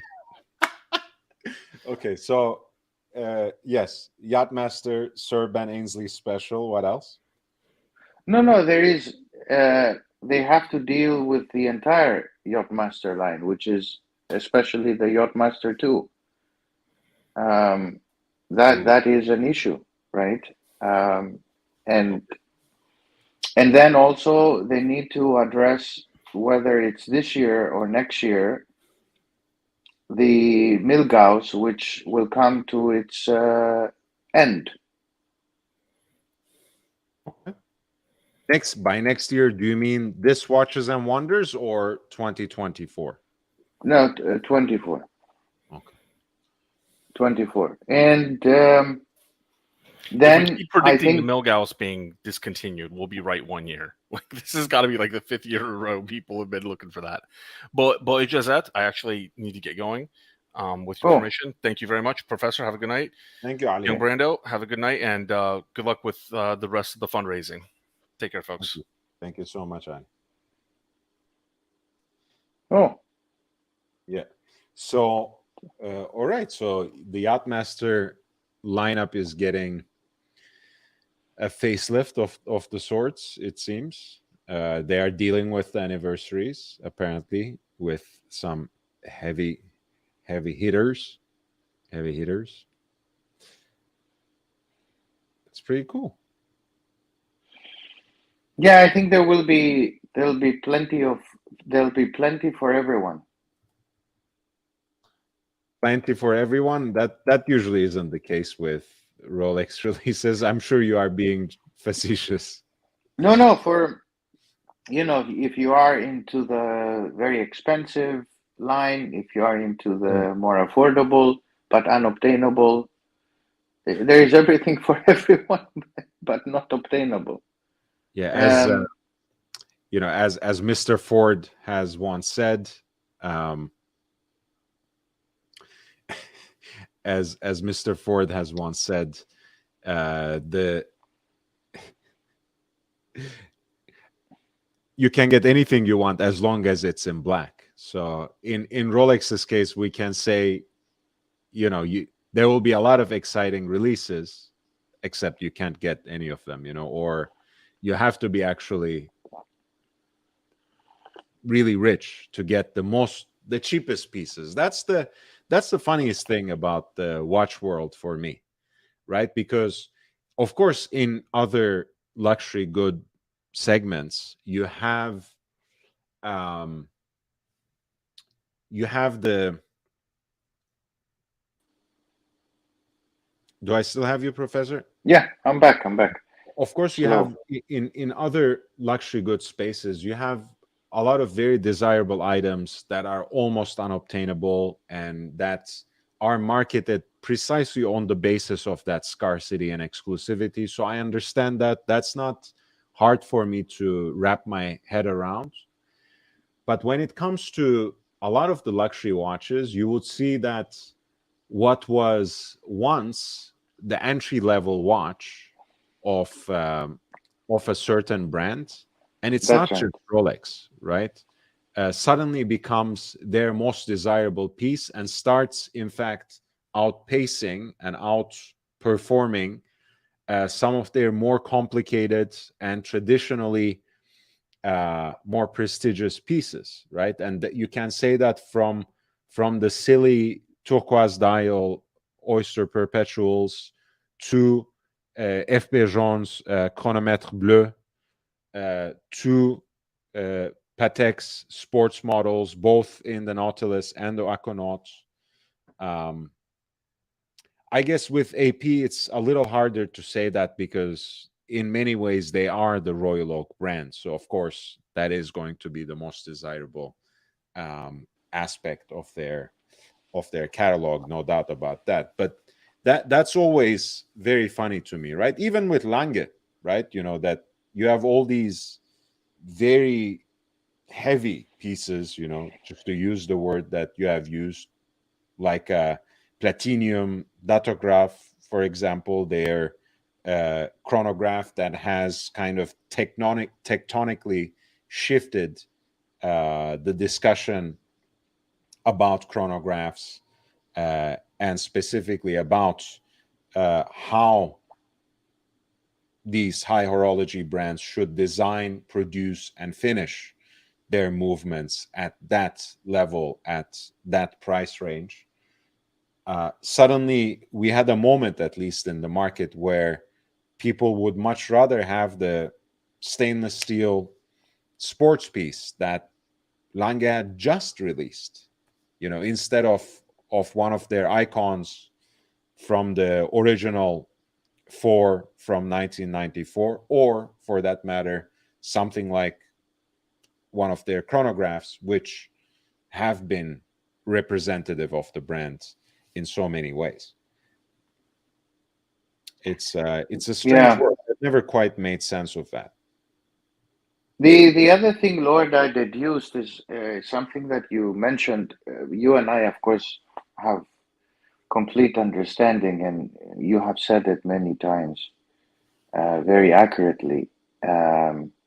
Is that the Swiss watch industry is understanding very well the game of scarcity now, Mhm. very, very well. And regardless of where they sit, with the exception of, as we said many times, below the $3,500 mark, everybody else is moving very quickly in that territory above 5,000.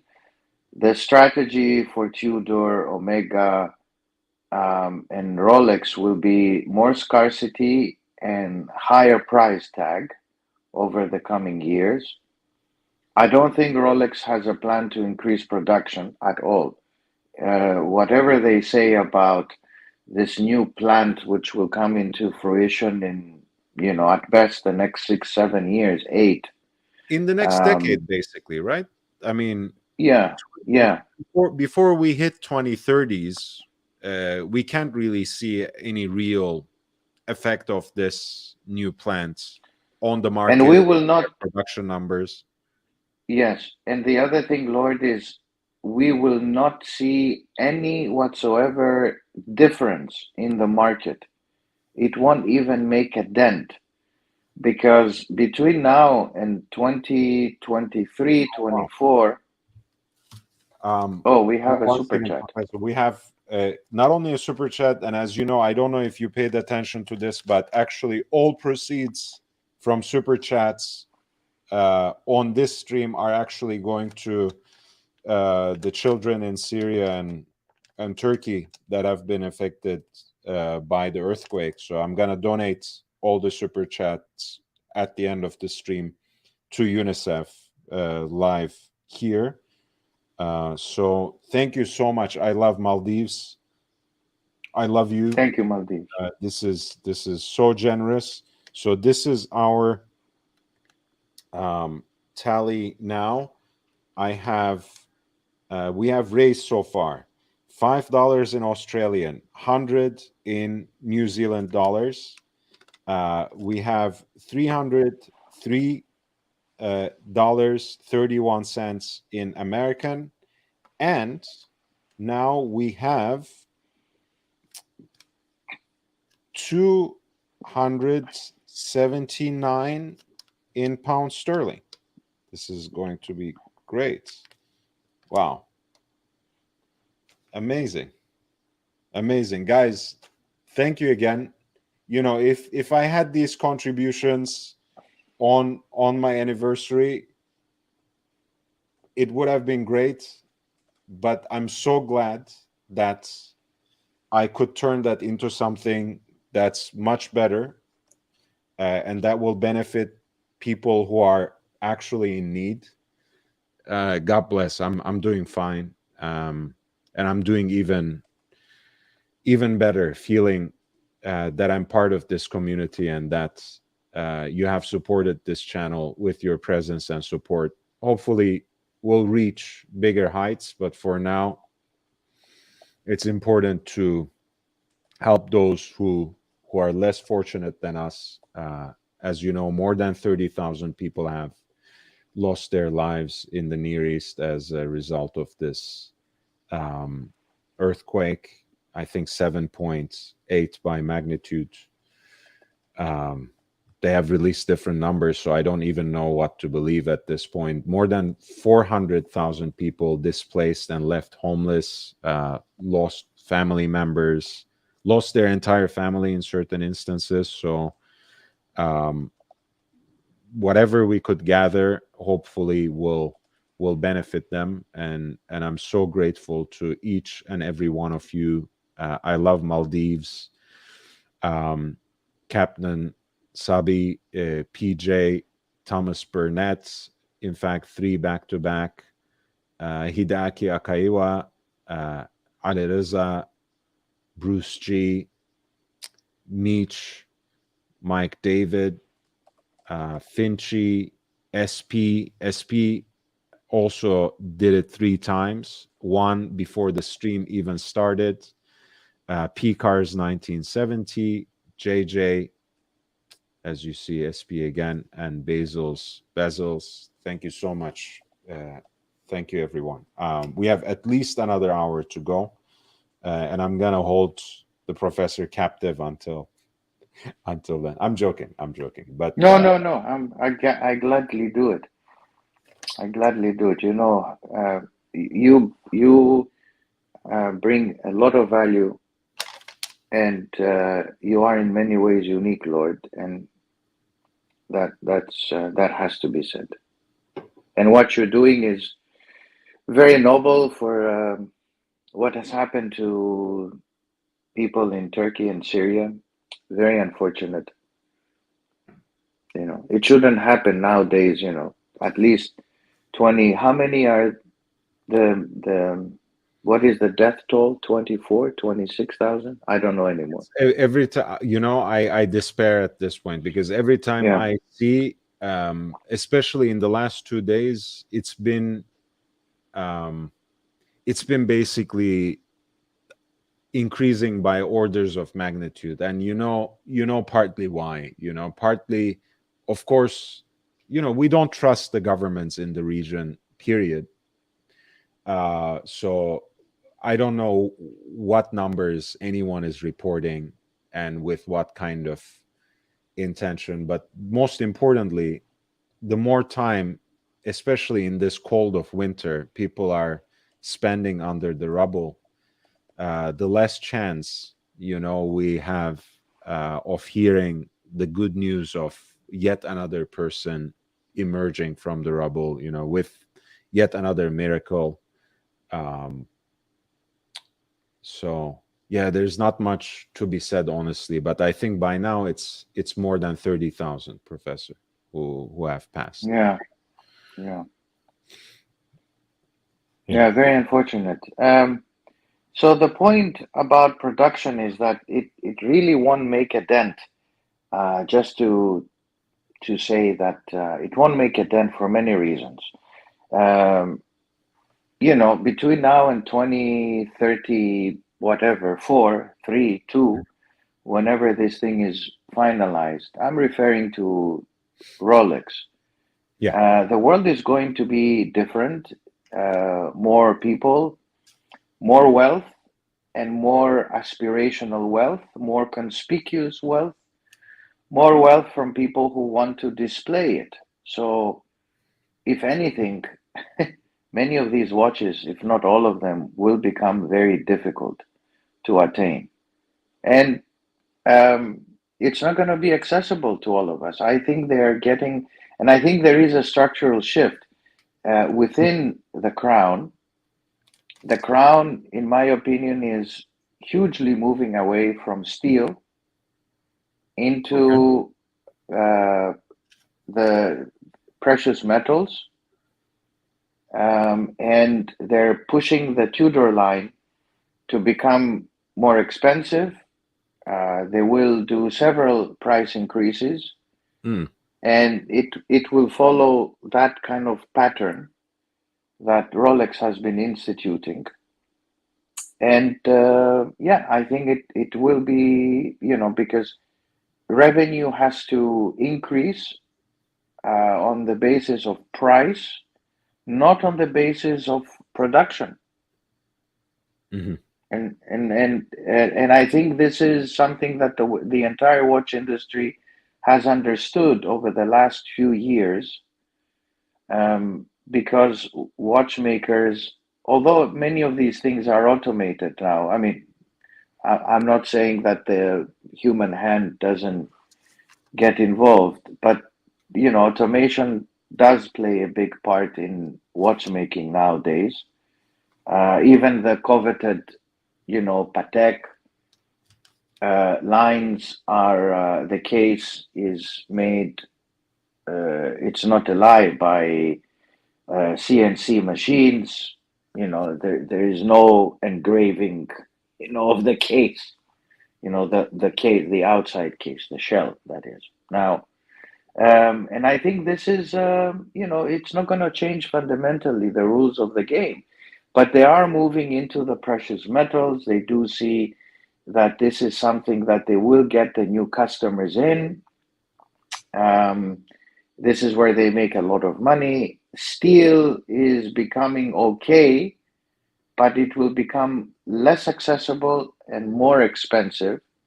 And to that, I think they're following the Patek Audemars example of you pay the price of a steel, you pay the price of gold for a steel piece, which was, remember, Lord, the advertisement of Patek for the Nautilus in the 1970s.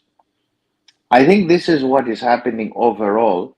And the other thing I'm feeling is that the watch industry, the top guys, the top manufacturers are not going to move away from this approach of precious metals. They will release more and more precious metals.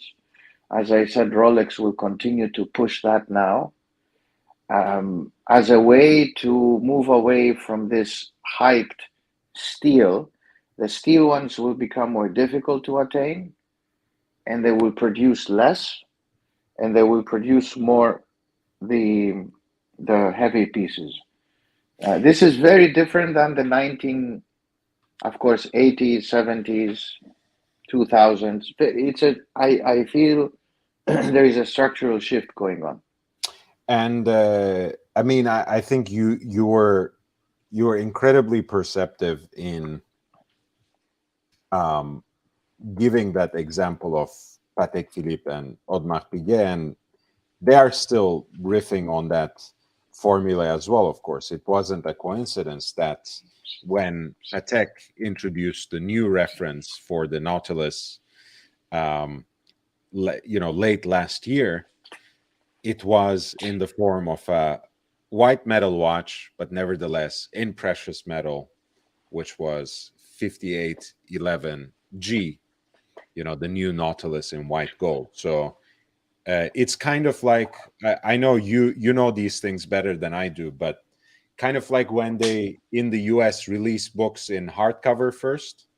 So we charge exorbitant amounts of money for the privilege of getting your hands on that book in the first couple of weeks, and it only then becomes available in the more affordable paperback form that an average person might be able to buy. But of course, in watches, that paperback form, the stainless steel, again, as I said earlier, kind of ironically, it ends up being the most expensive watch, or by proportion, the most overpriced, the most premium carrying watch on the secondary market.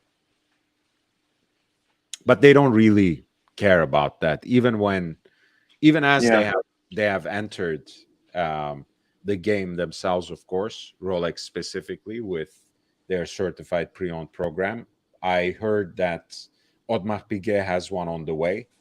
that they are going to expand on their partnership with Material Good, which is kind of like a certified pre-owned dealer for them that has a few branches, but that is based out from New York. Yeah, I mean that's the thing for me. Ultimately, that trend is going to take over, because you remember when we were reading the Deloitte watch market study for last year, and one of the observations they have made was that the secondary market of watches by 2030 will overtake the so-called primary market, right? Growing into, what was it, 35 billion? Yeah, 35. Yeah. So on the one hand, it's not surprising at all, and it does seem, like you said, a way of managing that ever-present gap between supply and demand. But how many times can they sell the same watch, right? That's the question I've always had about Richard Mille, about Audemars Piguet when they were first introducing this program.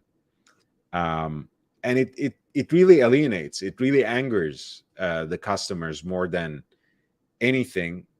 But I'm sure, like you said, the universe is expanding. They can always find different kinds of customers who are perhaps even richer and more aspirational than previous generations, than people like us. So they might not care about the price tag so much.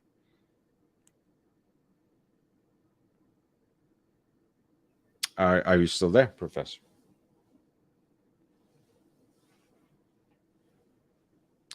The professor is taking a quick break. Guys, as we have mentioned, every single super chat gets you a number for the February giveaway, and the prize for that is the Seiko 5 Rowing Blazers wristwatch with the lime green dial. Just yesterday, our winner for January, Nish, has received his watch, which was the orange that he started wearing already.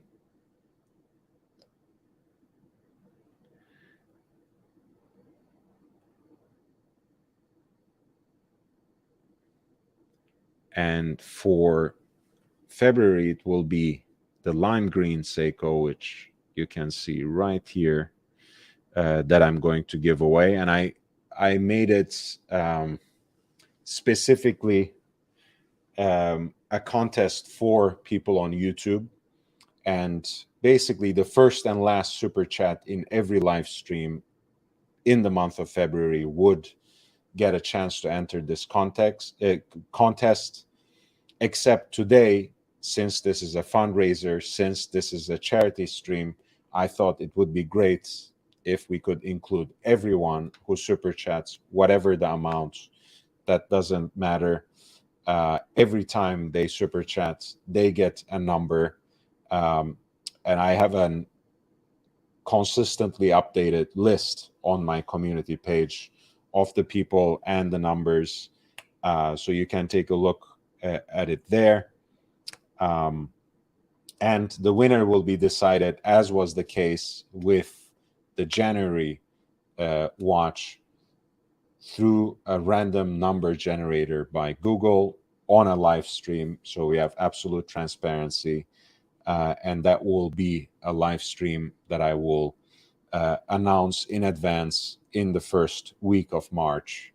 And I'm sure this will be a lot of fun, and hopefully it will make someone in the community really happy. And in the meantime, we did rather well today in raising the amount of money that we already have for specifically UNICEF, designated for children in Syria and Turkey affected by the earthquake that happened on Monday. Let me read out again the tally we have reached. We have $369.83 in US dollars.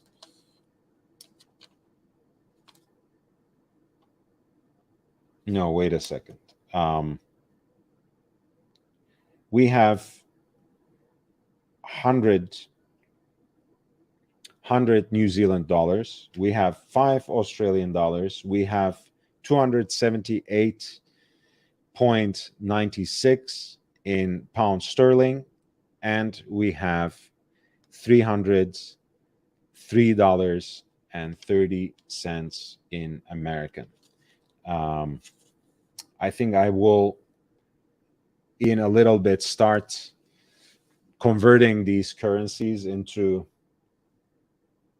American, in which I will make my donation, and I will probably close the stream in about 45 minutes. But in either case, if someone would like to jump in and join me on the panel, if nothing else, I have a lot of stamina, so I might be able to go much longer as well. And if that helps us raise a little more money for UNICEF that will be dedicated to the children of Syria and Turkey, I think that could be great. So feel free to join the conversation. Feel free to jump on. We were talking about our biggest surprises from 2022, and also some of our predictions from 2023, using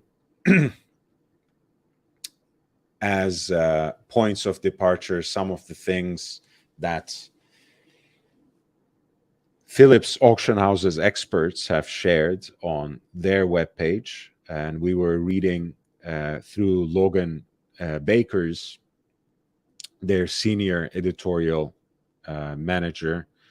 We were reading through his surprises from 2023, and he has his predictions as well. Let's read this. My forecast is a boring one. I think most of the brands and watchmakers will follow a path of gradual evolution this year. Okay. I mean, that's, that might sound boring, but in many ways, I have said something similar, in the sense that every time we live through economically difficult times, every time we step into potentially an age of austerity, in the aftermath of a recession, a financial crisis, usually most brands turn back to their heritage, right? They start pricing, reiterating their most iconic and most popular designs, rather than taking risks in technical innovations and presenting, different kinds of watches, new models, new complications. They shy away from that and release something that is already familiar to the customer, that is already popular with the customer, and that represents the brand. And I think the first decade of the 21st century is very exemplary when it comes to Jaeger-LeCoultre and this particular phenomenon, right? They had produced, starting from 1991, 6 different reversos, all with an original complication. The gyro tourbillon, the triptych, all these complicated watches, and suddenly just incidentally, just a product cycle away from the great recession of 2008 in 2011, which ended up also being the 90th, um, no, 80th anniversary of the reverso. They started releasing one after another tribute to 1931 reverso models, which, again, don't take me wrong, they're stunning watches. You know how much I love reverso. I'm in fact wearing one as it happens.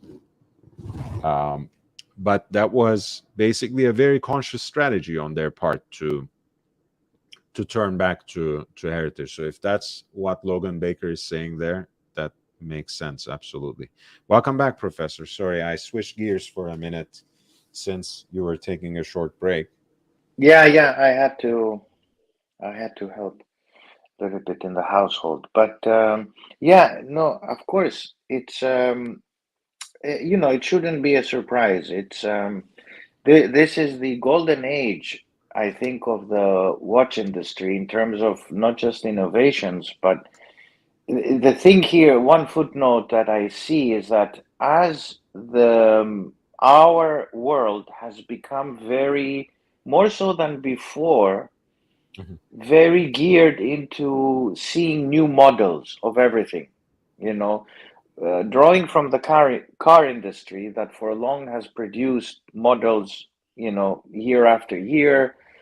This this has translated and copied by the watch industry, and the watch industry is into all year round having new models, new iterations. Something that I don't really like, but we do live in this age of new models every so often, Mhm. new iterations, new innovations, but also newcomers into the industry, uh, the independents with a hefty price tag. But we do live in the age of the golden age of watchmaking, Mhm. because of also innovations in manufacturing, automation, finance, and wealth. Wealth is very important. You could never think of having an independent in the 1970s, of course, 80s, um, that would have a price tag of, for an entry model, 70, $80,000, right? Mhm. So I think this is something good, but also there is something bad that we're becoming too used to.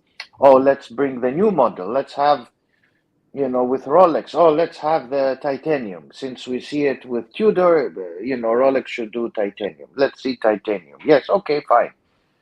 Let's see Coke. Let's see. Oh, are they going to go back to the 1950s and 60s to produce complications, to produce new, things that we liked back then? Oh, the Milgauss. We should revert to the old Milgauss. This is beautiful. We should go to the Submariner of the 1960s. All these things are nice, but I think we are becoming too into this. We need something new. We need something. Oh, yeah, and clearly, this is more of a comment on what has become of us with everything technology, particularly. Every year or 2 years we have to change the mobile phone, and that in itself is being internalized in the Swiss watch industry, believe it or not. I mean, you might laugh at it, but they do take seriously these kind of trends because No, I mean, remember, I wouldn't laugh at it, but yeah, it also seems to be, in a way, chipping away at what necessarily makes a mechanical wristwatch attractive at this point in time, right? I know that at the end of the day, I know these are companies, right? I know that they're businesses. I know their main reason for staying in business is to sell watches, right? So they don't necessarily have to deal with the metaphysical questions as much as we sometimes delve into onto the, on this platform in particular. But isn't in a way that myth, but oftentimes the reality of lasting value?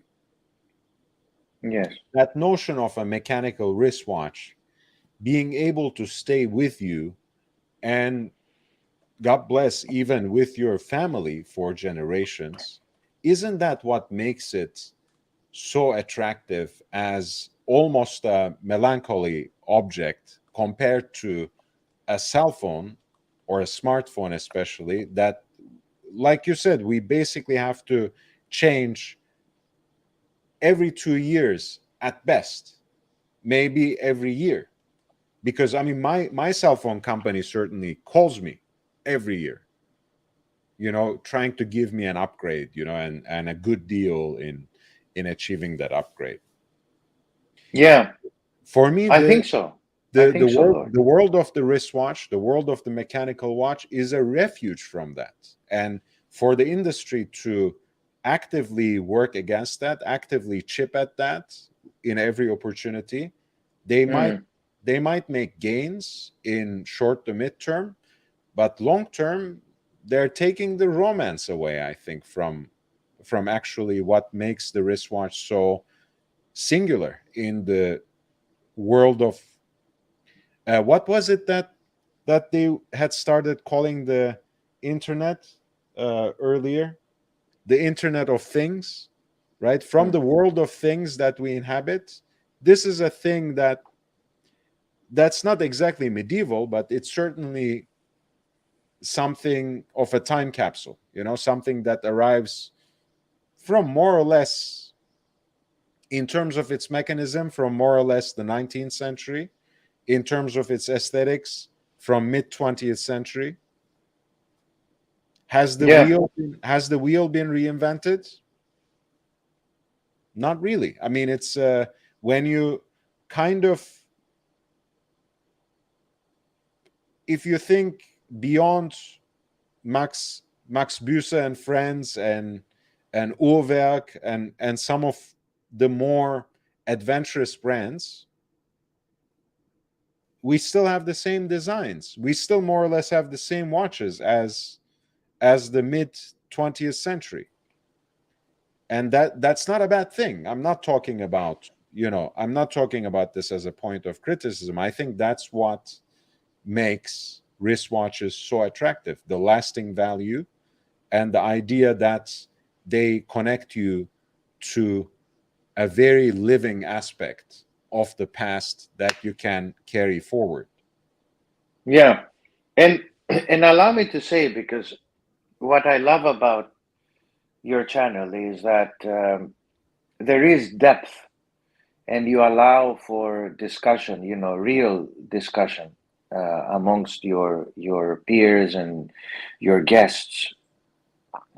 Um, is that whereas in some of the other channels, without mentioning which ones, it's always, okay, let's talk about this piece and that piece, but when you look at it, you take a step back and you look at all these iterations and the models. There are too many of them now.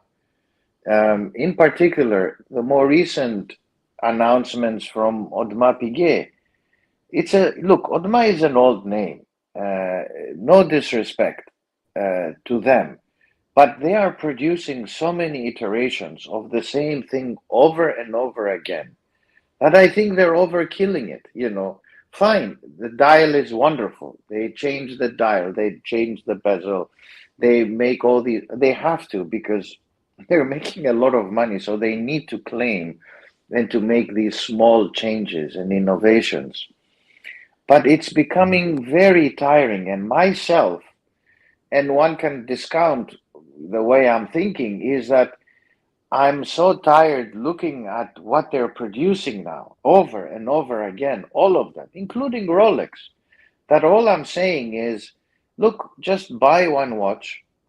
You know, if you can afford a very expensive one, just buy one, wear it all the time, and forget about following the trends, because the trends are becoming so wide and so conquering to somebody's everyday patience that I'm just overwhelmed, with the same but different iteration from Audema. Now they have an entry model. They made this, they made that. Look, no disrespect. Even Patek, they make the effort. Fine. I criticize Patek for being what it is, but there has to be some respect given to them. Of course. But it is becoming very tiring to see them, to watch them. Regardless of what I say, they will sell all their watches. They will make a lot of money. The 5811 has, years and years waiting list already. It's going to be over time a hit, regardless what I say. And if we say that it's aesthetically, a very 70s watch, and I don't really appreciate it, and others will say, no, it's beautiful, fine. All I'm saying is that the industry is becoming overly tiring, and the changes are minuscule. And all I'm doing as a person is, in order to survive in this maze of every day, the new thing, is to take a step back and say, look, ideationally, I am observing what is happening. I'm particular to one brand. And if I buy one and done, I'll buy it, and it'll be so expensive that I will be nearly bankrupted, or at least it's the equivalent of 7 or 8 watches, and I won't buy another one just because I can't afford anything else in my life after this. And then I'll, Right. just appear on your show and shut down on everything that happens to the watch industry. That sounds good. I mean, look, here's the thing. If I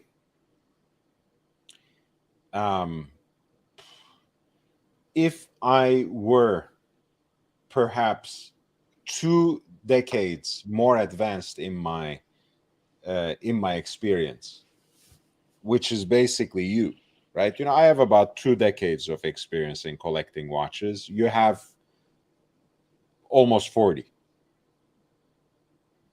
years. Is that fair to say, or a little less than that? No, yeah, I would say 30. 30. Okay. Yeah. Well, I mean, again, if I had 1 or 2 more decades, maybe Yeah. I would be in a place where I can say, let me cull the herd, let me thin down the collection. And again, I have chosen these pieces so carefully, saved up for them for so long in certain cases, and for years, that I don't know I would let them go. But yeah, I could see, people call it an exit piece sometimes. I could see myself going to an exit piece and just saying, yeah, I'm done. But I think until then, I need a little more time to just say, hey, I will just get this watch, let's say a Lange Datograph, and just call it a day. Or I'll just, find the best deal that I can find on an A series, 5402, and get that and just call it quits. Right? You can think of these sorts of scenarios. It doesn't have to be necessarily a precious metal piece. It might have that weight in terms of the amount of money you might need to spend. But there are so many pieces that I can imagine as absolute grails and exit pieces that could quench my thirst and allow me to move on. But then again, I'm not sure if I can give up on the more nerdy aspect of talking about watches that I think will always go on for me, whether I'm collecting myself or not. That's a secondary concern. Yeah, you're right. It could be that it's an age thing. I also think that maybe it's a personal thing because I have been immersed in many different ways, not just a collector. I mean, when you are involved more directly with the industry, you get overly, um, overwhelmed, and at certain point, it's like the chefs who cook, and then they don't want to eat their food. They just want to go and eat an omelette or, two eggs sunny side up and a sausage, and that's it. And they're Michelin star chefs.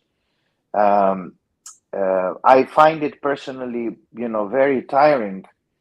Um, and maybe for me, the best way to survive is to to be a step back and say, okay, I have one watch or two other watches, and because I've been immersed in the industry for so many years that I've seen them. I don't. Whereas a hobbyist is a little bit different. He wants to experience it. If you work for Ferrari and you own a Ferrari, how many Ferraris do you want to have if you already have one? Um, and you work in the industry in Ferrari, do you want more? I mean, you see them every day and you have one, you're okay, right? This is kind of, I think, what I want to convey. But also the thing that the industry is now producing a lot of things for a variety of people. They're making a big bet on the young folk, on the youngsters who progressively would have to enter the market because we, the 40-plus-year-olds, will over time not be able to sustain it. As you know, there is a sweet spot in the expensive watch buying business, and it's between the age of 35 to 50, and then again after 60, where watches are really bought. Anyway, this is a general thing of the industry that everybody uses. Yeah, maybe that's a step, that I would follow. For others, it's different. You need to go through your journey and experience it. And I say to people, only by experiencing it, you reach a point where you say, okay, the term now is to consolidate. I like this term when people say, I want to consolidate. Um, and yeah, maybe it shows a little bit of collector's maturity, because you can enjoy only the watches that you wear unless you see them. You put them on a shelf and you admire them. I am a believer of wearing the watches, because admiration is fine, but a watch needs to be worn. But there are people who don't wear them. They buy Seikos and wear Seikos, and they have the watches and they feel happy inside of them that they have collected these difficult watches, and they're okay with their lives. Um, and I think, as you said, Lloyd, it has to do with probably age as well. For those who were poor, younger, when they reach a certain age, they want, and they have money, they want to buy to feel, to feel out their insecurities as people. It's understandable. That's why you see 60-year-olds driving Porsches. They couldn't get it when they were 30 because they were working hard, and they said, I have the money. I'm 60. I'm going to buy a Porsche, Ferrari, and drive around. Or you see these similarly older people who drive Harley Davidsons because they couldn't before, or all these things that we do in a society to satisfy our inner insecurities. So I think for me, to keep my sanity, because now there are too many of them, it's to be nearly bankrupted to buy one and stay away from the collecting thing, and have you observe and participate through you for the Vicariously. journey. For the Vicariously, journey. exactly. For the Exactly. journey. Yeah, Journeys because are you do appreciate very much watches, and you have a different approach to watches because of your very philosophical approach to watches. It is a very different approach. Thank you. I appreciate that. I think you're being too generous with your days, but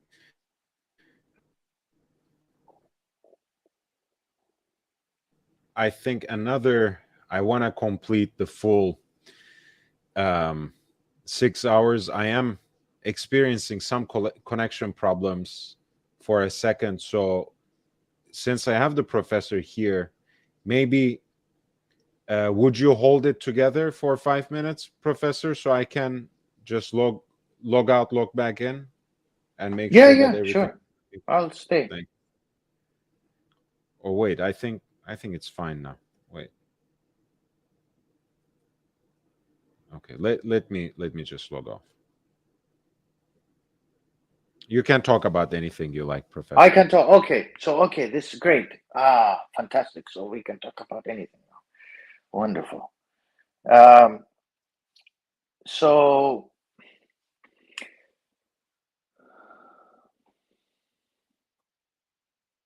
this is very difficult, guys. It's actually very difficult to do this.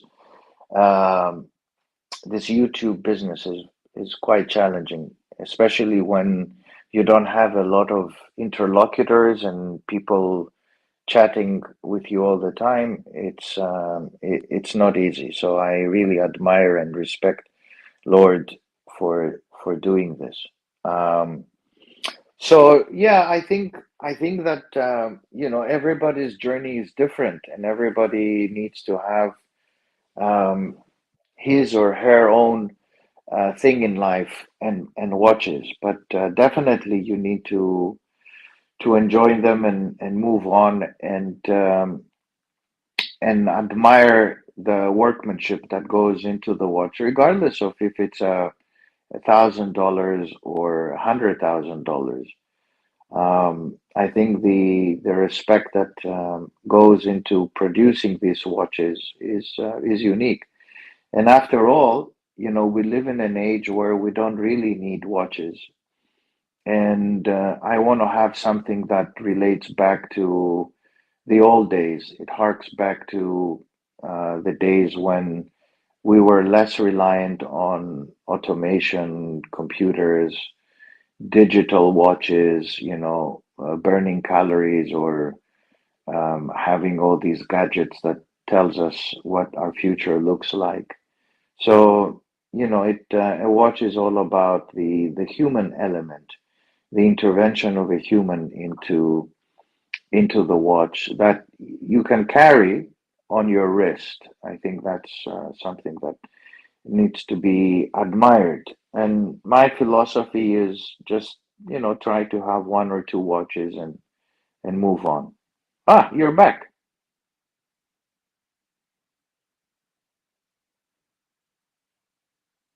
Hello,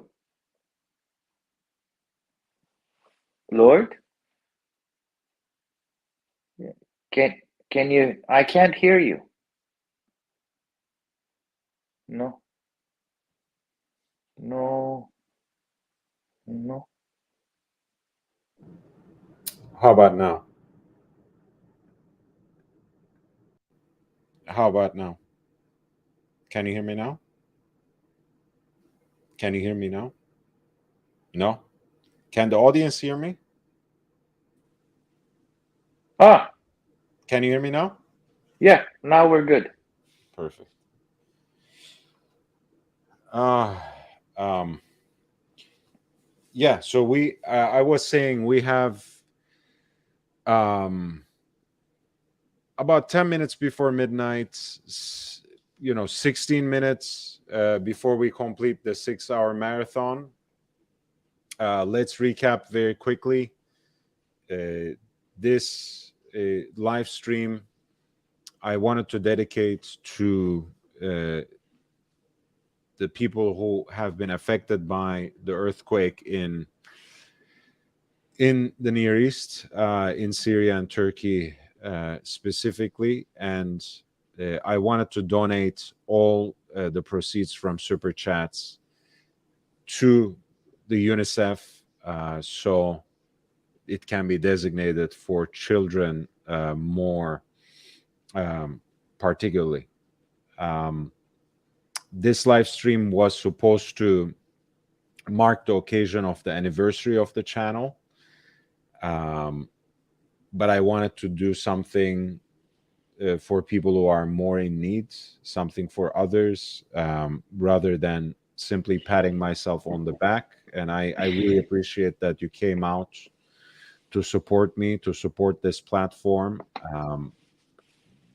Everyone who came on the panel, Ozzy dropped by at the beginning of the stream. Of course, Ali Raza was with me for quite a stretch there, and El Profesor is helping me basically conclude the show. So all these great people, I'm very much obliged. Everyone in the chat for your presence and support.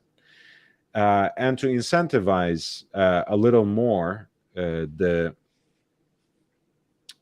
super chats, I've also wanted to include every single person who has contributed a super chat in the raffle for the Seiko 5 Rowing Blazers wristwatch that I'm giving away for this month, which is the one with the lime green dial. I'm gonna drop the link for the community page now.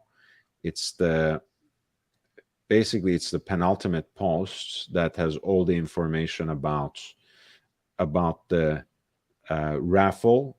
It also has an updated list of who has which numbers, because every single super chat gets a unique number on this live stream. And this is part of the competition for the month of February, where the first and last super chats of every live stream was getting a chance to enter this competition. And the winner is being selected in the first week of March on a live stream by the Google random number generator. So it will be quite transparent. Everything will happen in front of your eyes, and all the numbers are already posted in that community page that you see there.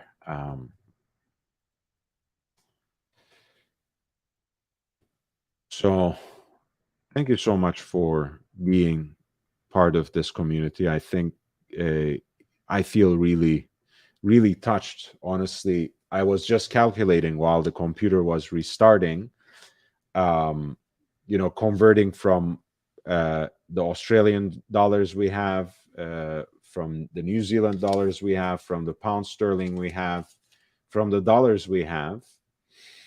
So we had $303.30 in US dollars, 5 Australian dollars, 100 New Zealand dollars, and 278 pounds and 96.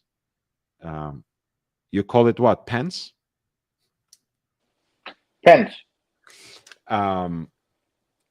When you tally it all up, it's more than $700.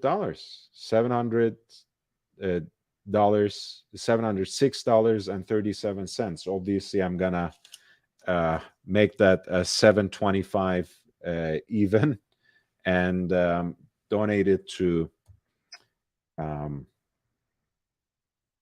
UNICEF.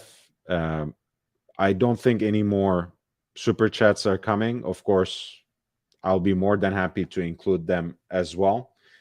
But this is where my donation is going, just so you know, and I'm going to show you the receipt as well. And I want to make sure that it actually goes designated to children in Turkey and Syria. And this is going to be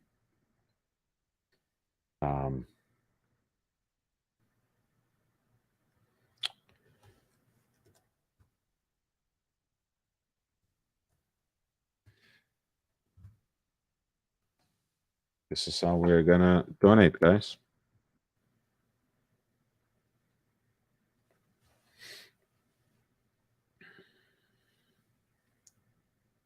And obviously, I'm not gonna give my card information or bank information there. But after I complete that donation, I'll be happy to share the receipts. And the donation, as you have seen, is going to be made in honor of the supporters of young Brando. So this wouldn't have been possible without you. I feel very touched that we put together all this money, which will go some way, right? It's better than nothing. Maybe it will get a few children, some bowls of food, some warm clothes.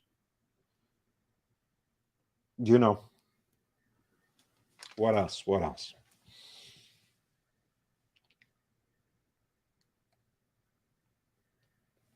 Yeah. Thank you for being here, guys. Thank you. Thank you for doing this, Lord. Yeah, the thanks comes to you as well, because you are, I think, the only one in the community who actually has given this as a marathon and charity, and you're the first. We're at the end. We are humans at the end. I mean, 30,000 people have died so far, and not That's too the far most important from thing. where I am. That's the most important thing. I don't, We're humans, ultimately, I don't care about, where people are from in this world. I don't care, what background they have, what their beliefs are, what their convictions are. At the end of the day, we share that common basis of belonging to the human race. And when one person is suffering, and when I see people being completely neglected, I feel the urge to do something.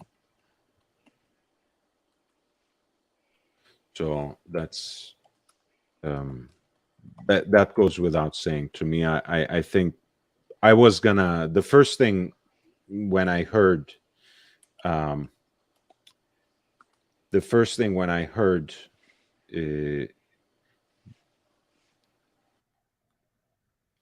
first time when I heard what happened on Monday, I was just gonna cancel the stream because, again, this was supposed to be quote unquote a celebratory occasion, because it's my anniversary on YouTube, and it was simply a way of spending some time with the supporters and with people who watch this channel, with the audience of this channel. But then I thought, rather than canceling it outright, maybe we can create something positive out of it, rather than just passing over it in silence. And we did just that. So ultimately, ultimately, I'm very happy about that. I think we have done something quite beautiful, and yeah, I think I will be able to get a good night's sleep tonight. I think that's all I can say. Yeah, for all our advancement in technology, Lord, and our greatness and all of that, and look at how we cannot control our destinies. Look at how we easily can lose 30, 40, 50,000 people with just, the earth shaking itself for a minute or two. And you lose 30, 40, 50,000, how many injured, hundreds of thousands, and how many people will be homeless and so forth. I mean, this is how tenuous our presence is in this world. So, message is enjoy whatever you have. Enjoy whatever you have. Cherish life and humanity. Be kind to people as much as you can be. Okay, we live in a funny world, I understand, but yeah, we're here for a very short period of time. So let's be as much as we can more humane and humanly possible. No, thanks for sharing that, Professor. Yeah, and Lord, you are a very good human. Very good human. It's a pleasure and honor to know you as well. And yeah, destiny has brought us together, and I hope more viewers will come to your channel, and subscribers, please upvote. I've learned that enough times now. Please upvote. It's very easy. Just press the little thing. It comes at no cost, and um, if anything, be here and talk about watches with Lord Young Brando. I'm the older version. He's the younger version. Well, no, you. To be fair, Brando didn't particularly age well, so I think compared Ah, to old Brando, you all look right. very, mighty handsome. Let's put it like this. So it's uh, Yeah, he put a lot of weight, right? yeah, you don't want to be old Brando. You have to Old Brand. live the Okay. prime, and then maybe take the James Dean exit out of it rather than growing old and fat. Um, Joking aside, um, we are really concluding the live stream today. It is past midnight. We have 3 more minutes to go. I think I do wanna see if anyone else would like to contribute. But in the background, I'm already basically plugging in my card information. So that's going to cover it, I think.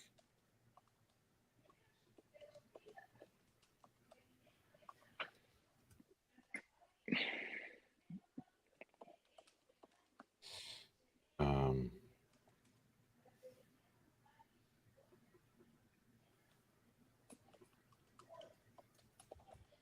of course, they're asking for my name and an email address and phone number. UNICEF is going to be in my DMs forever now.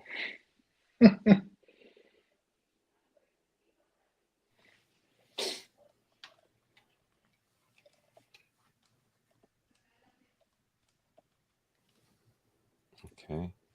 Wow, mailing address. Okay.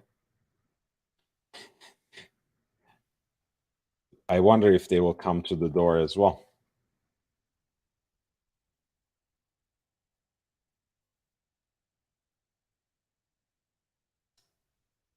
Mm.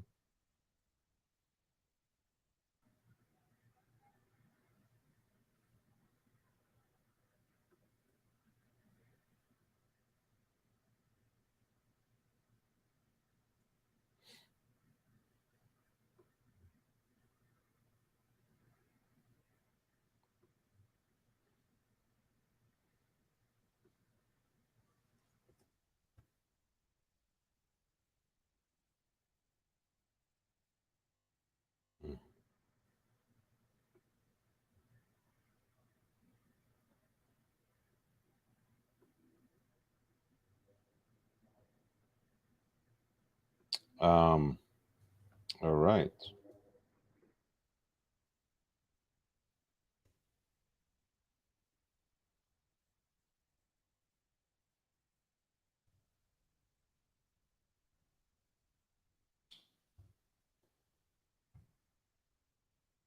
This is actually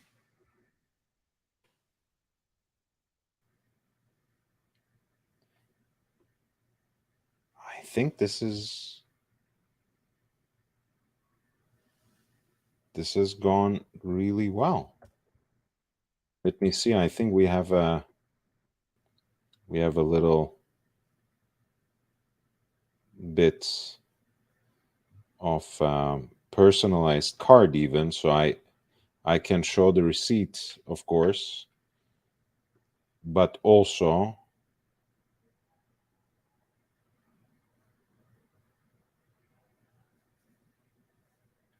okay. So let's start with this.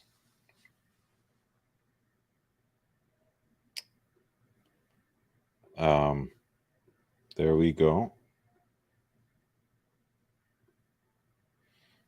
We have the donation here. I'm not gonna completely expose my home address, but this is the amount of the donation, as you can see. Children in Turkey and Syria. Donation dates, as you see, 3:06 a.m. Eastern Standard Time, which is just 2 minutes before in our time it was 12:06. And I think we also got a very nice card out of it, which hopefully came out in the way I just wrote it out. Yes, we have it, guys. This is going to be a very nice memory. Again, I hope it will go some way. Not sure how long, but this is it. A nice little tribute letter. Young Brando, aka LHV, made a donation of $725 in honor of the supporters of Young Brando. Thank you, guys. I really appreciate this. The donation made in your name will be put to use right away to provide urgent, life-saving support to children and families impacted by the devastating earthquakes in Syria and Turkey. Thank you for supporting UNICEF's emergency response. Your friends at UNICEF USA.